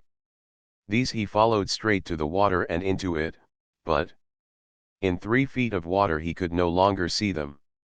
On the other hand, as the tide was still falling, he could easily make out the impression made by the junk's bow, and could have likewise made out the impression of any other boat if it had landed at that particular spot. But there was no such mark, and I knew that he was absolutely convinced that I was hiding somewhere in the mud. But to hunt on a dark night for a boy in a sea of mud would be like hunting for a needle in a haystack, and he did not attempt it. Instead he went back to the beach and prowled around for some time. I was hoping he would give me up and go, for by this time I was suffering severely from the cold. At last he waded out to his skiff and rowed away. What if this departure of Yellow Handkerchief's were a sham? What if he had done it merely to entice me ashore? The more I thought of it, the more certain I became that he had made a little too much noise with his oars as he rowed away. So I remained, lying in the mud and shivering. I shivered till the muscles of the small of my back ached and pained me as badly as the cold, and I had need of all my self-control to force myself to remain in my miserable situation. It was well that I did, however, for, possibly an hour later, I thought I could make out something moving on the beach. I watched intently, but my ears were rewarded first by a raspy cough I knew only too well. Yellow Handkerchief had sneaked back, landed on the other side of the island, and crept around to surprise me if I had returned. After that, though hours passed without sign of him, I was afraid to return to the island at all. On the other hand, I was almost equally afraid that I should die of the exposure I was undergoing. I had never dreamed one could suffer so. I grew so cold and numb, finally, that I ceased to shiver. But my muscles and bones began to ache in a way that was agony. The tide had long since begun to rise and, foot by foot, it drove me in toward the beach. High water came at 3 o'clock, and at 3 o'clock I drew myself up on the beach, more dead than alive, and too helpless to have offered any resistance had Yellow Handkerchief swooped down upon me. But no Yellow Handkerchief appeared. He had given me up and gone back to Point Pedro. Nevertheless, I was in a deplorable, not to say a dangerous, condition. I could not stand upon my feet, much less walk. My clammy, muddy garments clung to me like sheets of ice. I thought I should never get them off. So numb and lifeless were my fingers, and so weak was I that it seemed to take an hour to get off my shoes. I had not the strength to break the porpoise hide laces, and the knots defied me. I repeatedly beat my hands upon the rocks to get some sort of life into them. Sometimes I felt sure I was going to die. But in the end, after several centuries, it seemed to me I got off the last of my clothes. The water was now close at hand, and I crawled painfully into it and washed the mud from my naked body. Still, I could not get on my feet and walk, and I was afraid to lie still. Nothing remained but to crawl weakly, like a snail, and at the cost of constant pain, up and down the sand. I kept this up as long as possible, but as the east paled with the coming of dawn I began to succumb.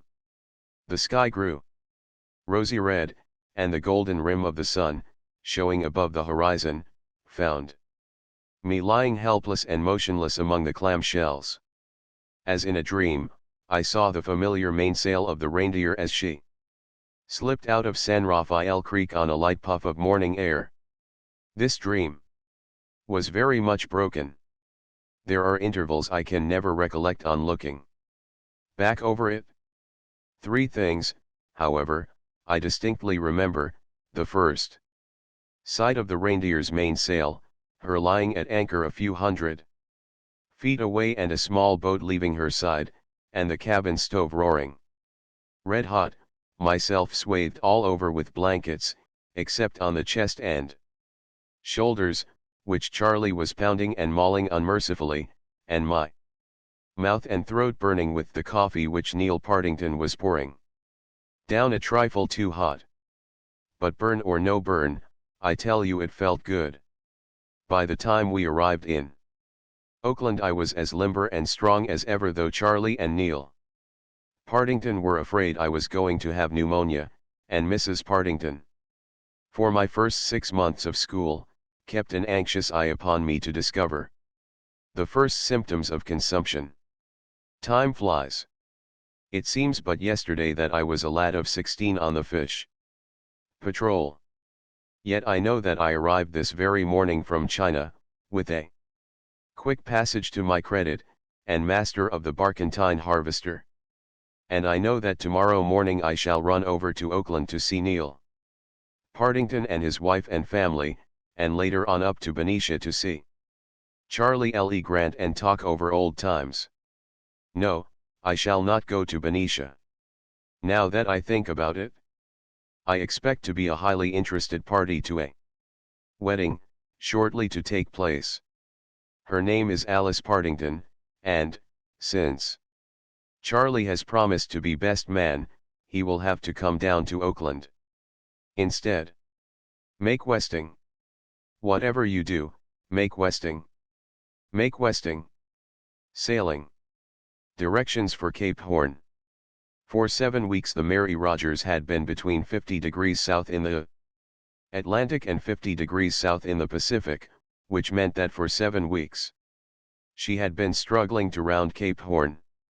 For 7 weeks she had been either in dirt, or close to dirt, save once, and then, following upon 6 days of excessive dirt, which she had ridden out under the shelter of the redoubtable Tierra del Fuego coast, she had almost gone ashore during a heavy swell in the dead calm that had suddenly fallen.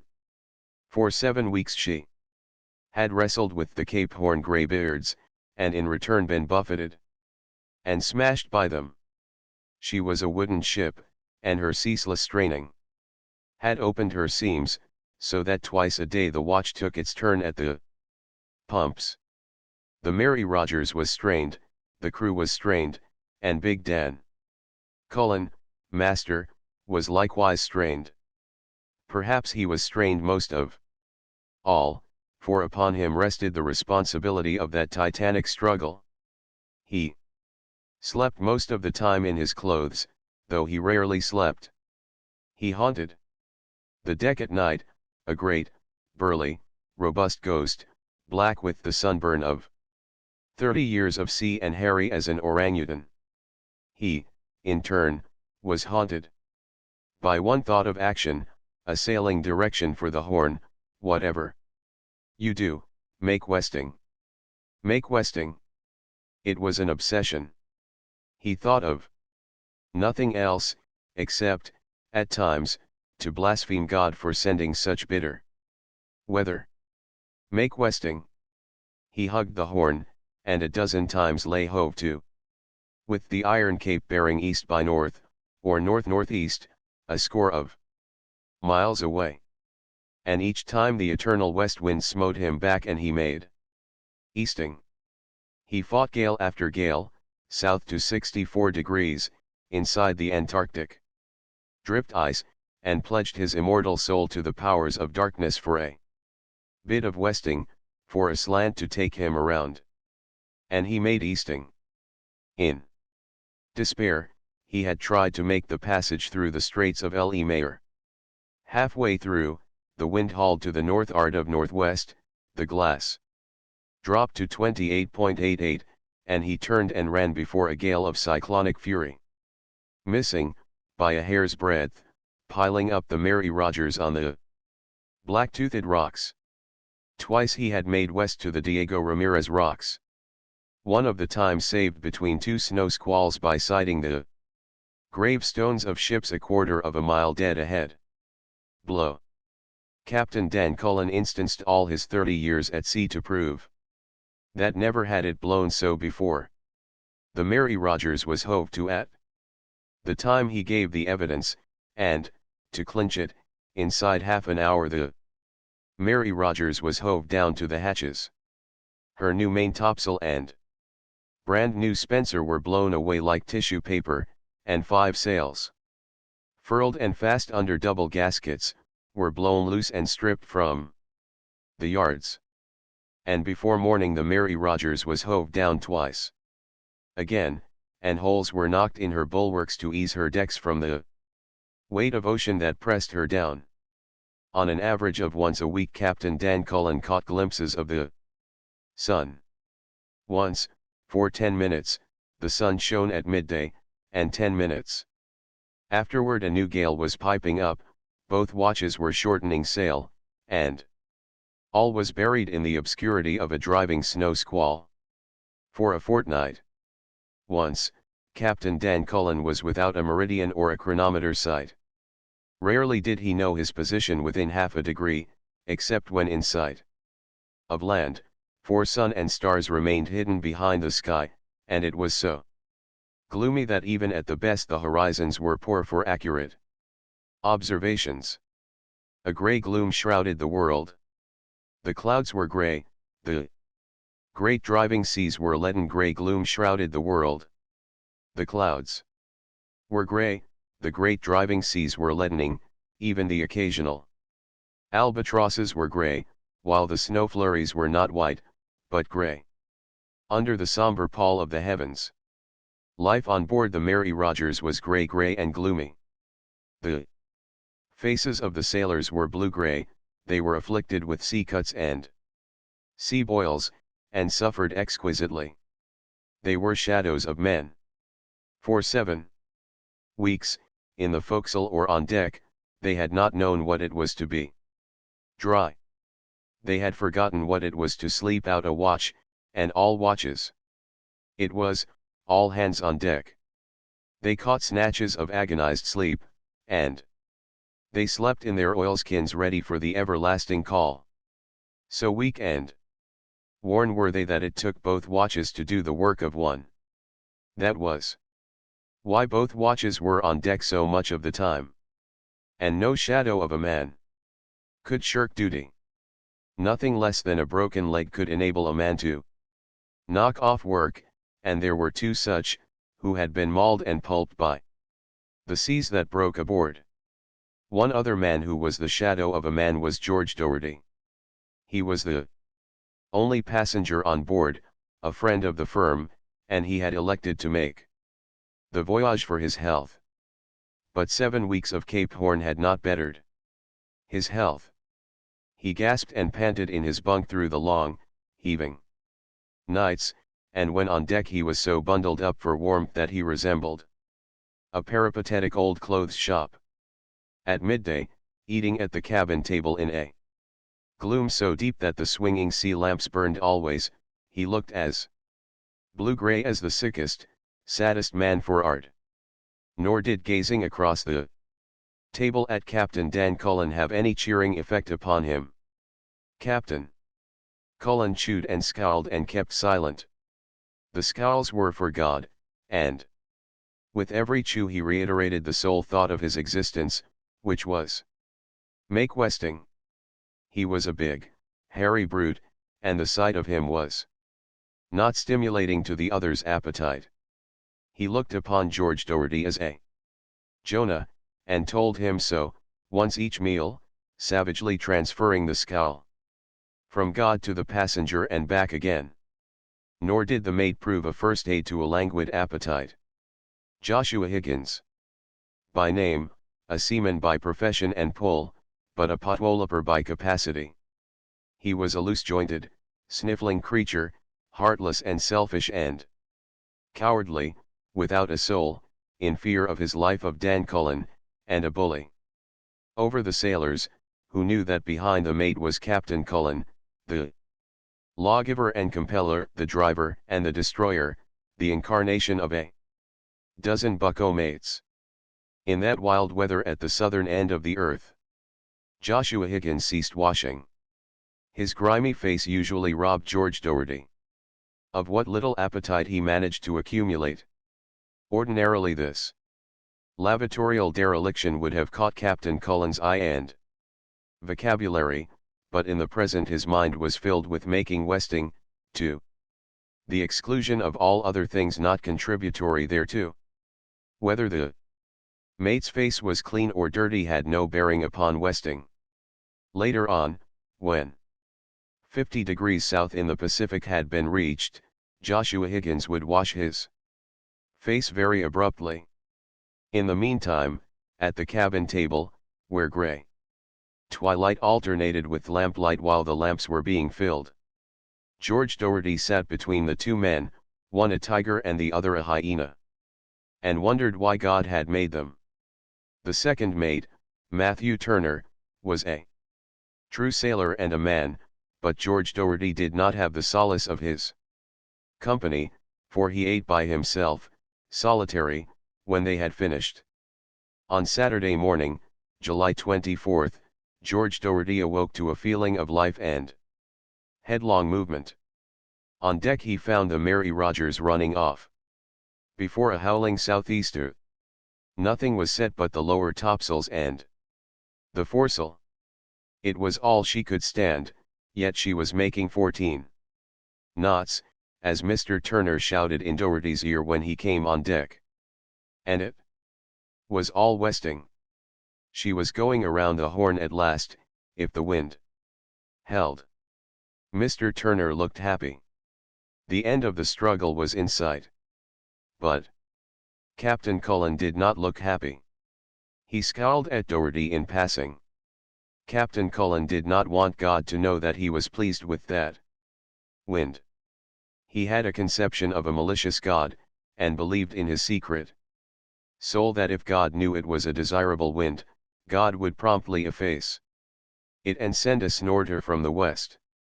So he walked softly before God, smothering his joy down under scowls and muttered curses, and, so, fooling God, for God was the only thing in the universe of which Dan Cullen was afraid. All Saturday and Saturday night the Mary Rogers raced her westing.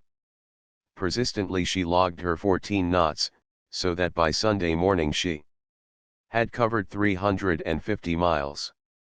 If the wind held, she would make around. If it failed, and the snorter came from anywhere between southwest and north, back the Mary Rogers would be hurled and be no better off than she had been 7 weeks before. And on Sunday morning the wind was failing. The big sea was going down and running smooth. Both watches were on deck setting sail after sail as fast as the ship could stand it. And now Captain Cullen went around brazenly before God, smoking a big cigar, smiling jubilantly, as if the failing wind delighted him, while down underneath he was raging against God for taking the life out of the blessed wind. Make westing. So he would, if God would only leave him alone. Secretly, he pledged himself anew to the powers of darkness, if they would let him make westing. He pledged himself so easily because he did not believe in the powers of darkness. He really believed only in God, though he did not know it. And in his inverted theology God was really the prince of darkness. Captain Cullen was a devil worshipper. But he called the devil by another name, that was all. At midday, After calling 8 bells, Captain Cullen ordered the royals on. The men went aloft faster than they had gone in weeks. Not alone were they nimble because of the westing, but a benignant sun was shining down and limbering their stiff bodies. George Doherty stood aft, near Captain Cullen, less bundled in clothes than usual, soaking in the grateful warmth. As he watched the scene, swiftly and abruptly the incident occurred. There was a cry from the fore-royal yard of "Man overboard." Somebody threw a life buoy over the side, and at the same instant the second mate's voice came aft, ringing and peremptory. "Hard down your helm." The man at the wheel never moved a spoke. He knew better, for Captain Dan Cullen was standing alongside of him. He wanted to move a spoke, to move all the spokes, to grind the wheel down, hard down, for his comrade drowning in the sea. He glanced at Captain Dan Cullen, and Captain Dan Cullen gave no sign. "Down! Hard down!" the second mate roared, as he sprang aft. But he ceased springing and commanding, and stood still, when he saw Dan Cullen by the wheel. And big Dan Cullen puffed at his cigar and said, "Nothing." Astern, and going astern fast, could be seen the sailor. He had caught the life buoy and was clinging to it. Nobody spoke. Nobody moved. The men aloft clung to the royal yards and watched with terror-stricken faces. And the Mary Rogers raced on, making her westing. A long, silent minute passed. "Who was it?" Captain Cullen demanded. "Mops, sir," eagerly answered the sailor at the wheel. Mops topped a wave astern and disappeared temporarily in the trough. It was a large wave, but it was no greybeard. A small boat could live easily in such a sea, and in such a sea the Mary Rogers could easily come to. But she could not come to and make westing at the same time. For the first time in all his years, George Doherty was seeing a real drama of life and death, a sordid little drama in which the scales balanced. An unknown sailor named Mops against a few miles of longitude. At first he had watched the man astern, but now he watched big Dan Cullen, hairy and black, vested with power of life and death, smoking a cigar. Captain Dan Cullen smoked another long, silent minute. Then he removed the cigar from his mouth. He glanced aloft at the spars of the Mary Rogers, and overside at the sea. "Sheet home the royals," he cried. 15 minutes later they sat at table, in the cabin, with food served before them. On one side of George Doherty sat Dan Cullen, the tiger, on the other side, Joshua Higgins, the hyena. Nobody spoke. On deck the men were sheeting home the skysails. George Doherty could hear their cries, while a persistent vision haunted him of a man called Mops, alive and well, clinging to a life buoy miles astern in that lonely ocean. He glanced at Captain Cullen, and experienced a feeling of nausea, for the man was eating his food with relish, almost bolting it. "Captain Cullen," Doherty said, "you are in command of this ship, and it is not proper for me to comment now upon what you do. But I wish to say one thing. There is a hereafter, and yours will be a hot one." Captain Cullen did not even scowl. In his voice was regret as he said it. Was blowing a living gale. It was impossible to save the man. He fell from the royal yard, Doherty cried hotly. "You were setting the royals at the time. 15 minutes afterward you were setting the skysails. It was a living gale, wasn't it, Mr. Higgins?" Captain Cullen said, turning to the mate. "If you'd brought her to, it'd have taken the sticks out of her," was the mate's answer. "You did the proper thing, Captain Cullen. The man hadn't a ghost of a show. George Doherty made no answer, and to the meal's end no one spoke. After that, Doherty had his meals served in his stateroom. Captain Cullen scowled at him no longer, though no speech was exchanged between them, while the Mary Rogers sped north toward warmer latitudes. At the end of the week, Dan Cullen cornered Doherty on deck. "What are you going to do when we get to Frisco?" he demanded bluntly. "I am going to swear out a warrant for your arrest," Doherty answered quietly.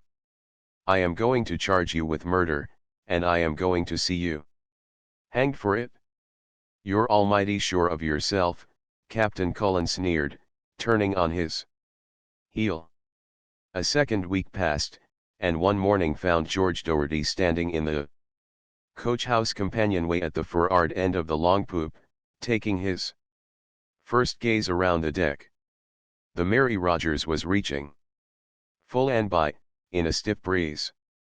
Every sail was set and drawing, including the staysails. Captain Cullen strolled forward along the poop. He strolled carelessly, glancing at the passenger out of the corner of his eye. Doherty was looking the other way, standing with head and shoulders outside the companionway, and only the back of his head was to be seen. Captain Cullen, with swift eye, embraced the mainstaysail block and the head and estimated the distance. He glanced about him. Nobody was looking. Aft, Joshua Higgins, pacing up and down, had just turned his back and was going the other way. Captain Cullen bent over suddenly and cast the staysail sheet off from its pin. The heavy block hurtled through the air, smashing Doherty's head like an eggshell and hurtling on and back and forth as the staysail whipped and slatted in the wind. Joshua Higgins turned around to see what had carried away, and met the full blast of the vilest portion of Captain Cullen's profanity. "I made the sheet fast myself," whimpered the mate in the first lull, with an extra turn to make sure. "I remember it distinctly." "Made fast," the captain snarled back, for the benefit of the watch as it struggled to capture the flying sail before it tore to ribbons. "You couldn't make your grandmother fast, you useless scullion. If you made that sheet fast with an extra turn, why didn't it stay fast? That's what I want to know. Why didn't it stay fast?" The mate whined inarticulately. "Oh, shut up," was the final word of Captain Cullen. Half an hour later he was as surprised as any when the body of George Doherty was found inside the companionway on the floor. In the afternoon, alone in his room, he doctored up the log. "Ordinary seaman, Carl Brunn," he wrote, "lost overboard from Royal Yard in a gale of wind. Was running at the time, and for the safety of the ship did not dare come up to the wind. Nor could a boat have lived in the sea that was running." On another page, he wrote, "Had often warned Mr. Doherty about the danger he ran because of his carelessness on deck. I told him, once, that some day he would get his head knocked off by a block. A carelessly fastened mainstaysail sheet was the cause of the accident, which was deeply to be regretted because Mr. Doherty was a favorite with all of us." Captain Dan Cullen read over his literary effort with admiration, blotted the page, and closed the log. He lighted a cigar and stared before him. He felt the Mary Rogers lift, and heel, and surge along, and knew that she was making 9 knots. A smile of satisfaction slowly dawned on his black and hairy face. Well, anyway, he had made his westing and fooled God. The heathen. I met him first in a hurricane, and though we had gone through the hurricane on the same schooner, it was not until the schooner had gone to pieces under us that I first laid eyes on him. Without doubt I had seen him with the rest of the Canuck crew on board, but I had not consciously been aware of his existence, for the Petite Jean was rather overcrowded. In addition to her 8 or 10 Canuck seamen, her white captain, mate, and supercargo, and her 6 cabin passengers, she sailed from Rangero with something like 85 deck passengers Pomotans and Tahitians, men, women, and children each with a trade box, to say nothing of sleeping mats, blankets, and clothes bundles. The pearling season in the Paumotus was over, and all hands were returning to Tahiti. The 6 of us cabin passengers were pearl buyers. 2 were Americans, 1 was Achun, the whitest Chinese I have ever known, 1 was a German, 1 was a Polish Jew, and I completed the half dozen. It had been a prosperous season. Not one of us had cause for complaint. Nor one of the 85 deck passengers either. All had done well, and all were looking forward to a rest off and a good time in Papeete. Of course, the Petite Jean was overloaded. She was only 70 tons, and she had no right to carry a tithe of the mob she had on board. Beneath her hatches she was crammed and jammed with pearl shell and copra. Even the trade room was packed full of shell. It was a miracle that the sailors could work her. There was no moving about the decks. They simply climbed back and forth along the rails. In the night time they walked upon the sleepers, who carpeted the deck. I'll swear, too deep. Oh! And there were pigs and chickens on deck, and sacks of yams, while every conceivable place was festooned with strings of drinking coconuts and bunches of bananas. On both sides, between the fore and main shrouds, guys had been stretched, just low enough for the foreboom to swing clear, and from each of these guys at least 50 bunches of bananas were suspended. It promised to be a messy passage, even if we did make it in the 2 or 3 days that would have been required if the southeast trades had been blowing fresh. But they weren't blowing fresh. After the first 5 hours, the trade died away in a dozen or so gasping fans. The calm continued all that night and the next day, one of those glaring, glassy calms, when the very thought of opening one's eyes to look at it is sufficient to cause a headache. The second day a man died, an Easter Islander, one of the best divers that season in the lagoon. Smallpox, that is what it was, though how smallpox could come on board, when there had been no known cases ashore when we left Rangero, is beyond me. There it was, though, smallpox. A man dead, and 3 others down on their backs. There was nothing to be done. We could not segregate the sick, nor could we care for them. We were packed like sardines. There was nothing to do but rot or die, that is, there was nothing to do after the night that followed the first death. On that night, the mate, the supercargo, the Polish Jew, and 4 native divers sneaked away in the large whale boat. They were never heard of again. In the morning the captain promptly scuttled the remaining boats, and there we were. That day there were 2 deaths, the following day 3, then it jumped to 8. It was curious to see how we took it. The natives, for instance, fell into a condition of dumb, stolid fear. The Captain Udeus, his name was, a Frenchman, became very nervous and voluble. He actually got the twitches. He was a large, fleshy man, weighing at least 200 pounds, and he quickly became a faithful representation of a quivering jelly mountain of fat. The German, the 2 Americans, and myself bought up all the Scotch whiskey, and proceeded to stay drunk. The theory was beautiful, namely, if we kept ourselves soaked in alcohol, every smallpox germ that came into contact with us would immediately be scorched to a cinder. And the theory worked, though I must confess that neither Captain Udus nor Achun were attacked by the disease either.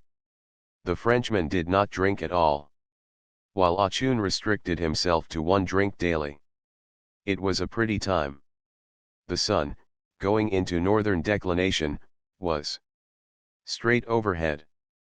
There was no wind, except for frequent squalls, which blew fiercely for from 5 minutes to half an hour, and wound up by deluging us with rain.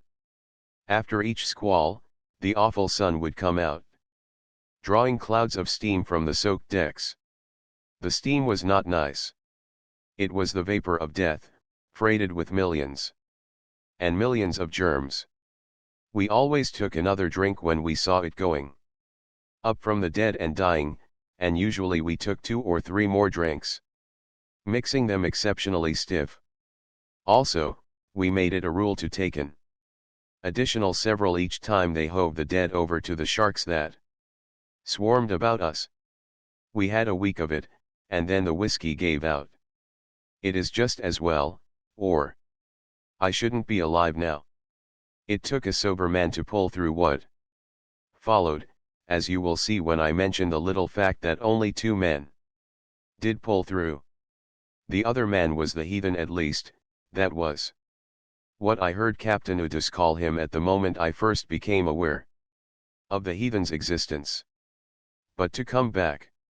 It was at the end of the week, with the whiskey gone, and the pearl buyers sober, that I happened to glance at the barometer that hung in the cabin companionway. Its normal register in the Paumotus was 29.90, and it was quite customary to see it vacillate between 29.85 and 30.00, or even 30.05, but to see it as I saw it, down to 29.62, was sufficient to sober the most drunken pearl buyer that ever incinerated smallpox microbes in Scotch whiskey. I called Captain Udus's attention to it, only to be informed that he had watched it going down for several hours. There was little to do, but that little he did very well, considering the circumstances. He took off the light sails, shortened right down to storm canvas, spread lifelines, and waited for the wind. His mistake lay in what he did after the wind came. He hove to on the port tack, which was the right thing to do south of the equator, if and there was the rub if one were not in the direct path of the hurricane. We were in the direct path. I could see that by the steady increase of the wind and the equally steady fall of the barometer. I wanted him to turn and run with the wind on the port quarter until the barometer ceased falling, and then to heave to. We argued till he was reduced to hysteria. But budge he would not. The worst of it was that I could not get the rest of the pearl buyers to back me up. Who was I, anyway, to know more about the sea and its ways than a properly qualified captain? Was what was in their minds, I knew. Of course the sea rose with the wind frightfully, and I shall never forget the first 3 seas the Petite Jean shipped. She had fallen off, as vessels do at times when hove to, and the first sea made a clean breach. The lifelines were only for the strong and well, and little good were they even for them when the women and children, the bananas and coconuts, the pigs and trade boxes, the sick and the dying, were swept along in a solid, screeching, groaning mass. The second sea filled the Petite Jean's decks flush with the rails, and, as her stern sank down and her bow tossed skyward, all the miserable dunnage of life and luggage poured aft. It was a human torrent. They came head first, feet first, sidewise, rolling over and over, twisting, squirming, writhing, and crumpling up. Now and again one caught a grip on a stanchion or a rope, but the weight of the bodies behind tore such grips loose. One man I noticed fetch up, head on and square on, with the starboard bit. His head cracked like an egg. I saw what was coming. Sprang on top of the cabin, and from there into the mainsail itself. Ah! Chun and one of the Americans tried to follow me, but I was one jump ahead of them.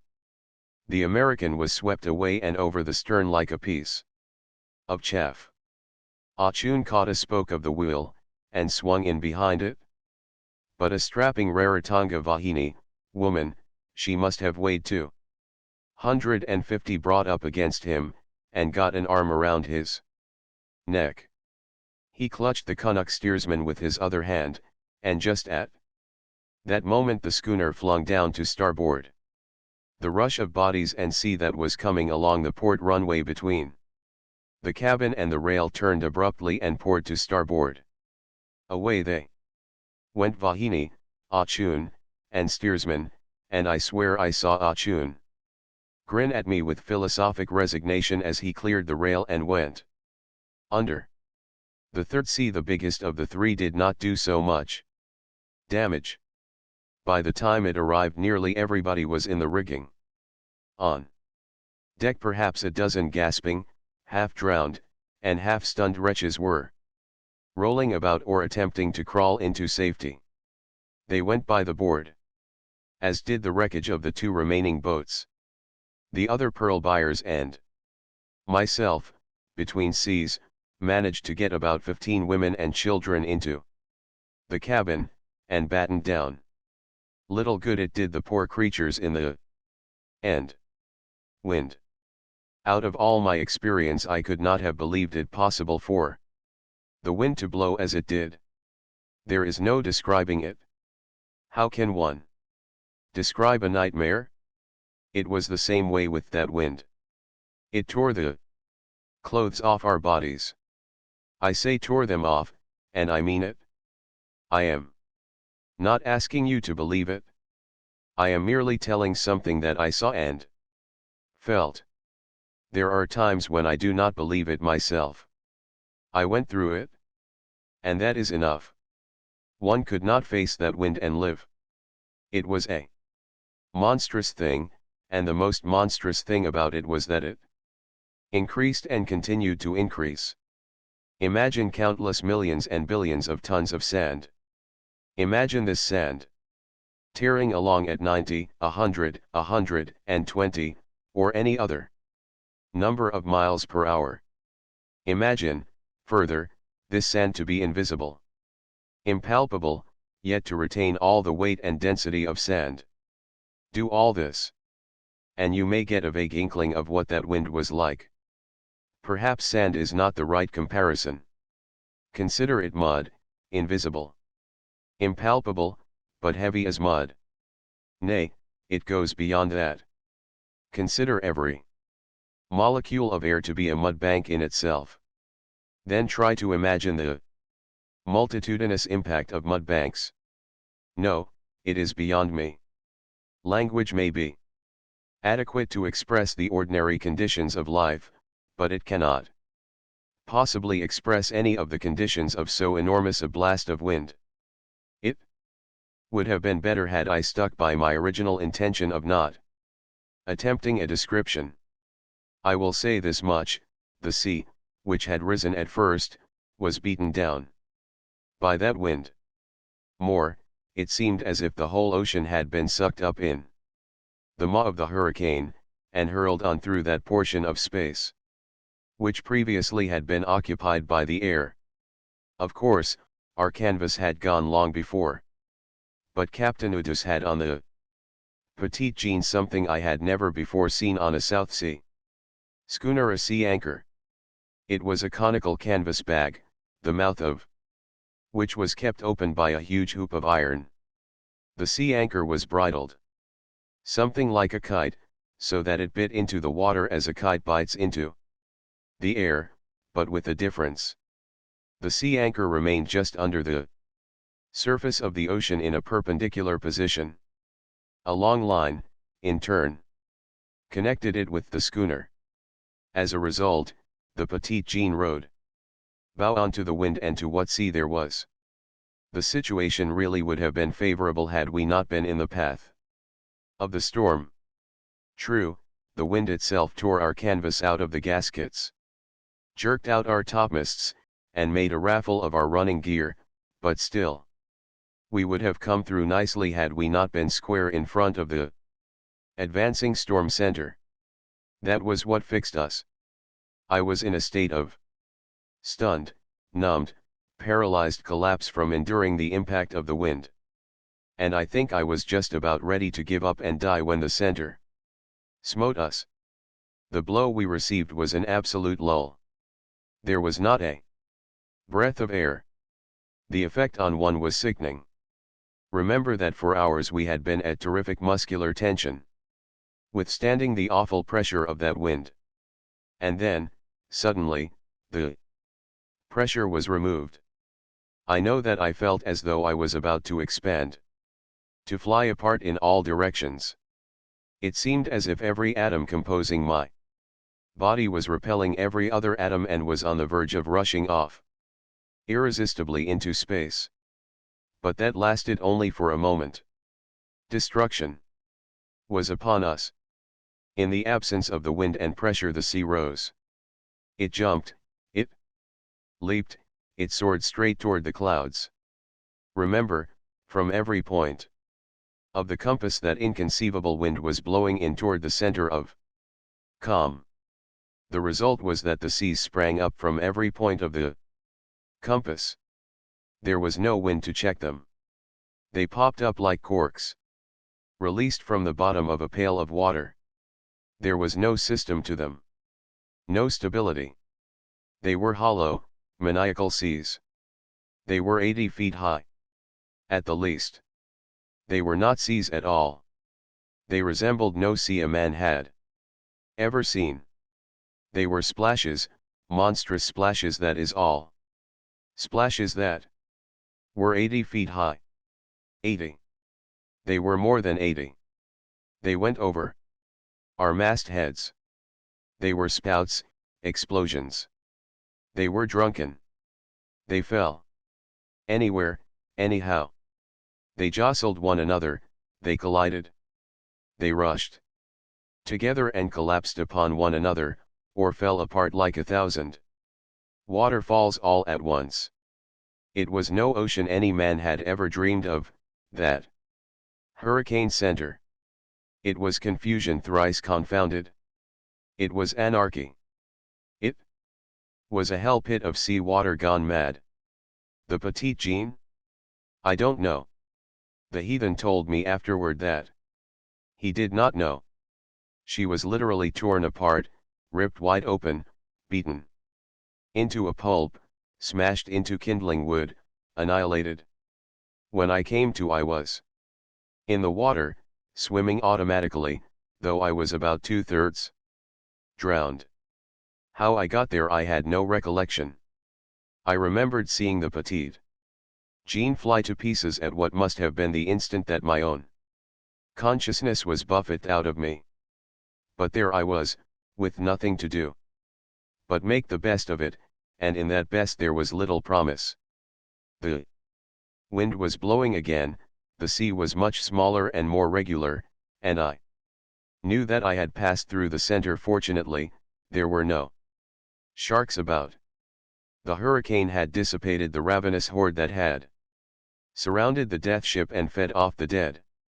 It was about midday when the Petite Jean went to pieces, and it must have been 2 hours afterward when I picked up with one of her hatch covers. Thick rain was driving at the time, and it was the merest chance that flung me and the hatch cover together. A short length of line was trailing from the rope handle, and I knew that I was good for a day. At least, if the sharks did not return.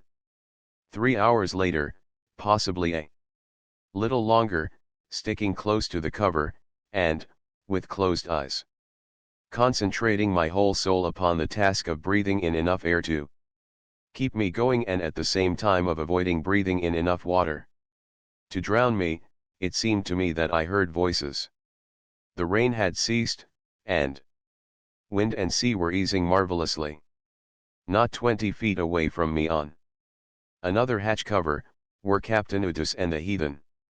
They were fighting over the possession of the cover. At least, the Frenchman was paying war. I heard him scream, and at the same time I saw him kick the Canuck. Now, Captain Udus had lost all his clothes, except his shoes, and they were heavy brogans. It was a cruel blow, for it caught the heathen on the mouth and the point of the chin, half stunning him.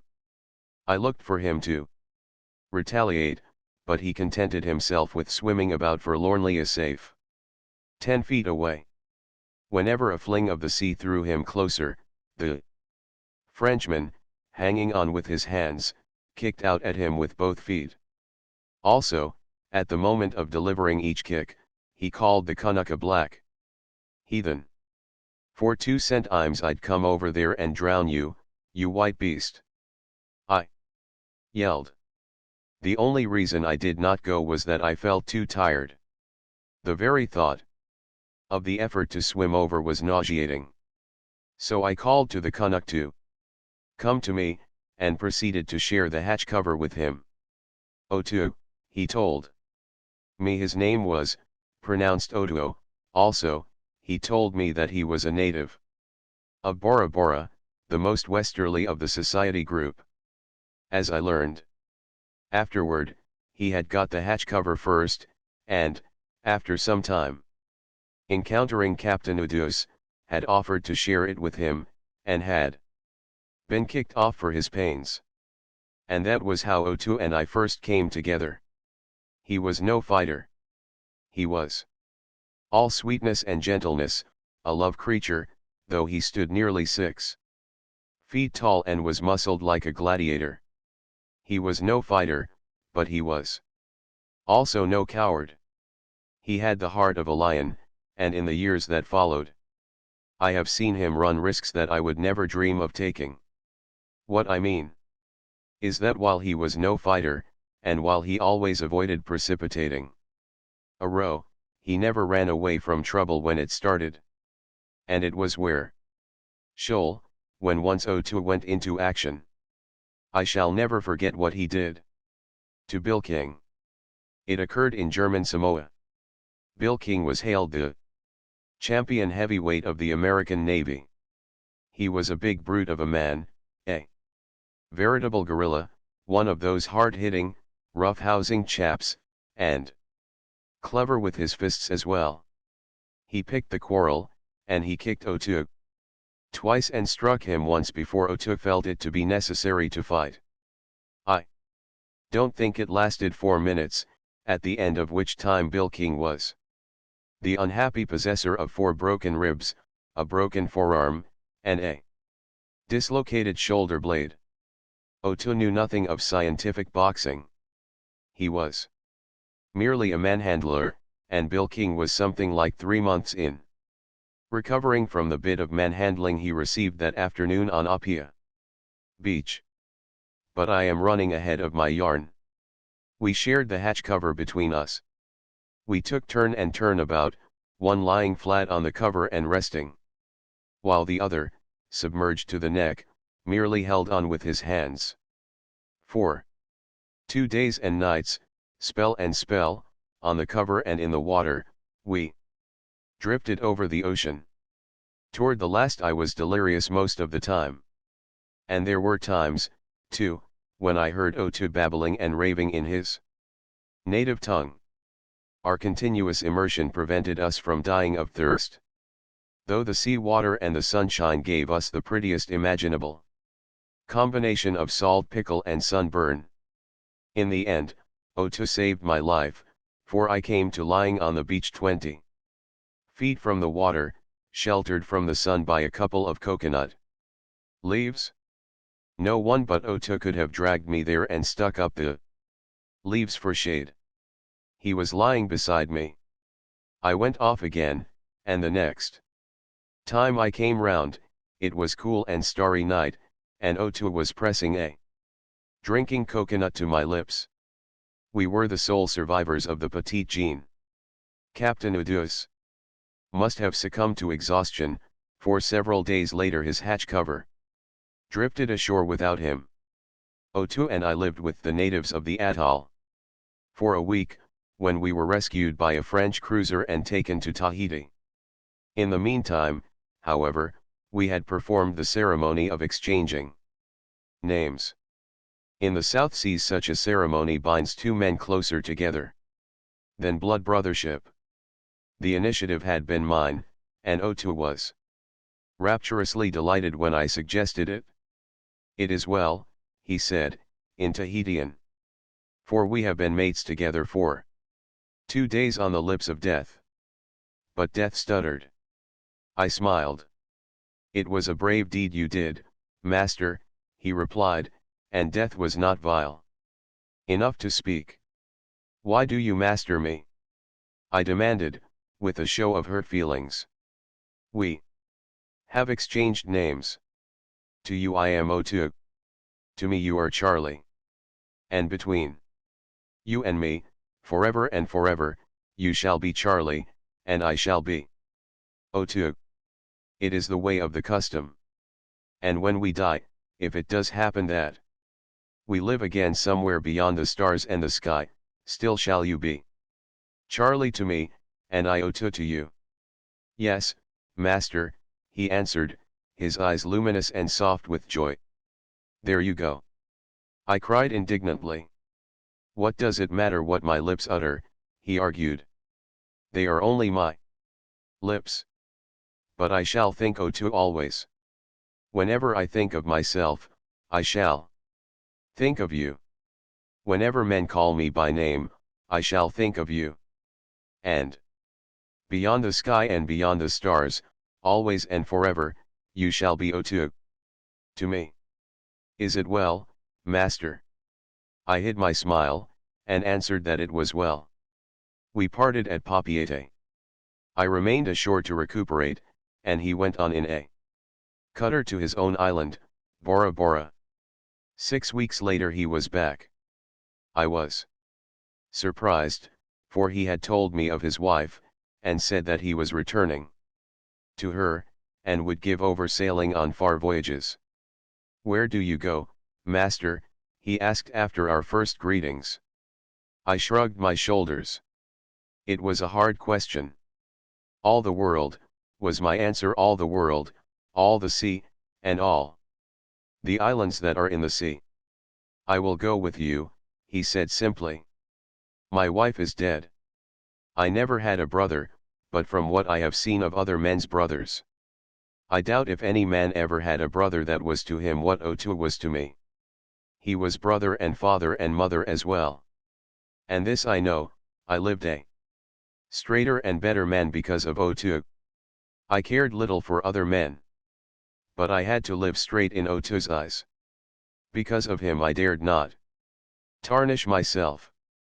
He made me his ideal, compounding me, I fear, chiefly out of his own love and worship, and there were times when I stood close to the steep pitch of Hades, and would have taken the plunge had not the thought of Otu restrained me.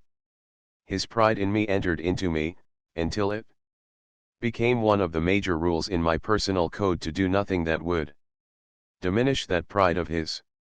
Naturally, I did not learn right away what his feelings were toward me.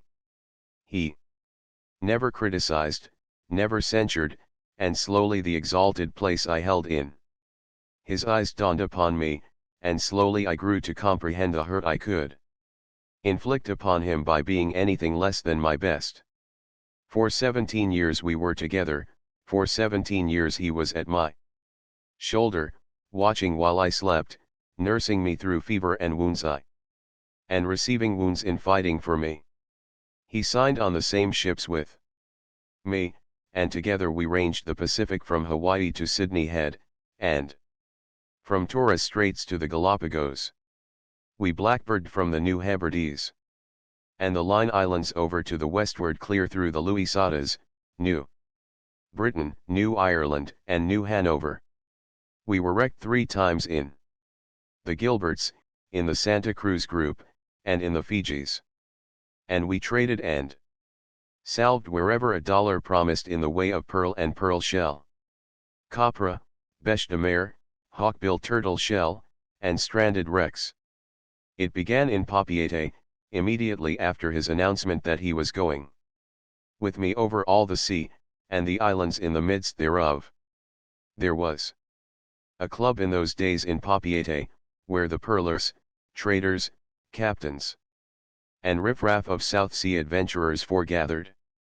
The play ran high, and the drink ran high, and I am very much afraid that I kept later hours than were becoming or proper.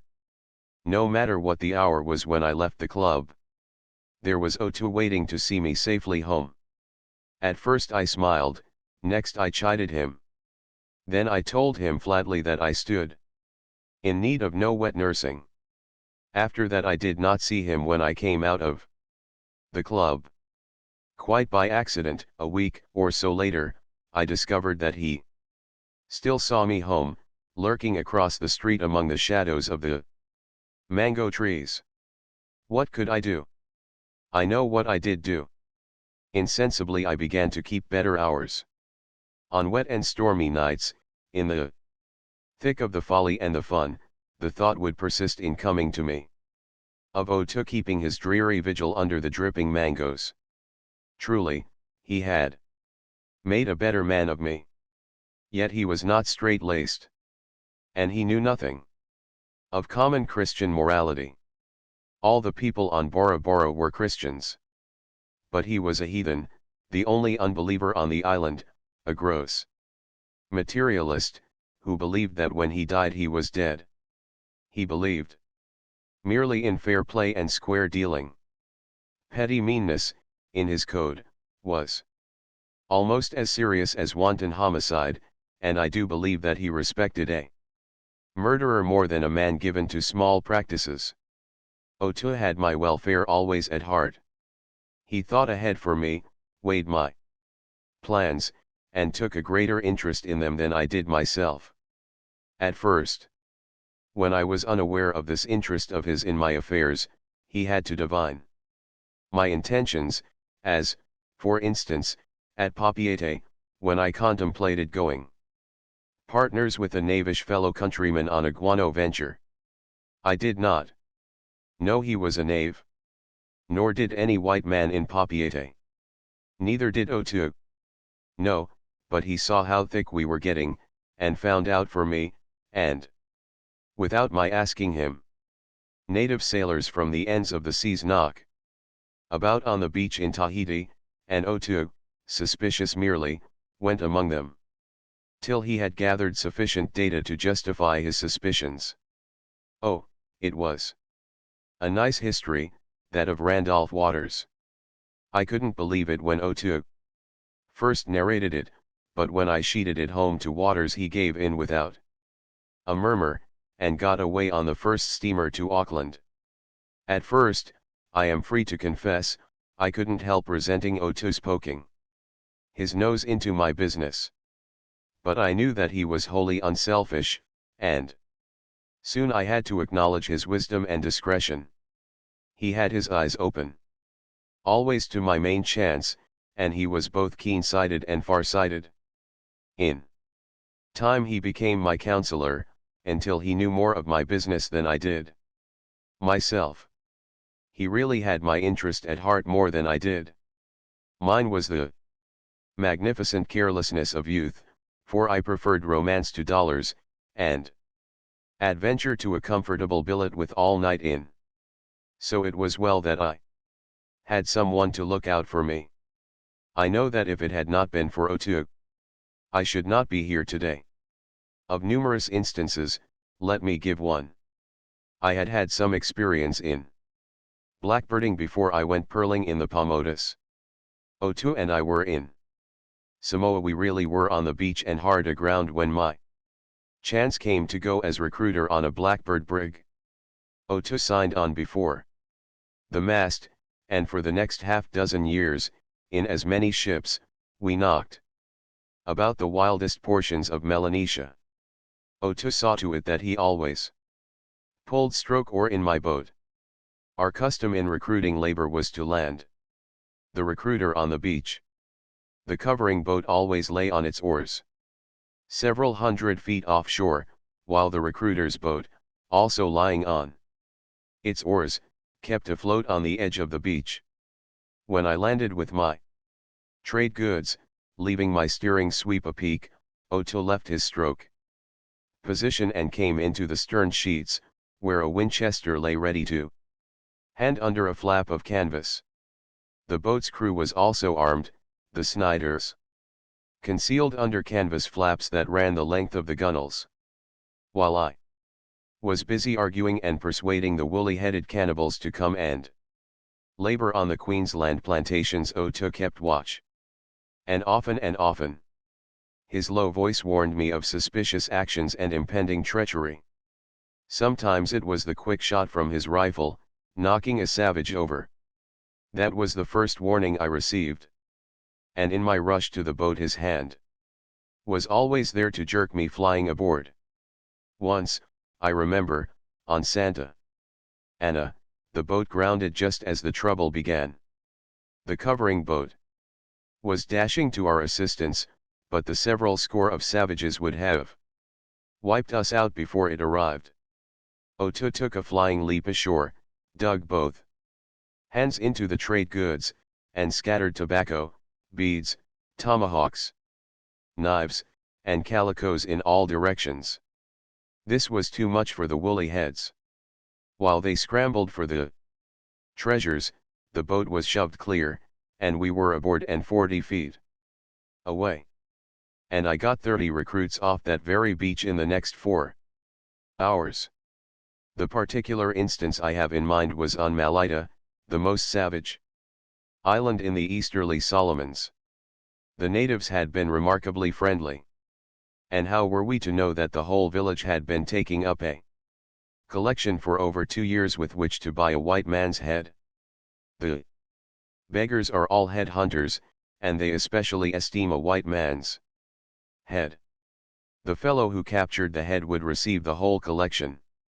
As I say, they appeared very friendly, and on this day I was fully 100 yards down the beach from the boat.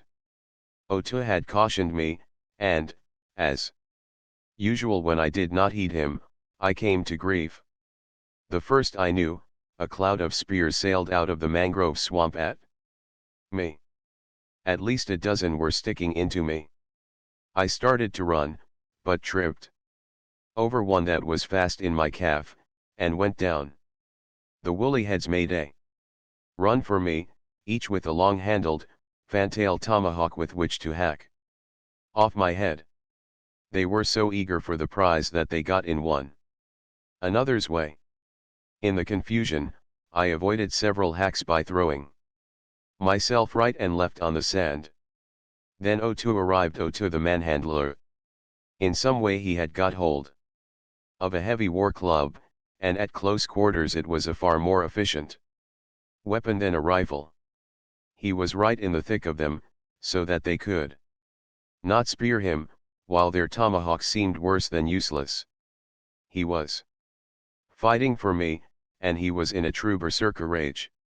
The way he handled that club was amazing. Their skulls squashed like overripe oranges. It was not until he had driven them back, picked me up in his arms, and started to run, that he received his first wounds. He arrived in the boat with 4 spear thrusts, got his Winchester, and with it got a man for every shot. Then we pulled aboard the schooner and doctored up. 17 years we were together. He made me. I should today be a supercargo, a recruiter, or a memory, if it had not been for him. You spend your money, and you go out and get more, he said one day. It is easy to get money now. But when you get old, your money will be spent. And you will not be able to go out and get more. I know, master. I have studied the way of white men. On the beaches are many old men who were young once, and who could get money just like you.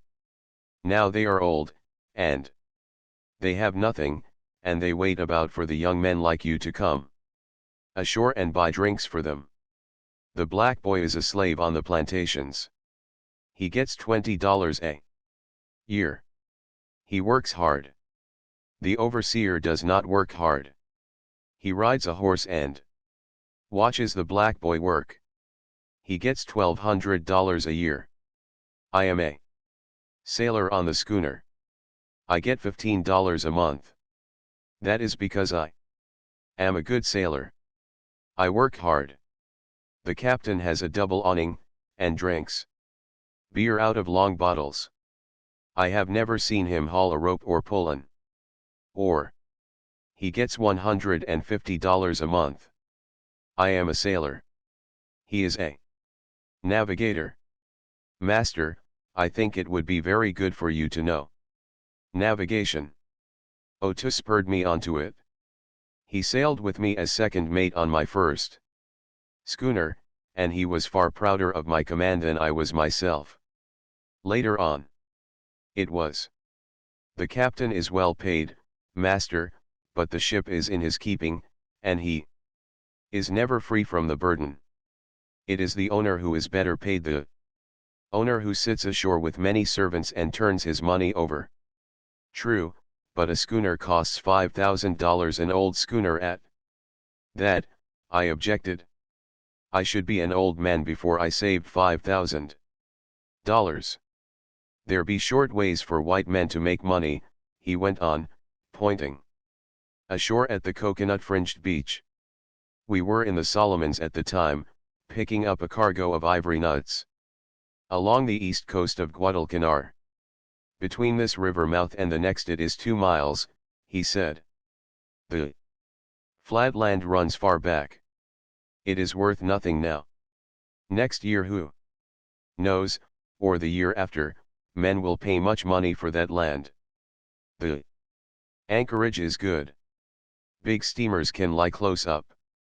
You can buy the land 4 miles deep from the old chief for 10,000 sticks of tobacco, 10 bottles of square face, and a Snyder, which will cost you, maybe, $100. Then you place the deed with the commissioner, and the next year, or the year after, you sell and become the owner of a ship. I followed his lead, and his words came true, though in 3 years. Instead of 2.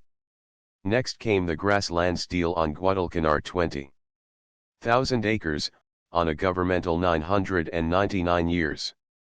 Lease at a nominal sum. I owned the lease for precisely 90 days, when I sold it to a company for half a fortune. Always it was Otto who looked ahead and saw the opportunity. He was responsible for the salving of the Doncaster bought in at auction for £100, and clearing 3,000 after every expense was paid. He led me into the Savai'i plantation and the cocoa venture on Upolu. We did not go seafaring so much as in the old days. I was too well off. I married, and my standard of living rose, but Otto remained the same. Old-time Otto, moving about the house or trailing through the office, his wooden pipe in his mouth, a shilling undershirt on his back, and a 4-shilling lava about his loins. I could not get him to spend money. There was no way of repaying him except with love, and God knows he got that in full measure from all of us. The children worshipped him, and if he had been spoilable, my wife would surely have been his undoing. The children. He really was the one who showed them the way of their feet. In the world practical. He began by teaching them to walk. He sat up with them when they were sick. One by one, when they were scarcely toddlers, he took them down to the lagoon, and made them into amphibians. He taught them more than I ever knew of the habits of fish and the ways of catching them. In the bush it was the same thing. At 7, Tom knew more woodcraft than I ever dreamed existed. At 6, Mary went over the sliding rock without a quiver, and I have seen strong men balk at that feat, and when Frank had just turned 6 he could bring up shillings from the bottom in 3 fathoms. My people in Bora Bora do not like heathen, they are all Christians. And I do not like Bora Bora Christians, he said one day, when I, with the idea of getting him to spend some of the money that was rightfully his. Had been trying to persuade him to make a visit to his own island in one of our schooners, a special voyage which I had hoped to make a record breaker in the matter of prodigal expense. I say one of our schooners, though legally at the time they belonged to me. I struggled long with him to enter into partnership. We have been partners from the day the Petite Jean went down, he said at last. But if your heart so wishes, then shall we become partners by the law. I have no work to do, yet are my expenses large. I drink and eat and smoke in plenty, it costs much, I know.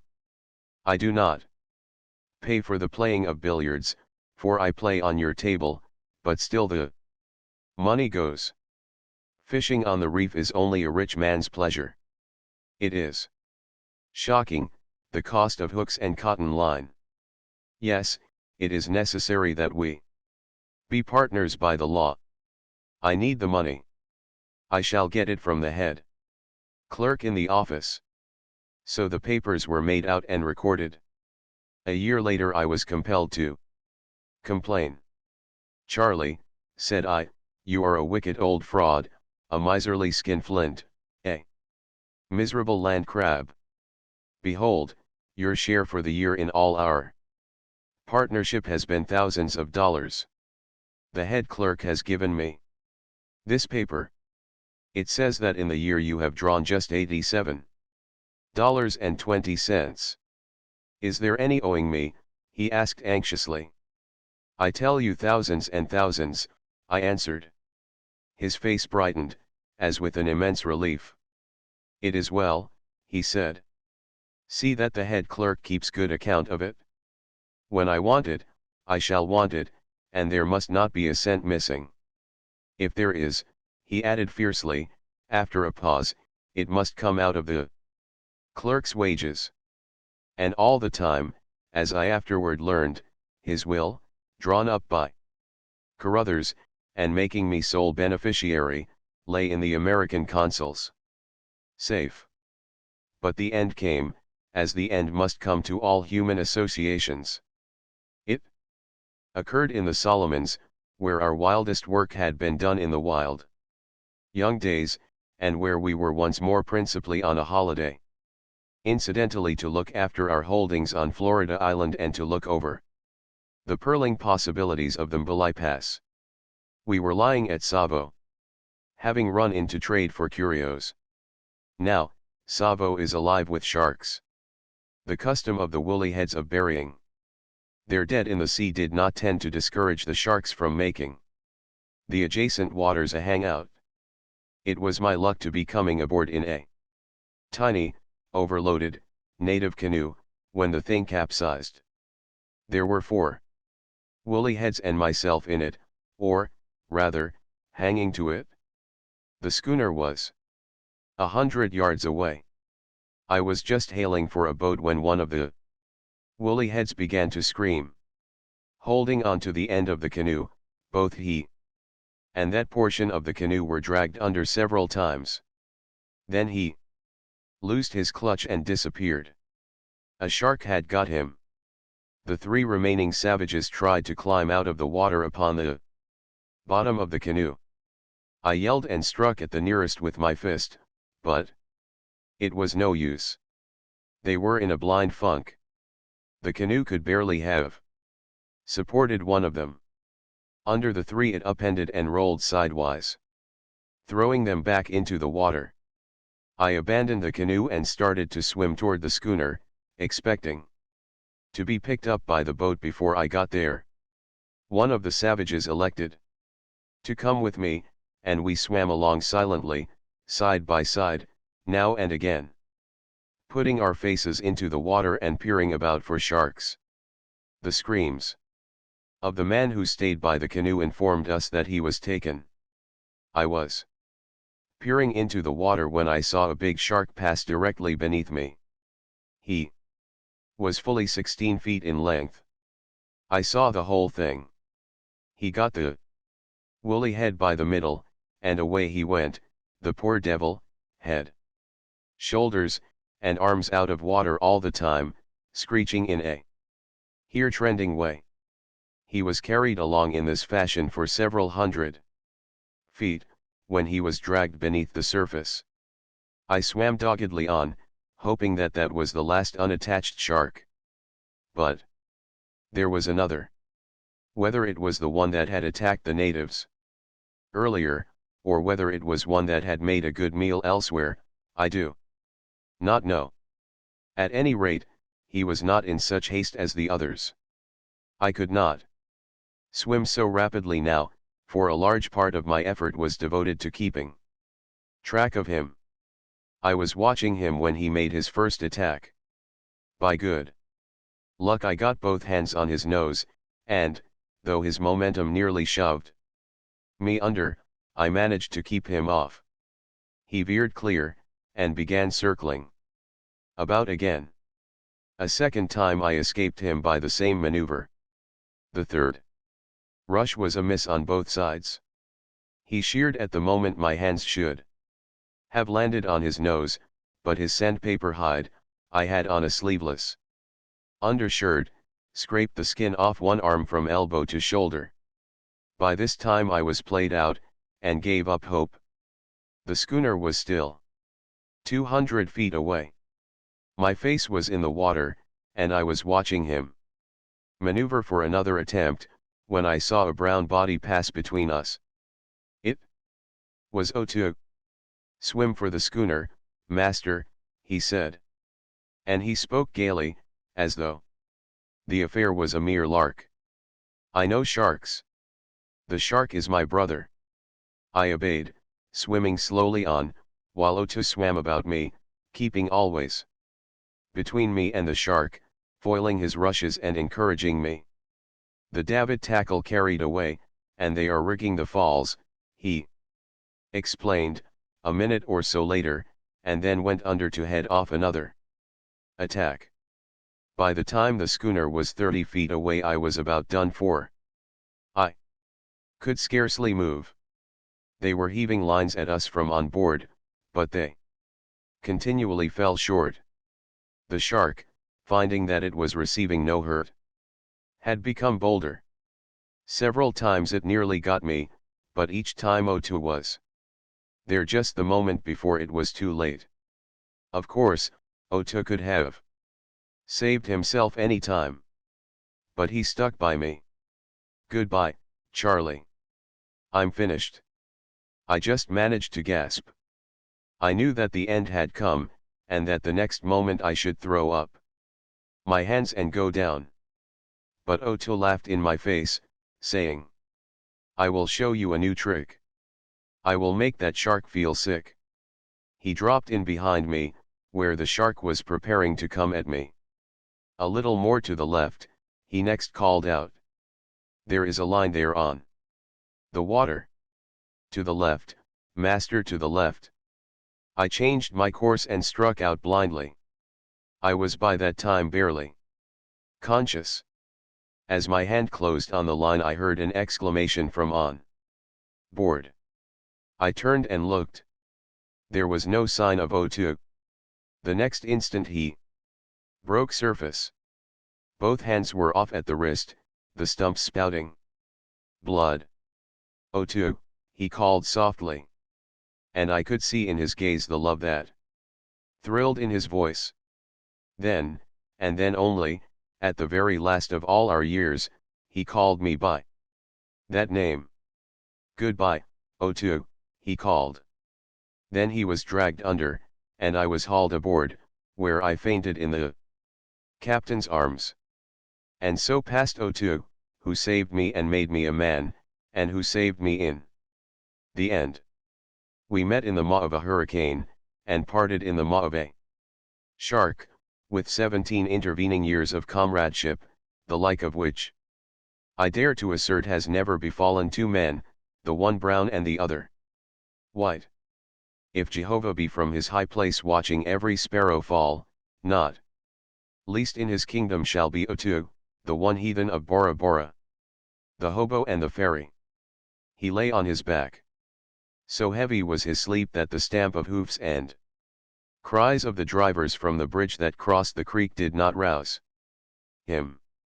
Wagon after wagon, loaded high with grapes, passed the bridge on the way up the valley to the winery, and the coming of each wagon was like the explosion of sound and commotion in the lazy quiet of the afternoon. But the man was undisturbed. His head had slipped from the folded newspaper, and the straggling, unkempt hair was matted with the fox-tails and burrs of the dry grass on which it lay. He was not a pretty sight. His mouth was open, disclosing a gap in the upper row where several teeth at some time had been knocked out. He breathed stertorously, at times, grunting and moaning with the pain of his sleep. Also, he was very restless, tossing his arms about, making jerky, half-convulsive movements, and at times rolling his head from side to side in the burrs. This restlessness seemed occasioned partly by some internal discomfort, and partly by the sun that streamed down on his face and by the flies that buzzed and lighted and crawled upon the nose and cheeks and eyelids. There was no other place for them to crawl, for the rest of the face was covered with matted beard, slightly grizzled, but greatly dirt-stained and weather-discolored. The cheekbones were blotched with the blood congested by the debauch that was evidently being slept off. This, too, accounted for the persistence with which the flies clustered around the mouth, lured by the alcohol-laden exhalations. He was a powerfully built man, thick-necked, broad-shouldered, with sinewy wrists and toil-distorted hands. Yet the distortion was not due to recent toil, nor were the callus other than ancient that showed under the dirt of the one palm upturned. From time to time this hand clenched tightly and spasmodically into a fist, large, heavy-boned and wicked-looking. The man lay in the dry grass of a tiny glade that ran down to the tree-fringed bank of the stream. On either side of the glade was a fence, of the old stake and rider type, though little of it was to be seen, so thickly was it overgrown by wild blackberry bushes, scrubby oaks, and young madrono trees. In the rear, a gate through a low paling fence led to a snug, squat bungalow, built in the California Spanish style and seeming to have been compounded directly from the landscape of which it was so justly a part. Neat and trim and modestly sweet was the bungalow, redolent of comfort and repose, telling with quiet certitude of someone that knew, and that had sought and found. Through the gate and into the glade came as dainty a little maiden as ever stepped out of an illustration made especially to show how dainty little maidens may be. 8 years she might have been, and, possibly, a trifle more, or less. Her little waist and little black-stockinged calves showed how delicately fragile she was, but the fragility was of mold only. There was no hint of anemia in the clear, healthy complexion nor in the quick, tripping step. She was a little, delicious blonde, with hair spun of gossamer gold and wide blue eyes that were but slightly veiled by the long lashes. Her expression was of sweetness and happiness, it belonged by right to any face that sheltered in the bungalow. She carried a child's parasol, which she was careful not to tear against the scrubby branches and bramble bushes as she sought for wild poppies along the edge of the fence. They were late poppies, a third generation, which had been unable to resist the call of the warm October sun. Having gathered along one fence, she turned to cross to the opposite fence. Midway in the glade she came upon the tramp. Her startle was merely a startle. There was no fear in it. She stood and looked long and curiously at the forbidding spectacle, and was about to turn back when the sleeper moved restlessly and rolled his hand among the burrs. She noted the sun on his face, and the buzzing flies. Her face grew solicitous, and for a moment she debated with herself. Then she tiptoed to his side. interposed the parasol between him and the sun, and brushed away the flies. After a time, for greater ease, she sat down beside him. An hour passed, during which she occasionally shifted the parasol from one tired hand to the other. At first the sleeper had been restless, but, shielded from the flies and the sun, his breathing became gentler and his movements ceased. Several times, however, he really frightened her. The first was the worst, coming abruptly and without warning. Christ! How deep! How deep, the man murmured from some profound of dream. The parasol was agitated, but the little girl controlled herself and continued her self-appointed ministrations. Another time it was a gritting of teeth, as of some intolerable agony. So terribly did the teeth crunch and grind together that it seemed they must crush into fragments. A little later he suddenly stiffened out. The hands clenched and the face set with the savage resolution of the dream. The eyelids trembled from the shock of the fantasy, seemed about to open, but did not. Instead, the lips muttered, "No, no." And once more no. "I won't peach." The lips paused, then went on. "You might as well tie me up, warden, and cut me to pieces. That's all you can get out of me blood. That's all any of you UNS has ever got outta me in this hole." After this outburst the man slept gently on, while the little girl still held the parasol aloft and looked down with a great wonder at the frosy, unkempt creature, trying to reconcile it with the little part of life that she knew. To her ears came the cries of men, the stamp of hoofs on the bridge, and the creak and groan of wagons heavy laden. It was a breathless California Indian summer day. Light fleeces of cloud drifted in the azure sky, but to the west heavy cloud banks threatened with rain. A bee droned lazily by. From farther thickets came the calls of quail, and from the fields the songs of meadow larks. And oblivious to it all slept Ross Shanklin, the tramp, an outcast, ex-convict 4379, the bitter and unbreakable one who had defied all keepers and survived all brutalities. Texas-born, of the old pioneer stock that was always tough and stubborn. He had been unfortunate. At 17 years of age he had been apprehended for horse stealing. Also, he had been convicted of stealing 7 horses, which he had not stolen, and he had been sentenced to 14 years imprisonment. This was severe under any circumstances, but with him it had been especially severe, because there had been no prior convictions against him. The sentiment of the people who believed him guilty had been that 2 years was adequate punishment for the youth, but the county attorney, paid according to the convictions he secured, had made 7 charges against him and earned 7 fees. Which goes to show that the county attorney valued 12 years of Ross Shanklin's life at less than a few dollars. Young Ross Shanklin had toiled terribly in jail, he had escaped, more than once, and he had been caught and sent back to toil in other and various jails.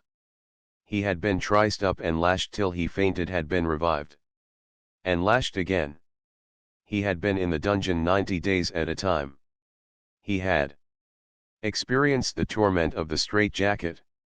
He knew what the humming bird was. He had been farmed out as a chattel by the state to the contractors. He had been trailed through swamps by bloodhounds. Twice he had been shot.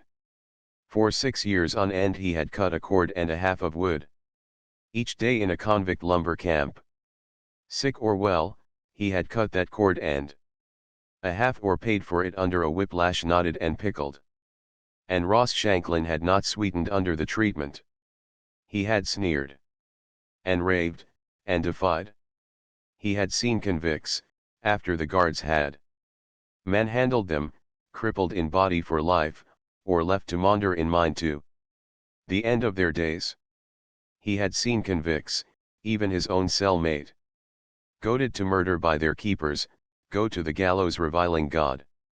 He had been in a break in which 11 of his kind were shot down.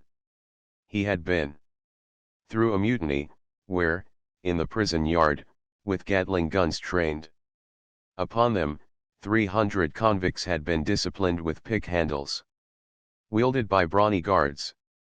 He had known every infamy of human cruelty, and through it all he had never been broken. He had resented and fought to the last, until, embittered and bestial, the day came when he was discharged. $5 were given him in payment for the years of his labor and the flower of his manhood. And he had worked little in the years that followed. Work he hated and despised. He tramped, begged, and stole, lied or threatened as the case might warrant, and drank to besottedness whenever he got the chance. The little girl was looking at him when he awoke. Like a wild animal, all of him was awake the instant he opened his eyes.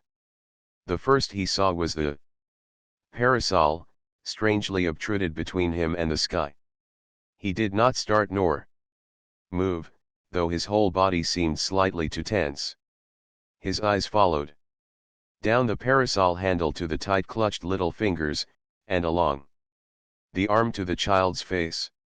Straight and unblinking he looked into her eyes, and she, returning the look, was chilled and frightened by his glittering eyes, cold and harsh, withal bloodshot, and with no hint in them of the warm humanness she had been accustomed to see and feel in human eyes. They were the true prison eyes, the eyes of a man who had learned to talk little, who had forgotten almost how to talk. "Hello," he said finally, making no effort to change his position. "What game are you up to?" His voice was gruff and husky, and at first it had been harsh, but it had softened queerly in a feeble attempt at forgotten kindliness. "How do you do?" she said. "I'm not playing. The sun was on your face, and Mama says one oughtn't to sleep in the sun." The sweet clearness of her child's voice was pleasant to him, and he wondered why he had never noticed it in children's voices before. He sat up slowly and stared at her. He felt that he ought to say something, but speech with him was a reluctant thing. "I hope you slept well," she said gravely. "I sure did," he answered, never taking his eyes from her, amazed at the fairness and delicacy of her. "How long was you holdin' that contraption up over me?" Oh, she debated with herself, "a long, long time. I thought you would never wake up. And I thought you was a fairy when I first seen you." He felt elated at his contribution to the conversation.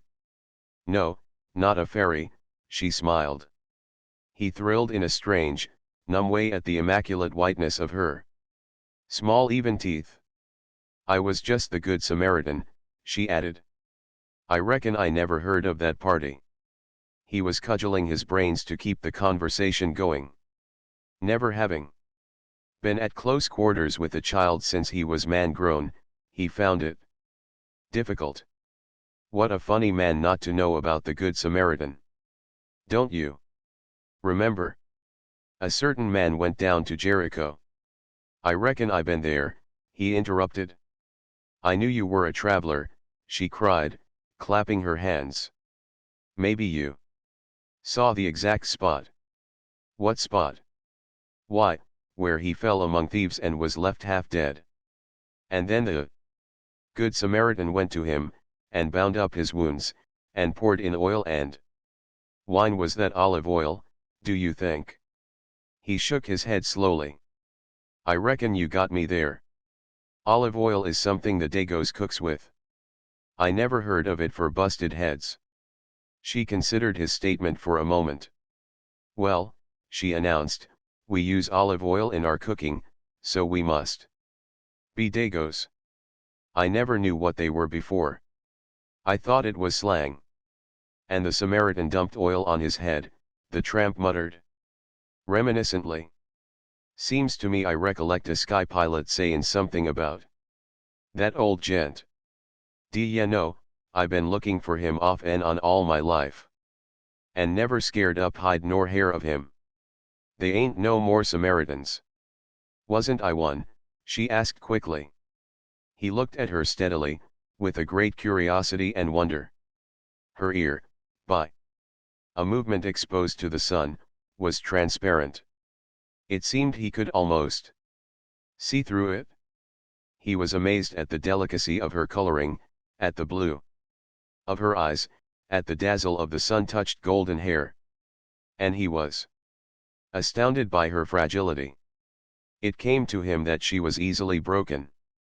His eye went quickly from his huge, gnarled paw to her tiny hand in which it seemed to him he could almost see the blood circulate. He knew the power in his muscles, and he knew the tricks and turns by which men use their bodies to ill-treat men. In fact, he knew little else, and his mind for the time ran in its customary channel. It was his way of measuring the beautiful strangeness of her. He calculated a grip, and not a strong one, that could grind her little fingers to pulp.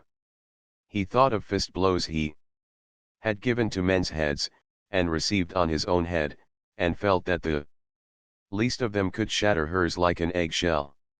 He scanned her little shoulders and slim waist, and knew in all certitude that with his two hands he could rend her to pieces. Wasn't I one? She insisted again. He came back to himself with a shock or away from himself, as the case happened. He was loath that the conversation should cease. What? He answered. Oh, yes, you bet you was a Samaritan, even if you didn't have no olive oil. He remembered what his mind had been dwelling on, and asked, but ain't you afraid of me? He added lamely. She laughed merrily. Mama says never to be afraid of anything. She says that if you're good, and you think good of other people, they'll be good, too. And you was thinkin' good of me when you kept the sun off, he marveled. But it's hard to think good of bees and nasty crawly things, she confessed. But there's men that is nasty and crawly things, he argued. Mama says no. She says there's good in everyone. I bet you she locks the house up tight at night just the same, he proclaimed triumphantly. But she doesn't. Mama isn't afraid of anything. That's why she lets me play out here alone when I want. Why, we had a robber once. Mama got right up and found him. And what do you think? He was only a poor hungry man. And she got him plenty to eat from the pantry, and afterward she got him work to do. Ross Shanklin was stunned. The vista shown him of human nature was unthinkable. It had been his lot to live in a world of suspicion and hatred, of evil believing and evil doing. It had been his experience, slouching along village streets at nightfall, to see little children screaming with fear, run from him to their mothers.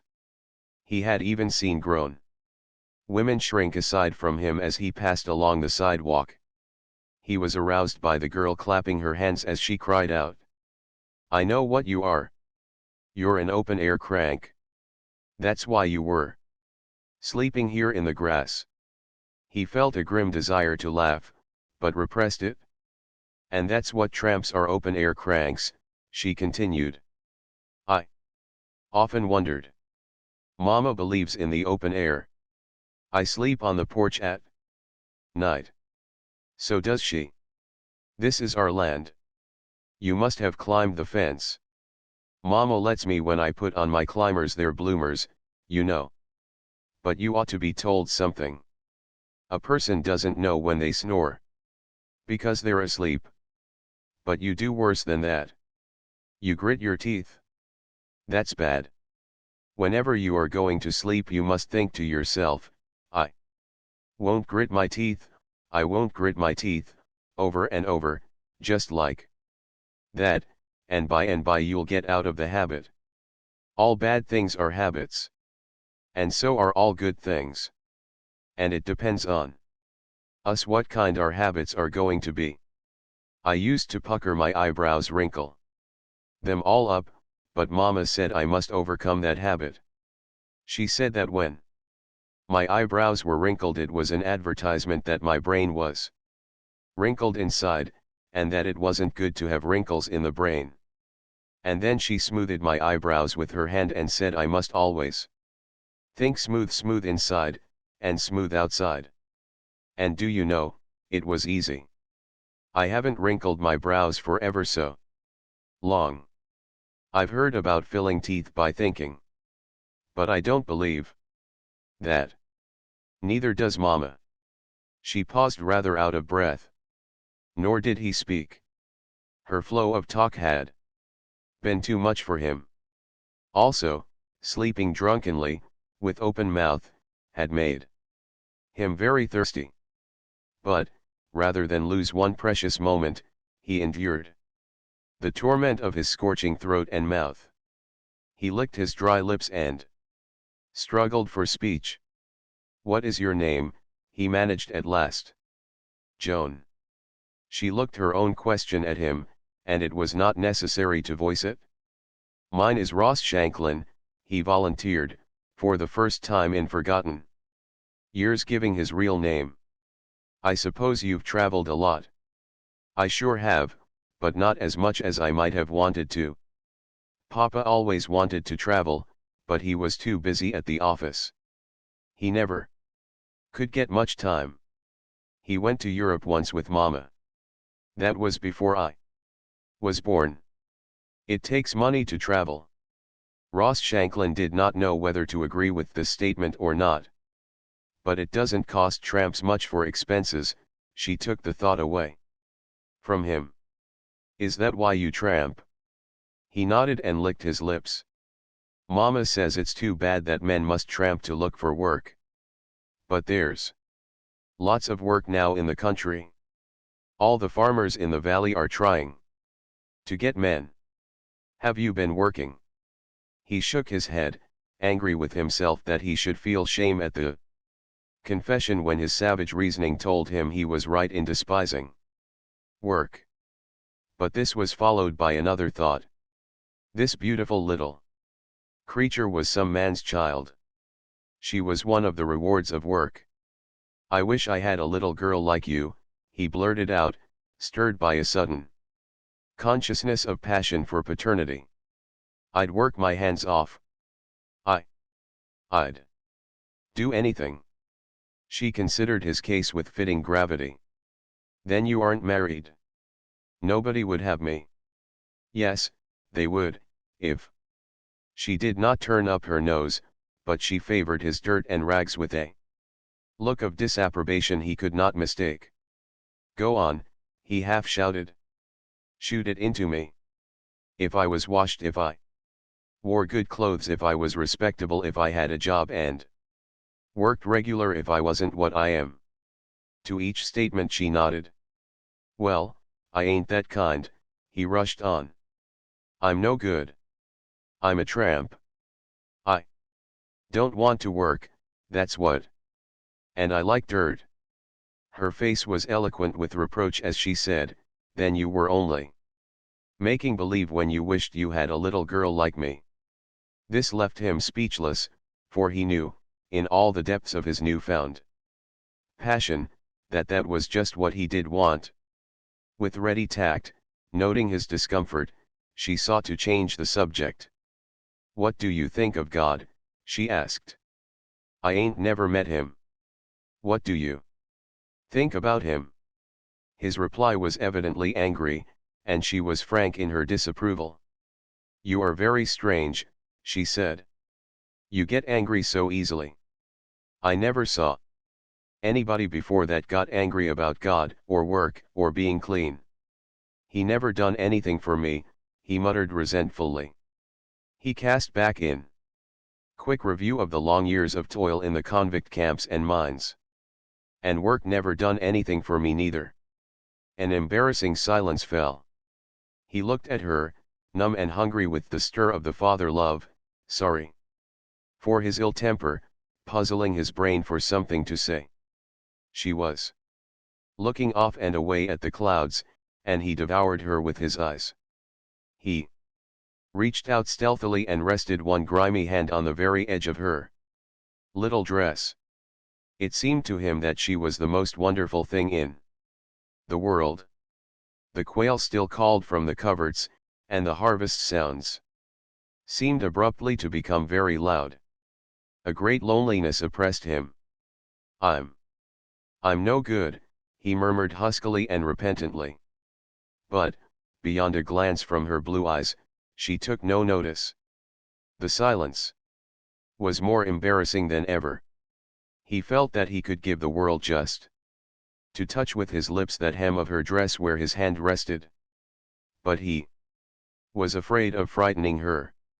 He fought to find something to say, licking his parched lips and vainly attempting to articulate something, anything. This ain't Sonoma Valley, he declared finally. This is fairyland, and you're a fairy. Maybe I'm asleep and dreaming. I don't know.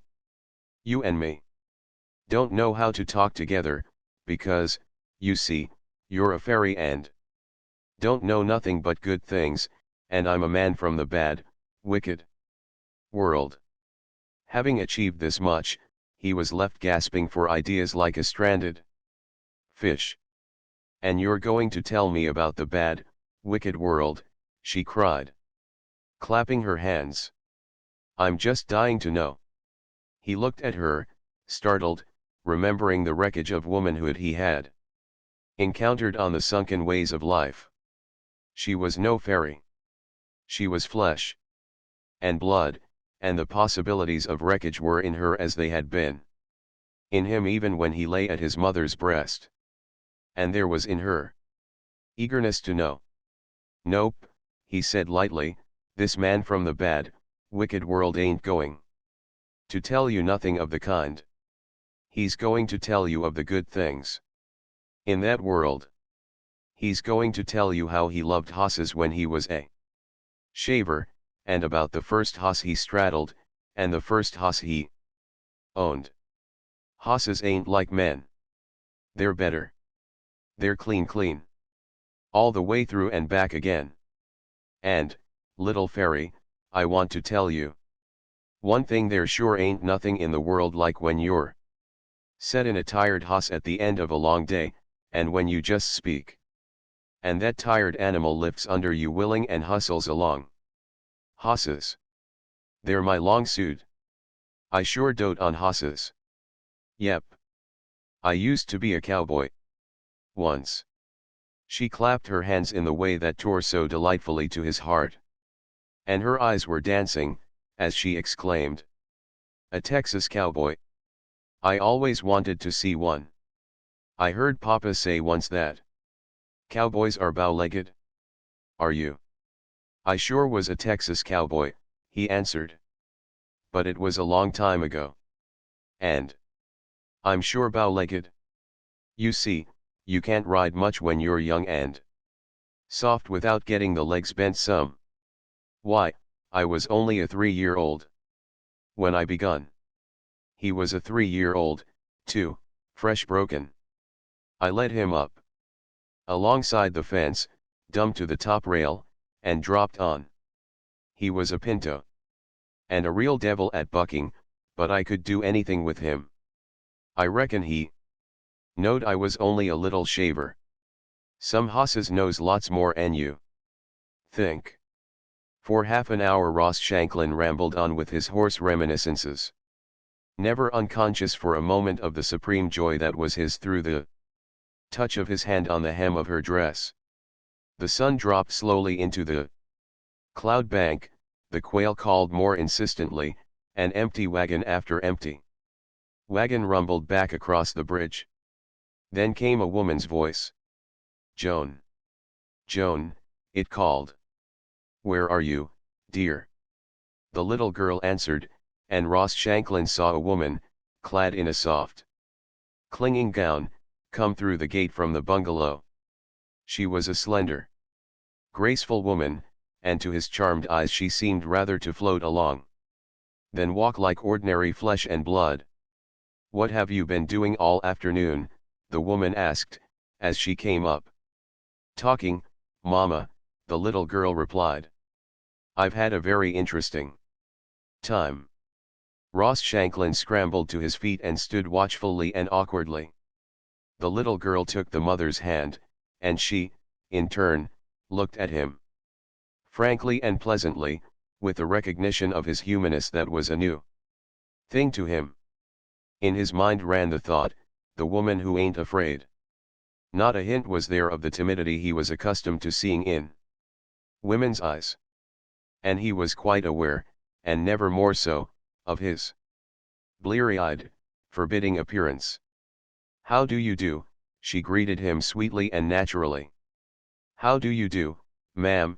He responded, unpleasantly conscious of the huskiness and rawness of his voice. And did you have an interesting time, too? She smiled. Yes, ma'am. I sure did. I was just telling your little girl about Hosses. He was a cowboy, once, Mama, she cried. The mother smiled her acknowledgement to him, and looked fondly down at the little girl. The thought that came into Ross Shanklin's mind was the awfulness of the crime if anyone should harm either of the wonderful pair. This was followed by the wish that some terrible danger should threaten, so that he could fight, as he well knew how, with all his strength and life, to defend them. You'll have to come along, dear, the mother said. It's growing late. She looked at Ross Shanklin hesitantly. Would you care to have something to eat? No, ma'am, thanking you kindly just the same. I ain't hungry. Then say goodbye, Joan, she counseled. Goodbye. The little girl held out her hand, and her eyes lighted roguishly. Goodbye, Mr. Man from the bad, wicked world. To him, the touch of her hand as he pressed it in his was the capstone of the whole adventure. Goodbye, little fairy, he mumbled. I reckon I got to be pullin' along. But he did not pull along. He stood staring after his vision until it vanished through the gate. The day seemed suddenly empty. He looked about him irresolutely, then climbed the fence, crossed the bridge, and slouched along the road. He was in a dream. He did not note his feet nor the way they led him. At times he stumbled in the dust-filled ruts. A mile farther on, he aroused at the crossroads. Before him stood the saloon. He came to a stop and stared at it, licking his lips. He sank his hand into his pants pocket and fumbled a solitary dime. God, he muttered. God. Then, with dragging, reluctant feet, went on along the road. He came to a big farm. He knew it must be big, because of the bigness of the house and the size and number of the barns and outbuildings. On the porch, in shirt sleeves, smoking a cigar, keen-eyed and middle-aged, was the farmer. What's the chance for a job? Ross Shanklin asked. The keen eyes scarcely glanced at him. $1 a day and grub, was the answer. Ross Shanklin swallowed and braced himself. I'll pick grapes all right, or anything. But what's the chance for a steady job? You've got a big ranch here. I know hosses. I was born on one. I can drive team, ride, plow, brake, do anything that anybody ever done with hosses. The other looked him over with an appraising, incredulous eye. You don't look it, was the judgment. I know I don't. Give me a chance. That's all. I'll prove it. The farmer considered, casting an anxious glance at the cloud bank into which the sun had sunk. I'm short a teamster, and I'll give you the chance to make good. Go and get supper with the hands. Ross Shanklin's voice was very husky, and he spoke with an effort. All right. I'll make good. Where can I get a drink of water and wash up? Just meat. He strolled to the corner and glanced up and down the intersecting street, but saw nothing save the oases of light shed by the street lamps at the successive crossings. Then he strolled back the way he had come. He was a shadow of a man sliding noiselessly and without undue movement through the semi-darkness. Also he was very alert, like a wild animal in the jungle. Keenly perceptive and receptive. The movement of another in the darkness about him would need to have been more shadowy than he to have escaped him. In addition to the running advertisement of the state of affairs carried to him by his senses, he had a subtler perception, a feel, of the atmosphere around him. He knew that the house in front of which he paused for a moment contained children. Yet by no willed effort of perception did he have this knowledge. For that matter, he was not even aware that he knew, so occult was the impression. Yet, did a moment arise in which action, in relation to that house, were imperative, he would have acted on the assumption that it contained children. He was not aware of all that he knew about the neighborhood. In the same way, he knew not how, he knew that no danger threatened in the footfalls that came up the cross street. Before he saw the walker, he knew him for a belated pedestrian hurrying home. The walker came into view at the crossing and disappeared on up the street. The man that watched, noted a light that flared up in the window of a house on the corner, and as it died down he knew it for an expiring match. This was conscious identification of familiar phenomena, and through his mind flitted the thought, wanted to know what time. In another house one room was lighted. The light burned dimly and steadily, and he had the feel that it was a sick room. He was especially interested in a house across the street in the middle of the block. To this house he paid most attention. No matter what way he looked, nor what way he walked, his looks and his steps always returned to it. Except for an open window above the porch, there was nothing unusual about the house. Nothing came in nor out. Nothing happened. There were no lighted windows, nor had lights appeared and disappeared in any of the windows. Yet it was the central point of his consideration. He rallied to it each time after a divination of the state of the neighborhood. Despite his feel of things, he was not confident. He was supremely conscious of the precariousness of his situation. Though unperturbed by the footfalls of the chance pedestrian, he was as keyed up and sensitive and ready to be startled as any timorous deer. He was aware of the possibility of other intelligences prowling about in the darkness, intelligences similar to his own in movement, perception, and divination. Far down the street he caught a glimpse of something that moved. And he knew it was no late homegoer, but menace and danger.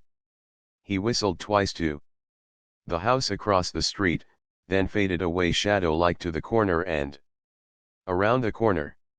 Here he paused and looked about him carefully. Reassured, he peered back around the corner and studied the object that moved and that was coming nearer. He had divined aright. It was a policeman. The man went down the cross street to the next corner, from the shelter of which he watched the corner he had just left. He saw the policeman pass by, going straight on up the street. He paralleled the policeman's course, and from the next corner again watched him go by, then he returned the way he had come. He whistled once to the house across the street, and after a time whistled once again. There was reassurance in the whistle, just as there had been warning in the previous double whistle. He saw a dark bulk outline itself on the roof of the porch and slowly descend a pillar. Then it came down the steps, passed through the small iron gate, and went down the sidewalk, taking on the form of a man. He that watched kept on his own side the street and moved on abreast to the corner, where he crossed over and joined the other. He was quite small. Alongside the man he accosted. "How'd you make out, Matt?" he asked. The other grunted indistinctly, and walked on in silence a few steps. "I reckon I landed the goods," he said. Jim chuckled in the darkness, and waited for further information. The blocks passed by, under their feet, and he grew impatient. "Well, how about them goods?" he asked. "What kind of a haul did you make? Anyway?" "I was too busy to figure it out, but it's fat. I can tell you that much." "Jim, it's fat." "I don't dast to think how fat it is. Wait till we get to the room." Jim looked at him keenly under the street lamp of the next crossing, and saw that his face was a trifle grim and that he carried his left arm peculiarly. "What's the matter with your arm?" he demanded.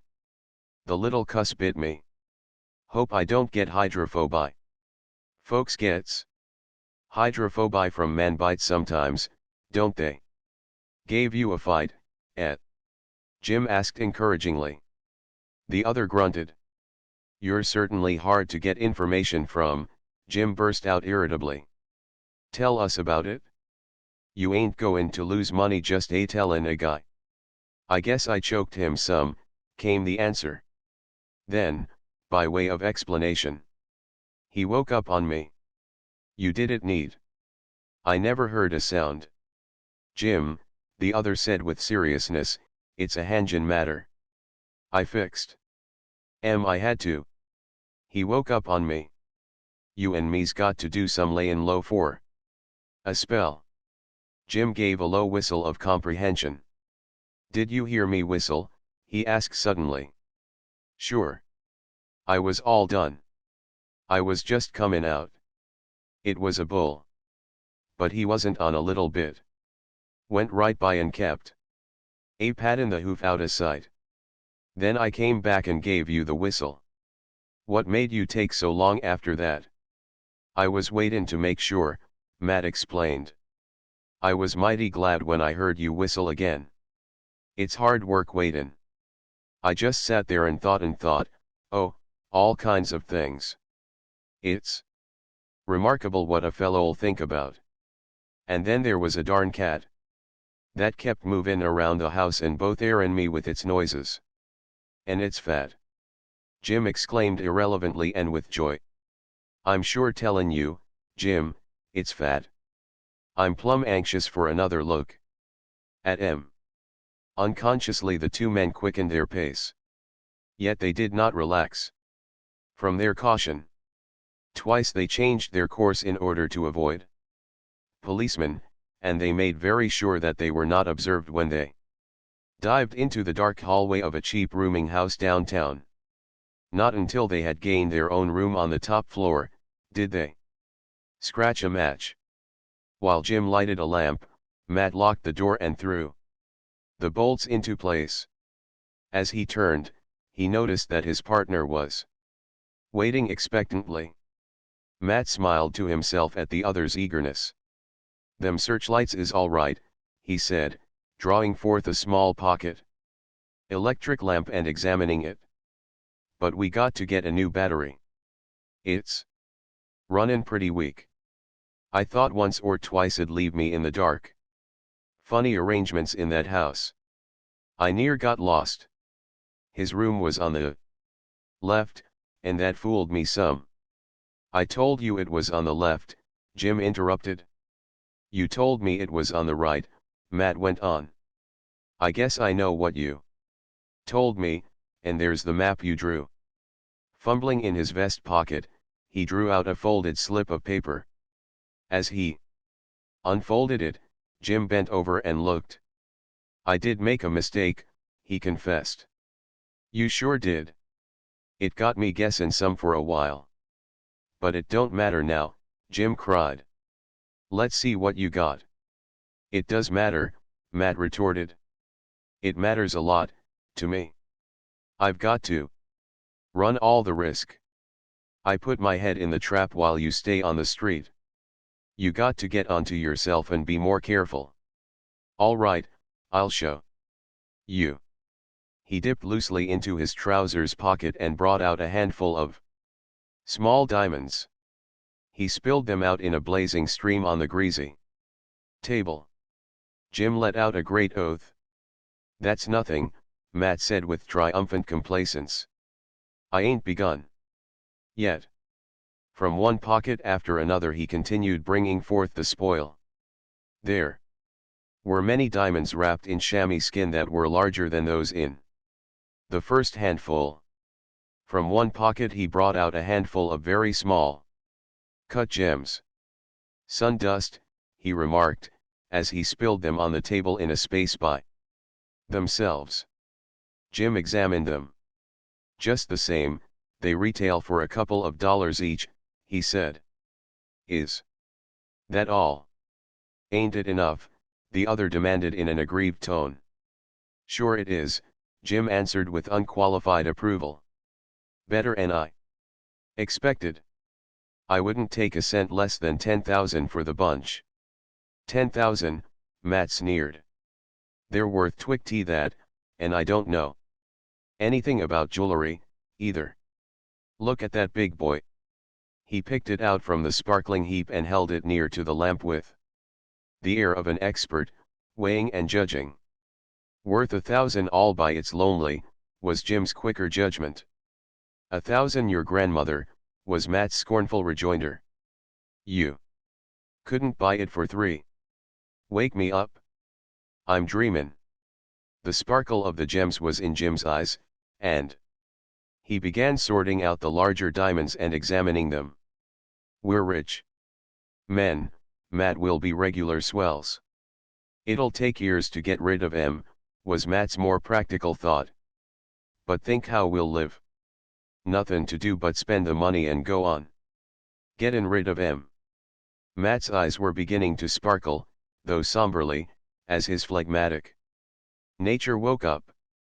"I told you I didn't dast think how fat it was," he murmured in a low voice. "What a killin'! What a killin'," was the other's more ecstatic utterance. "I almost forgot," Matt said, thrusting his hand into his inside coat pocket. A string of large pearls emerged from wrappings of tissue paper and chamois skin. Jim scarcely glanced at them. "They're worth money," he said, and returned to the diamonds. A silence fell on the two men. Jim played with the gems, running them through his fingers, sorting them into piles, and spreading them out flat and wide. He was a slender, weazened man, nervous, irritable, high-strung. An anemic-typical child of the gutter, with unbeautiful twisted features, small eyes, with face and mouth perpetually and feverishly hungry, brutish in a cat-like way, stamped to the core with degeneracy. Matt did not finger the diamonds. He sat with chin on hands and elbows on table, blinking heavily at the blazing array. He was in every way a contrast to the other. No city had bred him. He was heavy-muscled and hairy, gorilla-like in strength and aspect. For him there was no unseen world. His eyes were full and wide apart, and there seemed in them a certain bold brotherliness. They inspired confidence. But a closer inspection would have shown that his eyes were just a trifle too full. Just a shade too wide apart. He exceeded, spilled over the limits of normality, and his features told lies about the man beneath. "The bunch is worth 50,000, Jim remarked suddenly. 100,000, Matt said. The silence returned and endured a long time, to be broken again by Jim. What in blazes was he doin' with 'em all at the house, that's what I want to know. I'd a thought he'd kept 'em in the safe down at the store. Matt had just been considering the vision of the throttled man as he had last looked upon him in the dim light of the electric lantern, but he did not start at the mention of him. "There's no tellin'," he answered. "He might a been getting ready to chuck his partner. He might a pulled out in the mornin' for parts unknown, if we hadn't happened along. I guess there's just as many thieves among honest men as there is among thieves. You read about such things in the papers, Jim. Partners is always knifin' each other." A queer, nervous look came in the other's eyes. Matt did not betray that. He noted it, though he said, "What was you thinkin' about, Jim?" Jim was a trifle awkward for the moment. "Nothin'," he answered.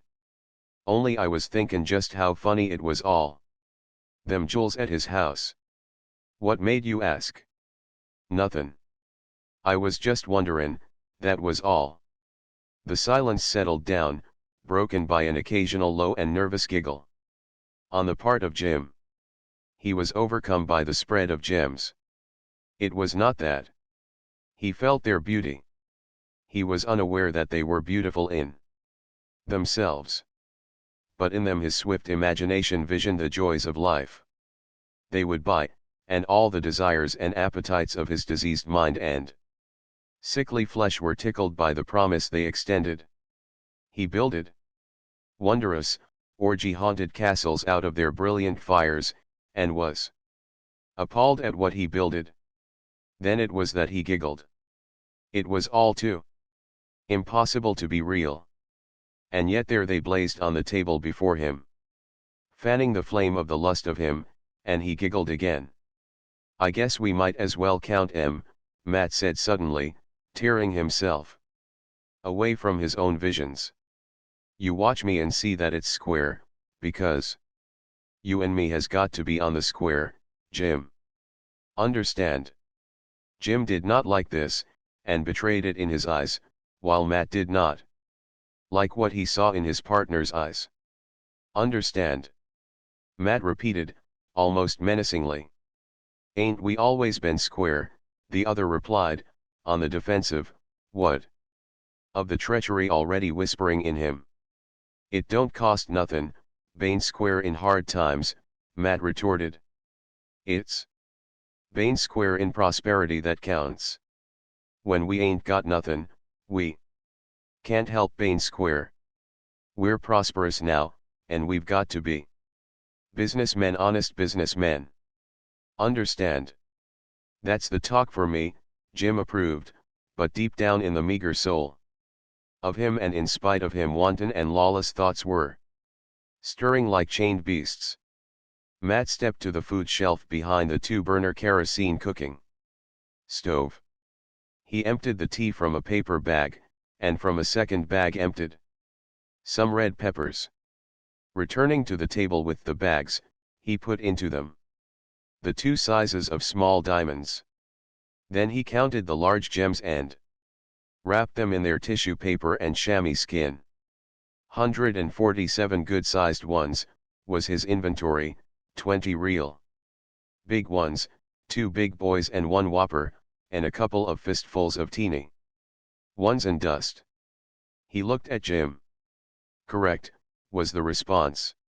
He wrote the count out on a slip of memorandum paper, and made a copy of it, giving one slip to his partner and retaining the other.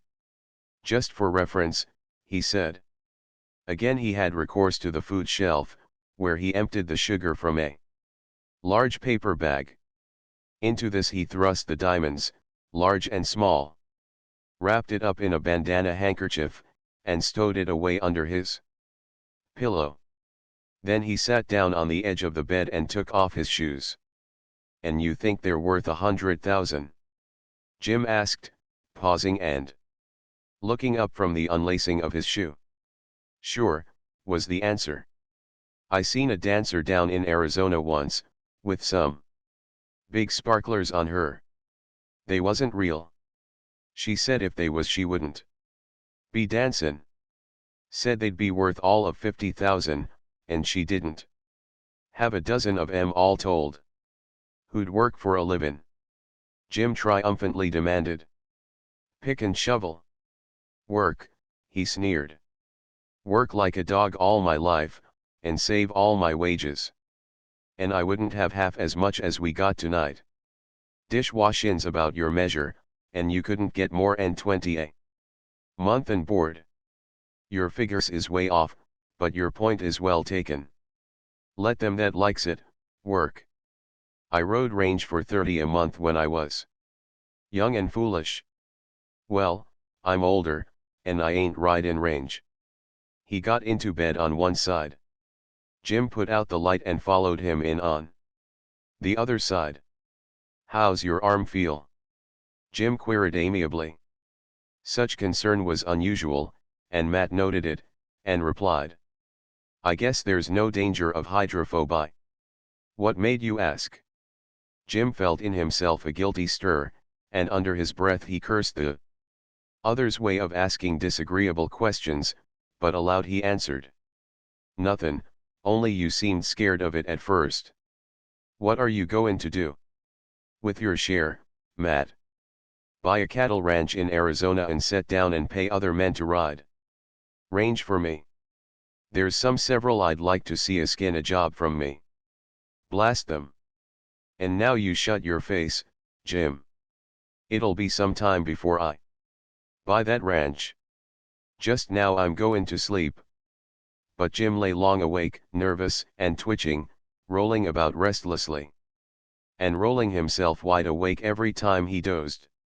The diamonds still blazed under his eyelids, and the fire of them hurt.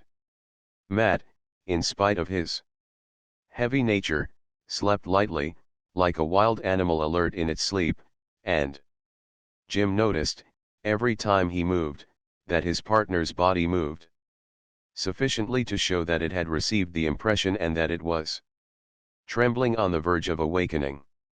For that matter, Jim did not know whether or not, frequently, the other was awake. Once, quietly, Beto kenning complete consciousness, Matt said to him, go to sleep, Jim. Don't worry about them jewels. They'll keep. And Jim had thought that at that particular moment Matt had been surely asleep. In the late morning Matt was awake with Jim's first movement, and thereafter he awoke and dozed with him until midday, when they got up together and began dressing. I'm goin' out to get a paper and some bread, Matt said.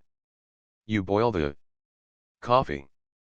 As Jim listened, unconsciously his gaze left Matt's face and roved to the pillow, beneath which was the bundle wrapped in the bandana handkerchief. On the instant Matt's face became like a wild beast's. Look here, Jim, he snarled. You've got to play square. If you do me dirt, I'll fix you. Understand? I'd eat you, Jim. You know that. I'd bite right into your throat and eat you like that much beefsteak. His sunburned skin was black with the surge of blood in it, and his tobacco-stained teeth were exposed by the snarling lips. Jim shivered and involuntarily cowered. There was death in the man he looked at. Only the night before that black-faced man had killed another with his hands, and it had not hurt his sleep. And in his own heart Jim was aware of a sneaking guilt, of a train of thought that merited all that was threatened. Matt passed out, leaving him still shivering.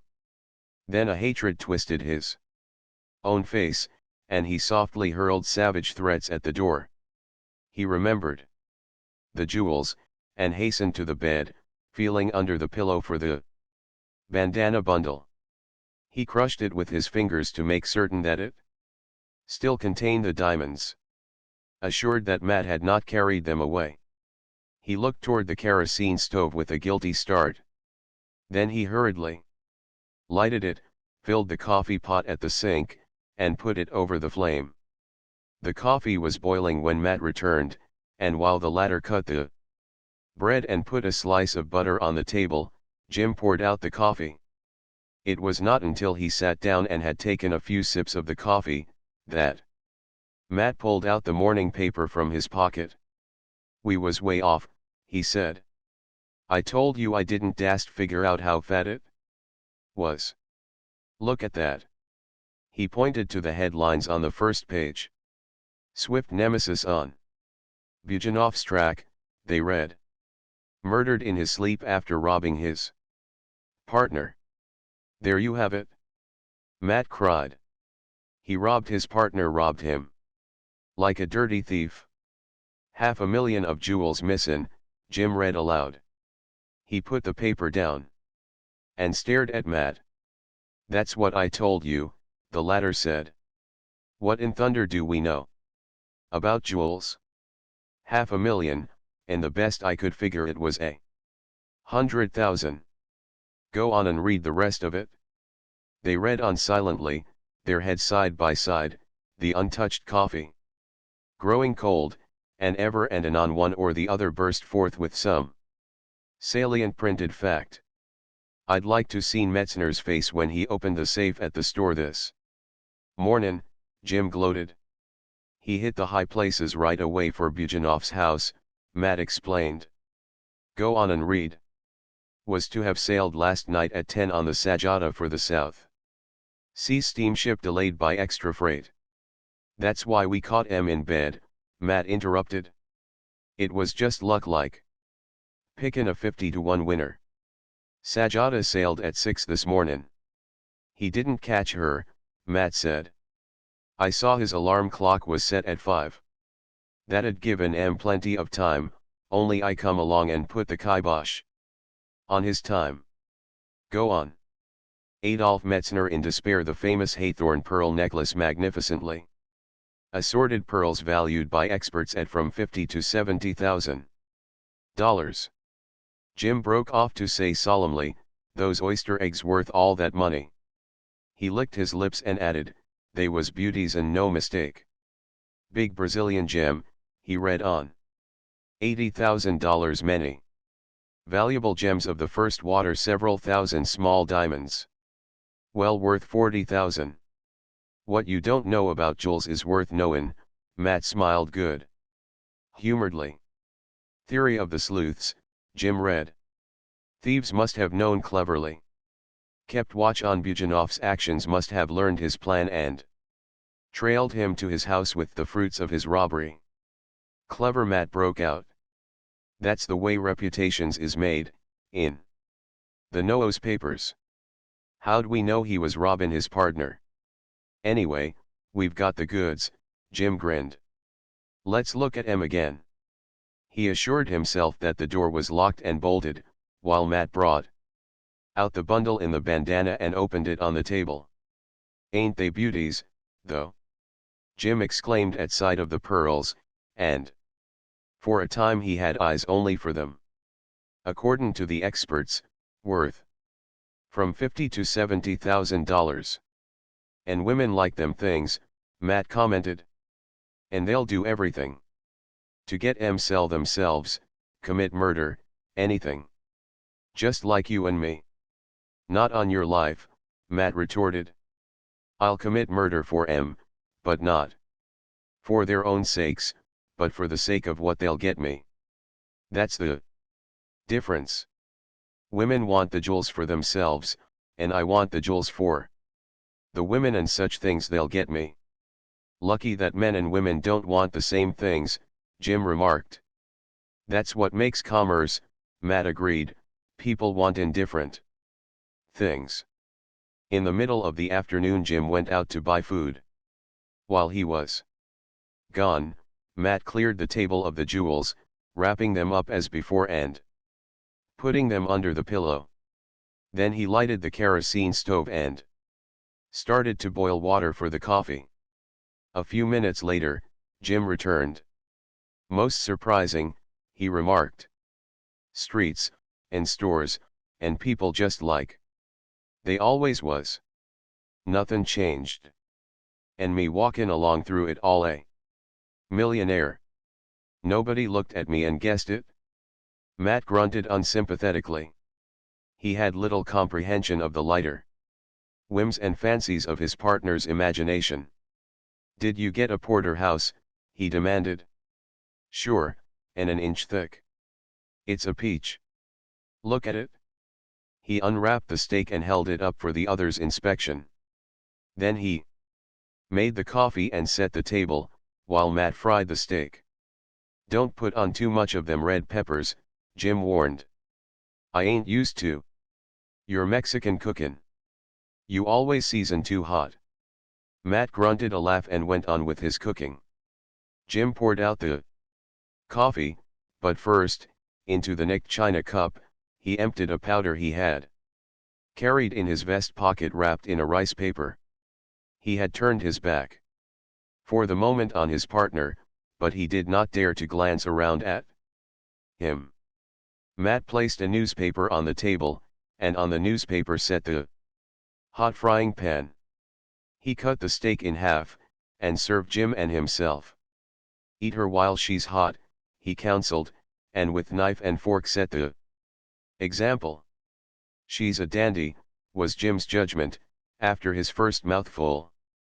But I tell you one thing straight. I'm never goin' to visit you on that Arizona ranch, so you needn't ask me. What's the matter now? Matt asked. The Mexican cookin' on your ranch'd be too much for me. If I've got blue blazes a comin' in the next life, I'm not goin' to torment my insides in this one. He smiled, expelled his breath forcibly to cool his burning mouth, drank some coffee, and went on eating the steak. What do you think about the next life anyway, Matt? He asked a little later, while secretly he wondered why the other had not yet touched his coffee. Ain't no next life, Matt answered, pausing from the steak to take his first sip of coffee. Nor heaven nor hell, nor nothin'. You get all that's comin' right here in this life. And afterward? Jim queried out of his morbid curiosity, for he knew that he looked upon a man that was soon to die. And afterward, he repeated. Did you ever see a man 2 weeks dead? The other asked. Jim shook his head. Well, I have. He was like this beefsteak you and me is eatin'. It was once steer cavortin' over the landscape.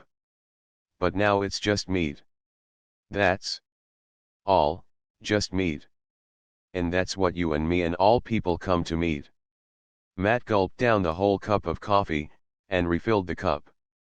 Are you scared to die? He asked. Jim shook his head. What's the use? I don't die anyway. I pass on live again. To go stealin', and lyin', and snivellin' through another life, and go on that way forever and ever and ever. Matt sneered. Maybe I'll improve, Jim suggested hopefully. Maybe stealin' won't be necessary in the life to come. He ceased abruptly, and stared straight before him, a frightened expression on his face. What's the matter? Matt demanded. Nothin'. I was just wonderin'. Jim returned to himself with an effort about this dyin', that was all.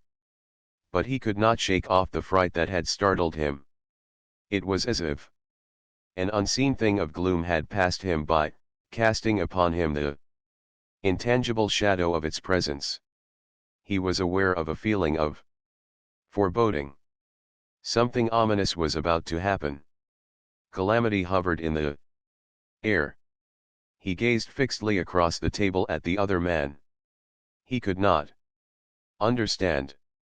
Was it that he had blundered and poisoned himself? No, Matt had the nicked cup, and he had certainly put the poison in the nicked cup. It was all his own imagination, was his next thought. It had played him tricks before. Fool. Of course it was. Of course something was about to happen, but it was about to happen to Matt. Had not Matt drunk the whole cup of coffee? Jim brightened up and finished his steak, sopping bread in the gravy when the meat was gone. When I was a kid, he began, but broke off abruptly. Again the unseen thing of gloom had fluttered, and his being was vibrant with premonition of impending misfortune. He felt a disruptive influence at work in the flesh of him, and in all his muscles there was a seeming that they were about to begin to twitch. He sat back suddenly, and as suddenly leaned forward with his elbows on the table. A tremor ran dimly through the muscles of his body. It was like the first rustling of leaves before the oncoming of wind. He clenched his teeth. It came again, a spasmodic tensing of his muscles. He knew panic at the revolt within his being. His muscles no longer recognized his mastery over them. Again they spasmodically tensed, despite the will of him, for he had willed that they should not tense. This was revolution within himself, this was anarchy. And the terror of impotence rushed up in him as his flesh gripped and seemed to seize him in a clutch, chills running up and down his back and sweat starting on his brow. He glanced about the room, and all the details of it smote him with a strange sense of familiarity. It was as though he had just returned from a long journey. He looked across the table at his partner. Matt was watching him and smiling. An expression of horror spread over Jim's face. "Matt," he screamed. "You ain't doped me." Matt smiled and continued to watch him. In the paroxysm that followed, Jim did not become unconscious. His muscles tensed and twitched and knotted, hurting him and crushing him in their savage grip. And in the midst of it all, it came to him that Matt was acting queerly. He was traveling the same road. The smile had gone from his face, and there was on it an intense expression, as if he were listening to some inner tale of himself and trying to divine the message. Matt got up and walked across the room and back again, then sat down. "You did this, Jim," he said quietly.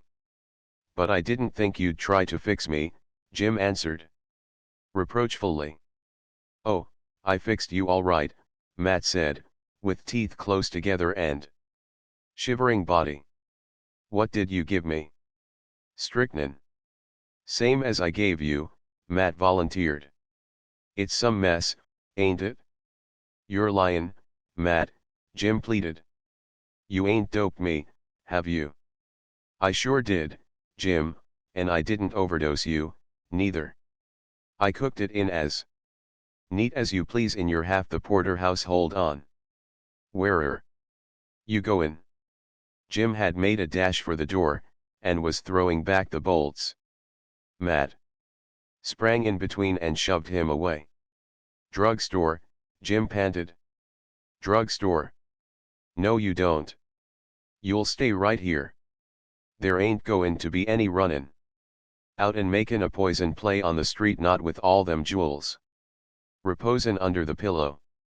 Sav. Even if you didn't die, you'd be in the hands of the police with a lot of explanations comin'. Emetics is the stuff for poison. I'm just as bad bit as you, and I'm goin' to take a emetic. That's all they'd give you at a drugstore, anyway." He thrust Jim back into the middle of the room and shot the bolts into place. As he went across the floor to the food shelf, he passed one hand over his brow and flung off the beaded sweat. It spattered audibly on the floor. Jim watched agonizedly as Matt got the mustard can and a cup and ran for the sink. He stirred a cupful of mustard and water and drank it down. Jim had followed him and was reaching with trembling hands for the empty cup. Again Matt shoved him away. As he mixed a second cupful, he demanded, "Do you think one cup'll do for me? You can wait till I'm done." Jim started to totter toward the door, but Matt checked him. "If you monkey with that door, I'll twist your neck. Sav. You can take yours when I'm done. And if it saves you, I'll twist your neck, anyway. You ain't got no chance, no how. I told you many times what you'd get if you did me dirt." "But you did me dirt, too," Jim articulated with an effort. Matt was drinking the second cupful, and did not answer. The sweat had got into Jim's eyes, and he could scarcely see his way to the table, where he got a cup for himself. But Matt was mixing a third cupful, and, as before, thrust him away. "I told you to wait till I was done," Matt growled. "Get out of my way." And Jim supported his twitching body by holding onto the sink, the while he yearned toward the yellowish concoction that stood for life. It was by sheer will that he stood and clung to the sink. His flesh strove to double him up and bring him to the floor. Matt drank the third cupful, and with difficulty managed to get to a chair and sit down. His first paroxysm was passing. The spasms that afflicted him were dying away. This good effect he ascribed to the mustard and water. He was safe, at any rate. He wiped the sweat from his face, and, in the interval of calm, found room for curiosity. He looked at his partner. A spasm had shaken the mustard can out of Jim's hands, and the contents were spilled upon the floor. He stooped to scoop some of the mustard into the cup, and the succeeding spasm doubled him up on the floor. Matt smiled. "Stay with it," he encouraged. "It's the stuff all right. It's fixed me up." Jim heard him and turned toward him with a stricken face, twisted with suffering and pleading. Spasm now followed spasm till he was in convulsions, rolling on the floor and yellowing his face and hair in the mustard. Matt laughed hoarsely at the sight, but the laugh broke midway. A tremor had run through his body. A new paroxysm was beginning. He arose and staggered across to the sink, where, with probing forefinger, he vainly strove to assist the action of the emetic. In the end, he clung to the sink as Jim had clung, filled with the horror of going down to the floor. The other's paroxysm had passed, and he sat up, weak and fainting, too weak to rise, his forehead dripping, his lips flecked with a foam made yellow by the mustard in which he had rolled. He rubbed his eyes with his knuckles, and groans that were like whines came from his throat. "What are you snifflin' about?" Matt demanded out of his agony. "All you got to do is die. And when you die you're dead." "I ain't snifflin', it's the mustard, stingin' my eyes," Jim panted with desperate slowness. It was his last successful attempt at speech. Thereafter he babbled incoherently, pawing the air with shaking arms till a fresh convulsion stretched him on the floor. Matt struggled back to the chair, and, doubled up on it, with his arms clasped about his knees, he fought with his disintegrating flesh. He came out of the convulsion cool and weak. He looked to see how it went with the other, and saw him lying motionless. He tried to solely lock eyes, to be facetious, to have his last grim laugh at life, but his lips made only incoherent sounds. The thought came to him that the emetic had failed, and that nothing remained but the drug store. He looked toward the door and drew himself to his feet. There he saved himself from falling by clutching the chair. Another paroxysm had begun. And in the midst of the paroxysm, with his body and all the parts of it flying apart and writhing and twisting back again into knots, he clung to the chair and shoved it before him across the floor. The last shreds of his will were leaving him when he gained the door. He turned the key and shot back one bolt. He fumbled for the second bolt, but failed. Then he leaned his weight against the door and slid down gently to the floor. A nose for the king. In the morning calm of Korea, when its peace and tranquility truly merited its ancient name, Chosen, there lived a politician by name Yi Chin-ho. He was a man of parts, and who shall say, perhaps in no wise worse than politicians the world over. But, unlike his brethren in other lands, Yi Chin-ho was in jail. Not that he had inadvertently diverted to himself public moneys, but that he had inadvertently diverted too much. Excess is to be deplored in all things, even in grafting, and Yi Chin-ho's excess had brought him to most deplorable straits. 10,000 strings of cash he owed the government, and he lay in prison under sentence of death. There was one advantage to the situation: he had plenty of time in which to think. And he thought well. Then called he the jailer to him.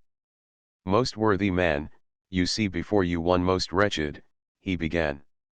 "Yet all will be well with me if you will but let me go free for one short hour this night. And all will be well with you, for I shall see to your advancement through the years, and you shall come at length to the directorship of all the prisons of Chosen." "How now?" demanded the jailer. "What foolishness is this? 1 short hour. And you but waiting for your head to be chopped off. And I, with an aged and much to be respected mother, not to say anything of a wife and several children of tender years, out upon you for the scoundrel that you are. From the sacred city to the ends of all the 8 coasts there is no place for me to hide," Yi Chin-ho made reply. "I am a man of wisdom, but of what worth my wisdom here in prison? Were I free, well I know I could seek out and obtain the money wherewith to repay the government. I know of a nose that will save me from all my difficulties." "A nose?" cried the jailer. "A nose," said Yi Chin-ho, "a remarkable nose, if I may say so, a most remarkable nose." The jailer threw up his hands despairingly.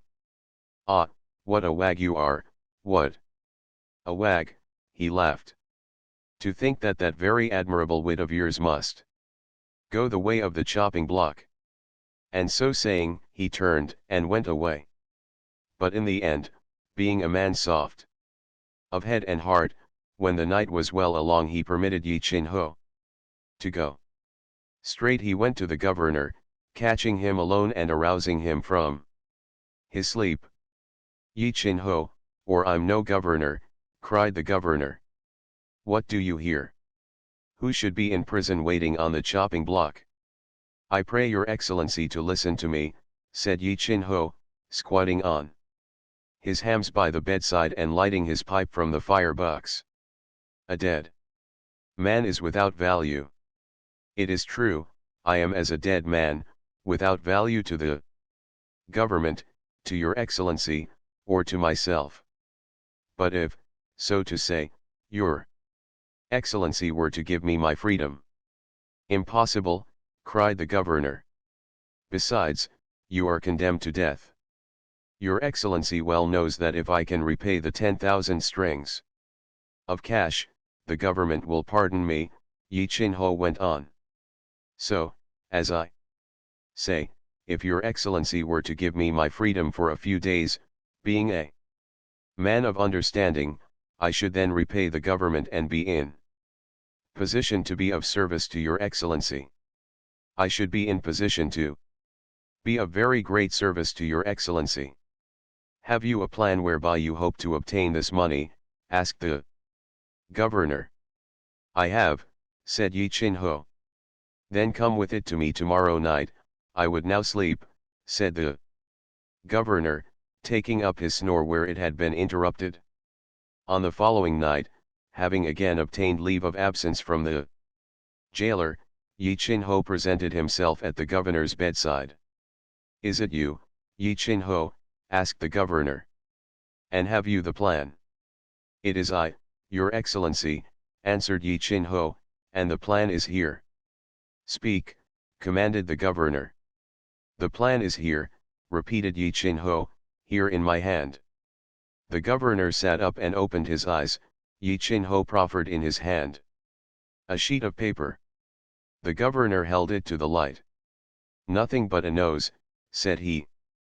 A bit pinched, so, and so, your excellency, said Yi Chin Ho. Yes, a bit pinched here and there, as you say, said the governor. Withal it is an exceeding corpulent nose, thus, and so, all in one place. At the end, proceeded Yi Chin Ho, your excellency would seek far and wide and many a day for that nose and find it not. An unusual nose, admitted the governor. There is a wart upon it, said Yi Chin Ho. A most unusual nose, said the governor. Never have I seen the like. But what do you with this nose, Yi Chin Ho? I seek it whereby to repay the money to the government, said Yi Chin Ho. I seek it to be of service to your excellency, and I seek it to save my own worthless head. Further, I seek your excellency's seal upon this picture of the nose. And the governor laughed and affixed the seal of state, and Yi Chin Ho departed. For a month and a day he travelled the king's road which leads to the shore of the eastern sea, and there, one night, at the gate of the largest mansion of a wealthy city he knocked loudly for admittance. None other than the master of the house will I see, said he fiercely to the frightened servants. I travel upon the king's business. Straightway was he led to an inner room, where the master of the house was roused from his sleep and brought blinking before him. You are Pak Chung Chang, head man of the city, said Yi Chin Ho in tones that were all accusing. I am upon the king's business. Pak Chung Chang trembled. Well, he knew the king's business was ever a terrible business. His knees smote together, and he near fell to the floor. The hour is late, he quavered. Were it not well to the king's business never waits, thundered Yi Chin Ho, come apart with me, and swiftly. I have an affair of moment to discuss with you. It is the king's affair, he added with even greater fierceness, so that Pak Chung Chang's silver pipe dropped from his nerveless fingers and clattered on the floor. Know then, said Yi Chin Ho, when they had gone apart, that the king is troubled with an affliction, a very terrible affliction. In that he failed to cure, the court physician has had nothing else than his head chopped off. From all the 8 provinces have the physicians come to wait upon the king. Wise consultation have they held, and they have decided that for a remedy for the king's affliction nothing else is required than a nose, a certain kind of nose, a very peculiar certain kind of nose. Then by none other was I summoned than His Excellency the Prime Minister himself. He put a paper into my hand. Upon this paper was the very peculiar kind of nose drawn by the physicians of the 8 provinces, with the seal of state upon it. Go, said His Excellency the Prime Minister. Seek out this nose, for the king's affliction is sore. And wheresoever you find this nose upon the face of a man, strike it off forthright and bring it in all haste to the court, for the king must be cured. Go, and come not back until your search is rewarded. And so I departed upon my quest, said Yi Chin Ho. I have sought out the remotest corners of the kingdom, I have traveled the 8 highways, searched the 8 provinces, and sailed the seas of the 8 coasts. And here I am. With a great flourish he drew a paper from his girdle, unrolled it with many snappings and cracklings, and thrust it before the face of Pak Chung Chang. Upon the paper was the picture of the nose. Pak Chung Chang stared upon it with bulging eyes. Never have I beheld such a nose, he began. There is a wart upon it, said Yi Chin Ho. Never have I beheld, Pak Chung Chang began again. Bring your father before me, Yi Chin Ho interrupted sternly. My ancient and very much to be respected ancestor sleeps, said Pak Chung Chang. Why dissemble, demanded Yi Chin Ho. You know it is your father's nose. Bring him before me that I may strike it off and be gone. Hurry, lest I make bad report of you. Mercy, cried Pak Chung Chang, falling on his knees. It is impossible. It is impossible. You cannot strike off my father's nose. He cannot go down without his nose to the grave. He will become a laughter and a byword, and all my days and nights will be filled with woe. Oh, reflect. Report that you have seen no such nose in your travels. You, too, have a father. Pak Chung Chang clasped Yi Chin Ho's knees and fell to weeping on his sandals. My heart softens strangely at your tears, said Yi Chin Ho. I, too, know filial piety and regard. But he hesitated, then added, as though thinking aloud, it is as much as my head is worth. How much is your head worth? Asked Pak Chung Chang in a thin, small voice. A not remarkable head, said Yi Chin Ho. An absurdly unremarkable head. But, such is my great foolishness, I value it at nothing less than 100,000 strings of cash. So be it, said Pak Chung Chang, rising to his feet. I shall need horses to carry the treasure, said Yi Chin Ho, and meant to guard it well as I journey through the mountains. There are robbers abroad in the land. There are robbers abroad in the land, said Pak Chung Chang, sadly. But it shall be as you wish, so long as my ancient and very much to be respected ancestor's nose abide in its appointed place. Say nothing to any man of this occurrence, said Yi Chin Ho, else will other and more loyal servants than I be sent to strike off your father's nose. And so Yi Chin Ho departed on his way through the mountains, blithe of heart and gay of song as he listened to the jingling bells of his treasure-laden ponies. There is little more to tell. Yi Chin Ho prospered through the years. By his efforts the jailer attained at length to the directorship of all the prisons of Chosen.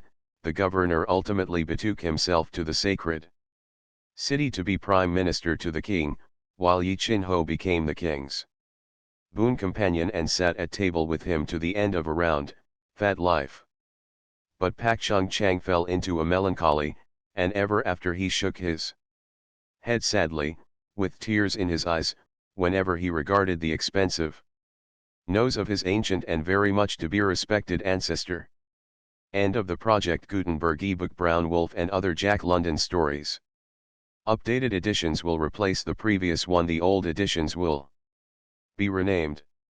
Creating the works from print editions not protected by U.S. copyright law means that no one owns a United States copyright in these works.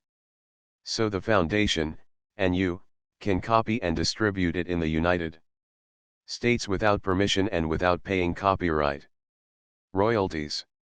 Special rules, set forth in the General Terms of Use part of this license, apply to copying and distributing Project Gutenberg trademark electronic works to protect the Project Gutenberg trademark concept and trademark.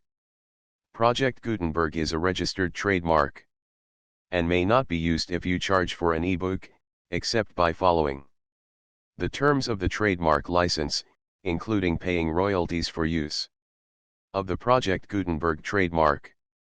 If you do not charge anything for copies of this ebook, complying with the trademark license is very easy. You may use this ebook for nearly any purpose, such as creation of derivative works, reports, performances, and research. Project Gutenberg ebooks may be modified and printed and given away. You may do practically anything in the United States with ebooks not protected by U.S. copyright law. Redistribution is subject to the trademark license, especially commercial redistribution. Start, full license. The full Project Gutenberg license. Please read this before you distribute or use this work.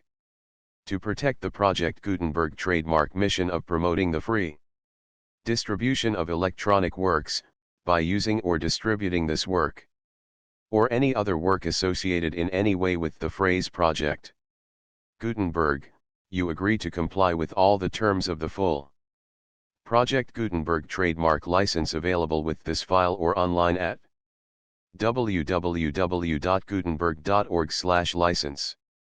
Section 1. General Terms of Use and Redistributing Project Gutenberg Trademark. Electronic Works. 1.a. By reading or using any part of this Project Gutenberg trademark electronic work, you indicate that you have read, understand, agree to, and accept all the terms of this license and intellectual property trademark/copyright agreement. If you do not agree to abide by all the terms of this agreement, you must cease using and return or destroy all copies of Project Gutenberg trademark electronic works in your possession. If you paid a fee for obtaining a copy of or access to a Project Gutenberg trademark electronic work and you do not agree to be bound by the terms of this agreement, you may obtain a refund from the person or entity to whom you paid the fee as set forth in paragraph 1.e.8. 1.b. Project Gutenberg is a registered trademark. It may only be used on or associated in any way with an electronic work by people who agree to be bound by the terms of this agreement. There are a few things that you can do with most Project Gutenberg trademark electronic works, even without complying with the full terms of this agreement. See paragraph 1.c below. There are a lot of things you can do with Project Gutenberg trademark electronic works if you follow the terms of this agreement and help preserve free future access to Project Gutenberg trademark electronic works. See paragraph 1.e below. 1.c. The Project Gutenberg Literary Archive Foundation, the Foundation Orpglof, owns a compilation copyright in the collection of Project Gutenberg trademark electronic works. Nearly all the individual works in the collection are in the public domain in the United States.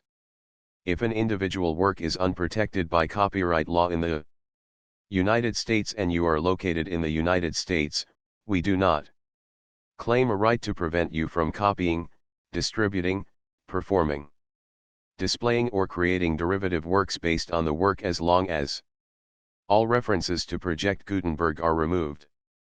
Of course, we hope that you will support the Project Gutenberg trademark mission of promoting free access to electronic works by freely sharing Project Gutenberg trademark works in compliance with the terms of this agreement for keeping the Project Gutenberg trademark name associated with the work.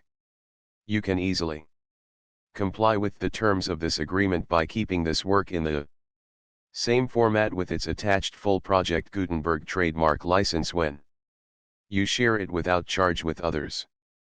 1.d. The copyright laws of the place where you are located also govern what you can do with this work. Copyright laws in most countries are in a constant state of change. If you are outside the United States, check the laws of your country in addition to the terms of this agreement before downloading, copying, displaying, performing, distributing or creating derivative works based on this work or any other Project Gutenberg trademark work. The Foundation makes no representations concerning the copyright status of any work in any country other than the United States. 1.e. Unless you have removed all references to Project Gutenberg. 1.e.1. The following sentence, with active links to, or other immediate access to, the full Project Gutenberg trademark license must appear prominently whenever any copy of a Project Gutenberg trademark work, any work on which the phrase Project Gutenberg appears, or with which the Phrase Project Gutenberg is associated, is accessed, displayed, performed, viewed, copied, or distributed. This ebook is for the use of anyone anywhere in the United States and most other parts of the world at no cost and with almost no restrictions whatsoever. You may copy it, give it away or reuse it under the terms of the Project Gutenberg license included with this ebook or online at www.gutenberg.org. If you are not located in the United States, you will have to check the laws of the country where you are located before using this ebook. 1.e.2. If an individual Project Gutenberg trademark electronic work is derived from texts not protected by U.S. copyright law, does not contain a notice indicating that it is posted with permission of the copyright holder, the work can be copied and distributed to anyone in the United States without paying any fees or charges. If you are redistributing or providing access to a work with the phrase Project Gutenberg associated with or appearing on the work, you must comply either with the requirements of paragraphs 1.e.1 through 1.e.7 or obtain permission for the use of the work and the Project Gutenberg trademark. Trademark as set forth in paragraphs 1.e.8 or 1.e.9. 1.e.3. If an individual Project Gutenberg trademark electronic work is posted with the permission of the copyright holder, your use and distribution must comply with both paragraphs 1.e.1 through 1.e.7 and any additional terms imposed by the copyright holder. Additional terms will be linked to the Project Gutenberg trademark license for all works posted with the permission of the copyright holder found at the beginning of this work. 1.e.4. Do not unlink or detach or remove the full Project Gutenberg trademark license terms from this work, or any files containing a part of this work or any other work associated with Project Gutenberg trademark. 1.e.5. Do not copy, display, perform, distribute or redistribute this electronic work, or any part of this electronic work, without prominently displaying the sentence set forth in paragraph 1.e.1 with active links or immediate access to the full terms of the Project Gutenberg trademark license. 1.e.6. You may convert to and distribute this work in any binary, compressed, marked up, non-proprietary or proprietary form, including any word processing or hypertext form. However, if you provide access to or distribute copies of a Project Gutenberg trademark work in a format other than plain vanilla ASCII or other format used in the official version posted on the official Project Gutenberg trademark website, www.gutenberg.org, you must, at no additional cost, fee, or expense to the user, provide a copy, a means of exporting a copy, or a means of obtaining a copy upon request, of the work in its original plain vanilla ASCII or other form. Any alternate format must include the full Project Gutenberg trademark license as specified in paragraph 1.e.1. 1.e.7. Do not charge a fee for access to, viewing, displaying, performing, copying, or distributing any Project Gutenberg trademark works, unless you comply with paragraph 1.e.8 or 1.e.9. 1.e.8. You may charge a reasonable fee for copies of or providing access to or distributing Project Gutenberg trademark electronic works, provided that you pay a royalty fee of 20% of the gross profits you derive from the use of Project Gutenberg trademark works calculated using the method you already used to calculate your applicable taxes. The fee is owed to the owner of the Project Gutenberg trademark, but he has agreed to donate royalties under this paragraph to the Project Gutenberg Literary Archive Foundation. Royalty payments must be paid within 60 days following each date on which you prepare, or are legally required to prepare, your periodic tax returns. Royalty payments should be clearly marked as such and sent to the project Gutenberg Literary Archive Foundation at the address specified in Section 4, Information about donations to the Project Gutenberg Literary Archive Foundation. You provide a full refund of any money paid by a user who notifies you in writing, or by email, within 30 days of receipt that he does not agree to the terms of the full Project Gutenberg trademark license. You must require such a user to return or destroy all copies of the works possessed in a physical medium and discontinue all use of and all access to other copies of Project Gutenberg trademark works. You provide, in accordance with paragraph 1.f.3, a full refund of any money paid for a work or a replacement copy, if a defect in the electronic work is discovered and reported to you within 90 days of receipt of the work. You comply with all other terms of this agreement for free distribution of Project Gutenberg trademark works. 1.e.9. If you wish to charge a fee or distribute a Project Gutenberg trademark electronic work or group of works on different terms than are set forth in this agreement, you must obtain permission in writing from the Project Gutenberg Literary Archive Foundation, the manager of the Project Gutenberg trademark. Contact the Foundation as set forth in Section 3 below. 1.f. 1.f.1. Project Gutenberg volunteers and employees expend considerable effort to identify, do copyright research on, transcribe and proofread works not protected by U.S. copyright law in creating the Project Gutenberg trademark collection. Despite these efforts, Project Gutenberg trademark electronic works, and the medium on which they may be stored, may contain defects, such as, but not limited to, incomplete, inaccurate, or corrupt data, transcription errors, a copyright or other intellectual property infringement, a defective or damaged disk or other medium, a computer virus, or computer codes that damage or cannot be read by your equipment. 1.f.2. Limited warranty, disclaimer of damages, except for the right of replacement or refund described in paragraph 1.f.3, the Project Gutenberg Literary Archive Foundation, the owner of the Project Gutenberg trademark, and any other party distributing a Project Gutenberg trademark electronic work under this agreement, disclaim all liability to you for damages, costs, and expenses, including legal fees.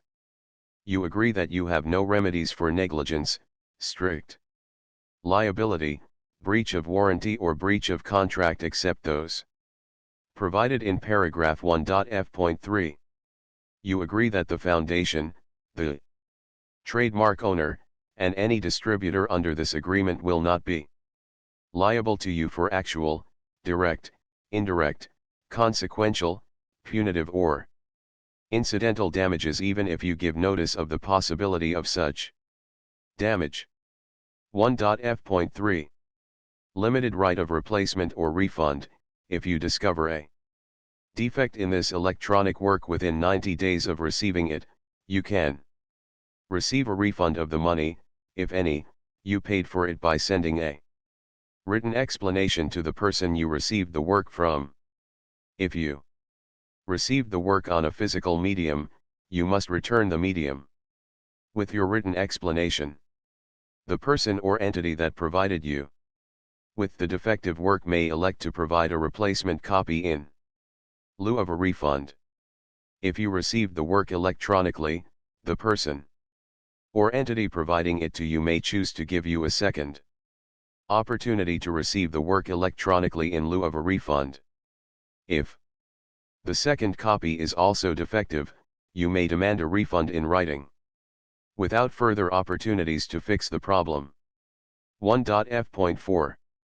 Except for the limited right of replacement or refund set forth in paragraph 1.f.3, this work is provided to you as is, with no other warranties of any kind, express or implied, including but not limited to warranties of merchantability or fitness for any purpose. 1.f.5.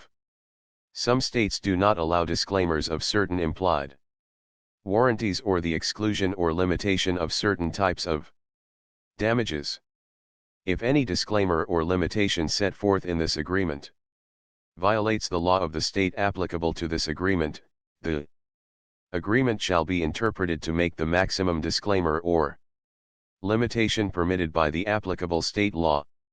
The invalidity or unenforceability of any provision of this agreement shall not void the remaining provisions. 1.f.6. Indemnity.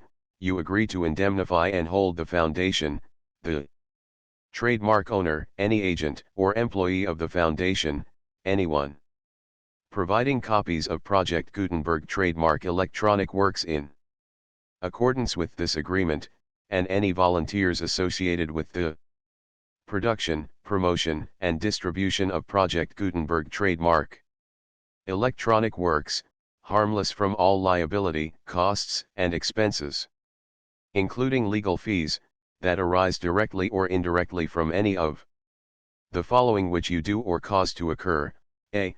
Distribution of this or any Project Gutenberg trademark work, b. Alteration, modification, or additions or deletions to any Project Gutenberg trademark work, and c. Any defect you cause. Section 2. Information about the mission of Project Gutenberg trademark. Project Gutenberg trademark is synonymous with the free distribution of electronic works in formats readable by the widest variety of computers, including obsolete, old, middle-aged, and new computers. It exists because of the efforts of hundreds of volunteers and donations from people in all walks of life. Volunteers and financial support to provide volunteers with the assistance they need are critical to reaching Project Gutenberg trademark's goals and ensuring that the Project Gutenberg trademark collection will remain freely available for generations to come. In 2001, the Project Gutenberg Literary Archive Foundation was created to provide a secure and permanent future for Project Gutenberg trademark and future generations.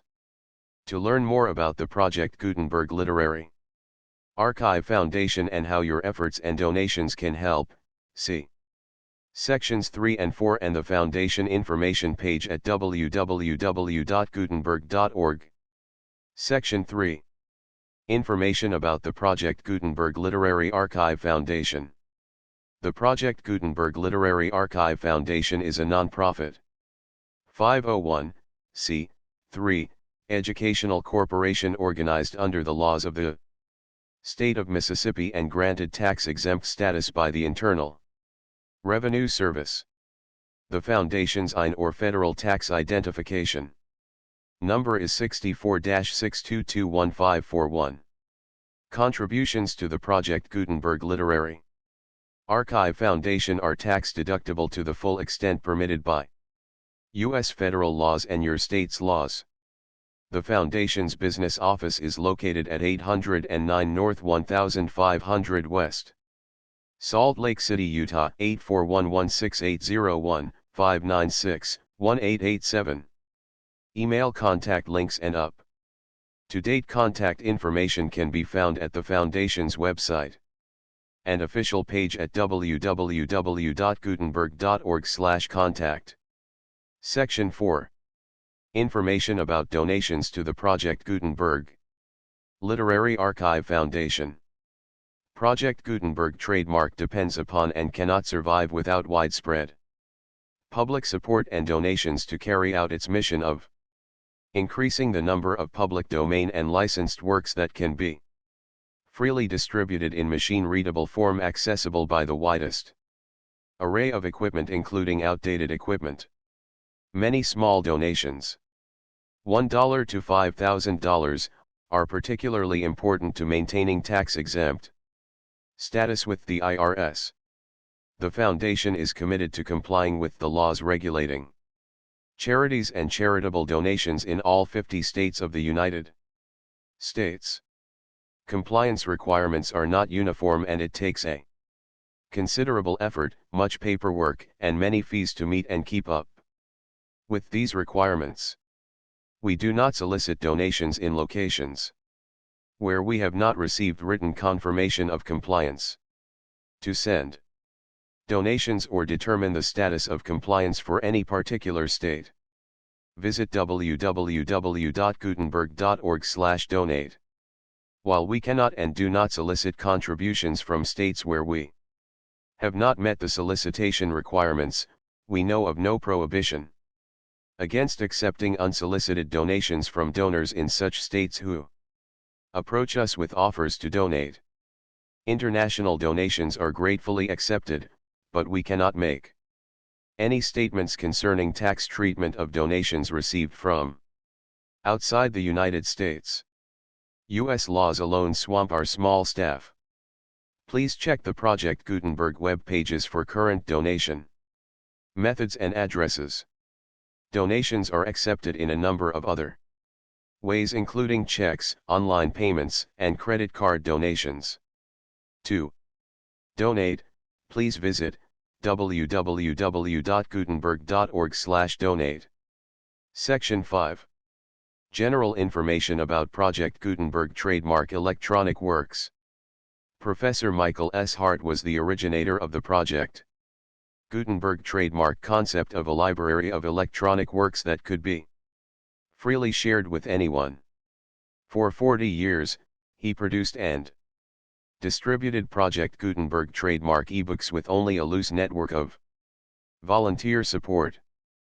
Project Gutenberg trademark ebooks are often created from several printed editions, all of which are confirmed as not protected by copyright in the US unless a copyright notice is included. Thus, we do not necessarily keep ebooks in compliance with any particular paper edition. Most people start at our website, which has the main PG search facility, www.gutenberg.org.